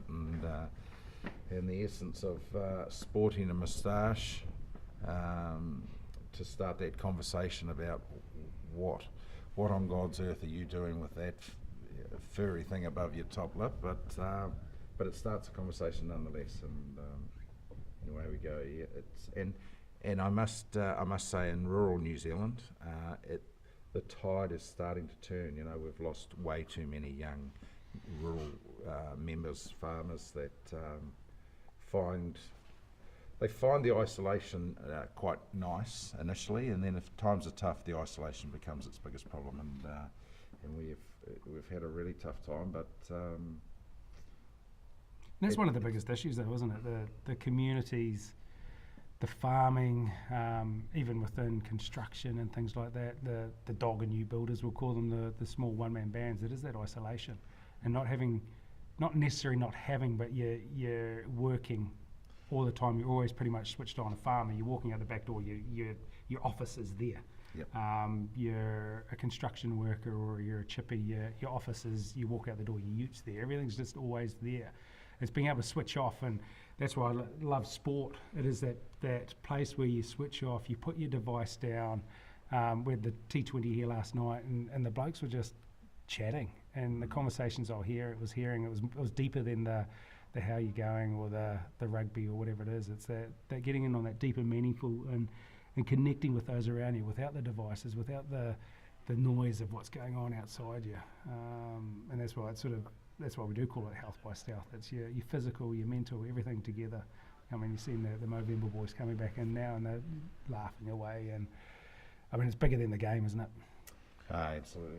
100%. Yeah, cricket has a bit of a story from my side. I came to New Zealand about 25 years ago from India to study, and it was cricket that made me friends. You know, I walked into Northern Districts and I said, look, I'm from India, came here to study.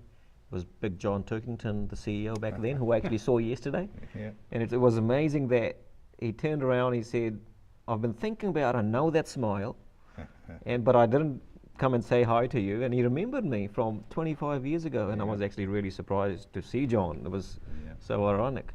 But anyway, so coming back to cricket, the cricket was speaking the common language, you know, breaking all the barriers of ethnic boundaries, cultural boundaries, language boundaries, anything. It was amazing. No, and that's hey, when times are good, life's amazing, but when times are down, people sort of lose sight of how good life is, and so. But I guess that time when times are are good. That's when you fill up your kitty. That's when you fill up your bag of tools to make sure that when times are tough, you can get through them. And that's why, I mean, I talk about this a lot. I go to counselling when I'm well.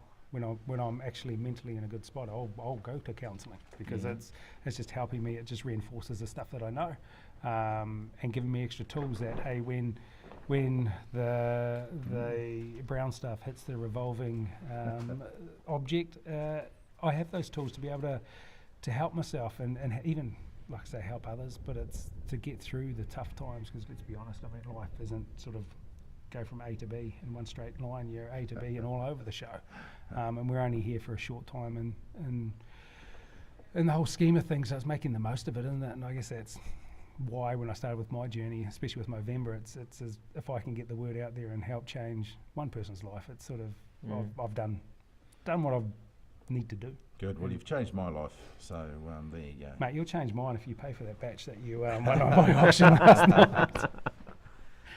Now, that's such a good point you make there, Craig, about going for counselling when you're well, because otherwise you are in a hole, and it's more like damage control, and even your support person's mindset is all about trying to get you out of the hole, so it's really important the point you make there.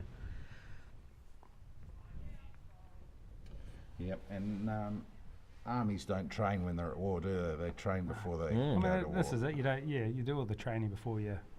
I don't know how much training's gone into the test match before this, looking at some of the carcasses out there, but when you're doing something, you are, like you say, you train, and the end goal is that whether it's a marathon or a cricket match or getting a job because you've trained to do the interviews and stuff like that, there's always something, and like you say, to keep yourself well, it's always something for me that is always a work on. I'm always learning.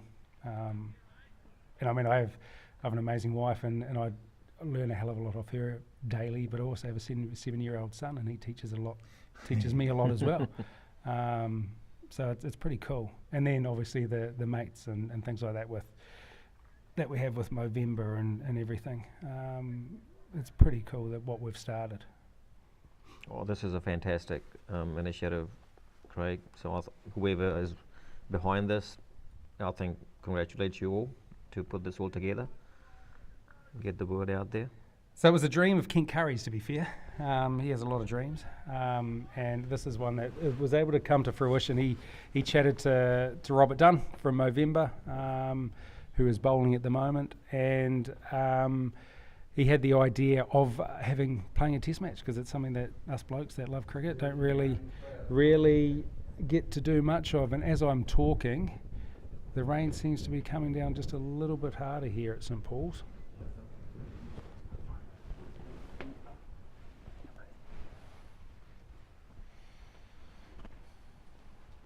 No, absolutely, 100%. I was just telling Colin earlier, my family was here to watch me.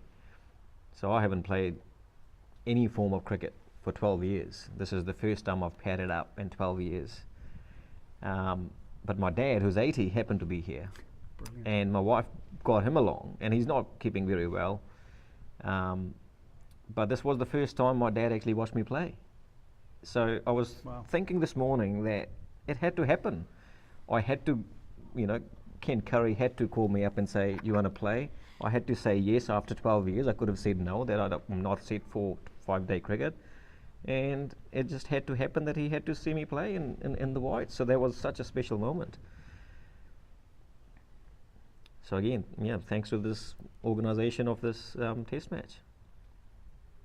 Absolutely no worry. And it's I guess, for the Movember Cricket Club anyway, over the last, since inception 3 years ago, I think now we've had close to 50 blokes play, and it just keeps building from that. And you talk of your father coming in and watching you play.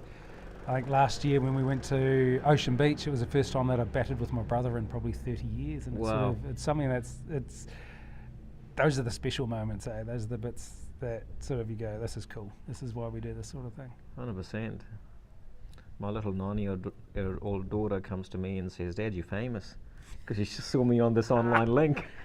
Brilliant. And I took that credit. I had two little fans wanting to take photos with me, so that was cool. Just shows how much I know about the weather in Hamilton, even though I've lived here all my life. It has blown through and we continue to play. I think the weather gods have been kind and want us to have an outcome today. Be nice to go into 5 days though, wouldn't it? It'd be the first time in the 3 years that it would have gone into 5 days. Only if we occupied the pitch a bit longer. Yeah, it was interesting this morning. I thought we were going to come along and watch a century and then possibly Robert Dunn score one and build a nice little lead, and then lo and behold we lose about 8 wickets, or Movember lose 8 wickets within the first 90 minutes, and Yep.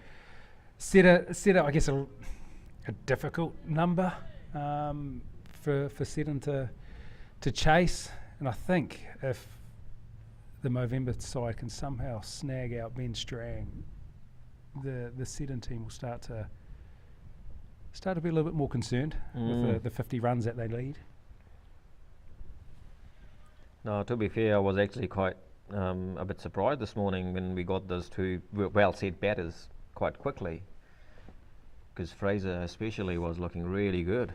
Let's be honest, Fraser messaged me at about 8 o'clock and just said, I'm in so much pain right now, I can barely move. Oh, So, well, that worked in our favour. It's the first time he's batted probably in over a year anyway. It's pulled him out of retirement to come and have a bat. He's one of these guys that the hand-eye coordination's still there, and he's just he's a fantastic human, but he's watching him bat is just the fluency and the skill of it. It's great. Yeah, I heard a couple of stories about his younger years that he'd have a big night and come to the game and score a big hundy. Yeah. So must be a gifted player. That'll be the truth. That is the truth.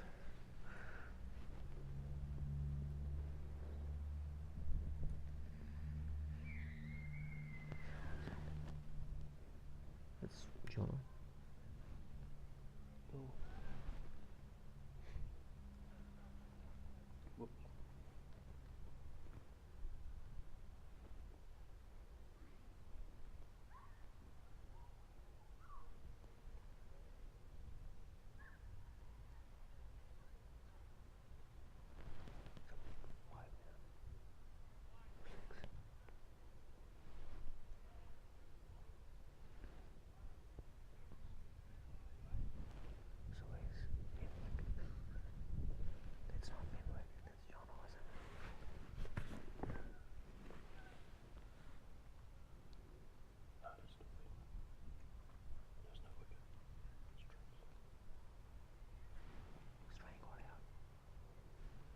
Oh no, okay, sorry.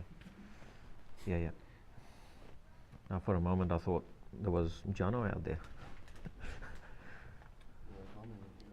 It must be the hair coming out of the green helmet.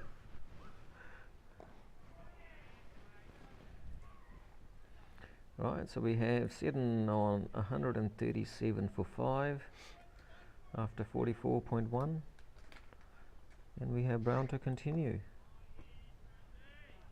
Is it? Do we have Brown? Oh, Dunn. Roundy, Dunn. So the man you were talking about in the Spates TV advert, this is him. So Robert Dunn, the GM of Movember New Zealand, and he's one of 3 full-time workers for Movember in New Zealand. Right. So it's a small but mighty team that they have here. That's amazing. Now that was actually quite strange yesterday. I think I don't know technology much, but I think that Facebook and LinkedIn, they all track you as two people come closer, or they have phones in their pockets and they talk to each other, whatever. I think you go home and you get a friend request or like a suggestion that blah blah blah could be your mate. So I went back home yesterday. I had never met Dunn before, and this ad pops up from Spates, and I thought, oh, I've seen this guy before, and I kept scratching my head. Where did I see this guy? So old age kicks in. This morning I came in, I said, there's the guy I saw last night in the ad, and that's exactly what I was asking Colin just then. Definitely him. But I mean, with Movember, it's the story behind it's pretty cool. It started 21 years ago in a pub on a Sunday afternoon in Australia. A couple of mates just having a chat and started talking about what they can be doing for a bit of fun for a birthday, and it was the growing a moustache was the thing. They were like, well, this is something it's gone out of fashion.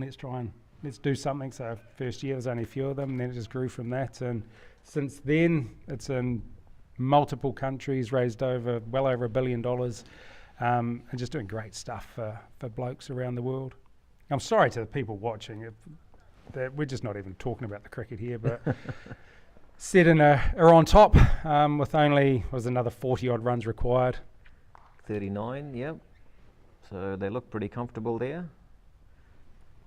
Ben Strang has raced to 30 of 28, and Fenwick on 27 of 85, playing a solid captain's knock.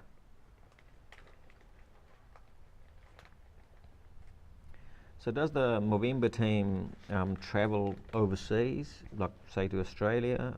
Oh, playing? Love to. Yeah. No. So we sort of like to think of ourselves a bit of the Harlequins of cricket. Right. So we've got 4 I think from Ocean Beach. We've got one from City Club out of Northland, a few guys from Waikato, a couple from over, Roberts from over in Tauranga, so is Logan Brown. So it's just we get a group of people that just come together to play the game. We play 5 or 6 games a year. So a couple of weeks ago, the lads travelled up north and played a Whangarei Boys High, and then Cobham Cricket Club on Cobham Oval.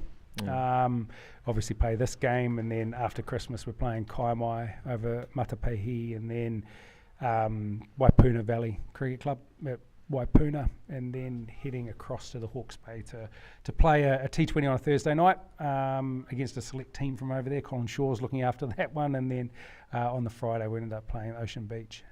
So it's sort of just a few select games, and then there is 2 T20 games that we're playing here at St Paul's against the New Zealand Defence Force as well. So it's just sort of, we don't want to be a massive club or anything like that. We just want to be something where we can get blokes together and connect and have some fun while doing it. Oh, that's amazing. That's really good.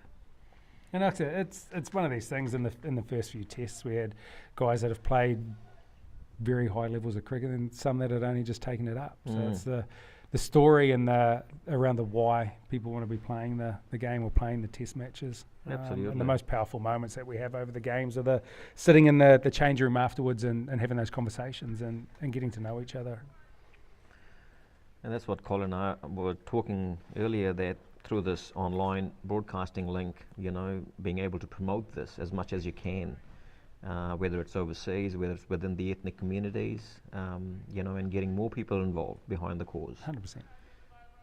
And then, you see the likes of Mike Lane and the ACC boys coming down last night, and they're backing behind it, and obviously Spates behind it, and there are a lot of organisations that get in behind Movember, but I guess not only just this organisation, but a lot of great organisations doing awesome stuff for men's health, mental health, throughout the country.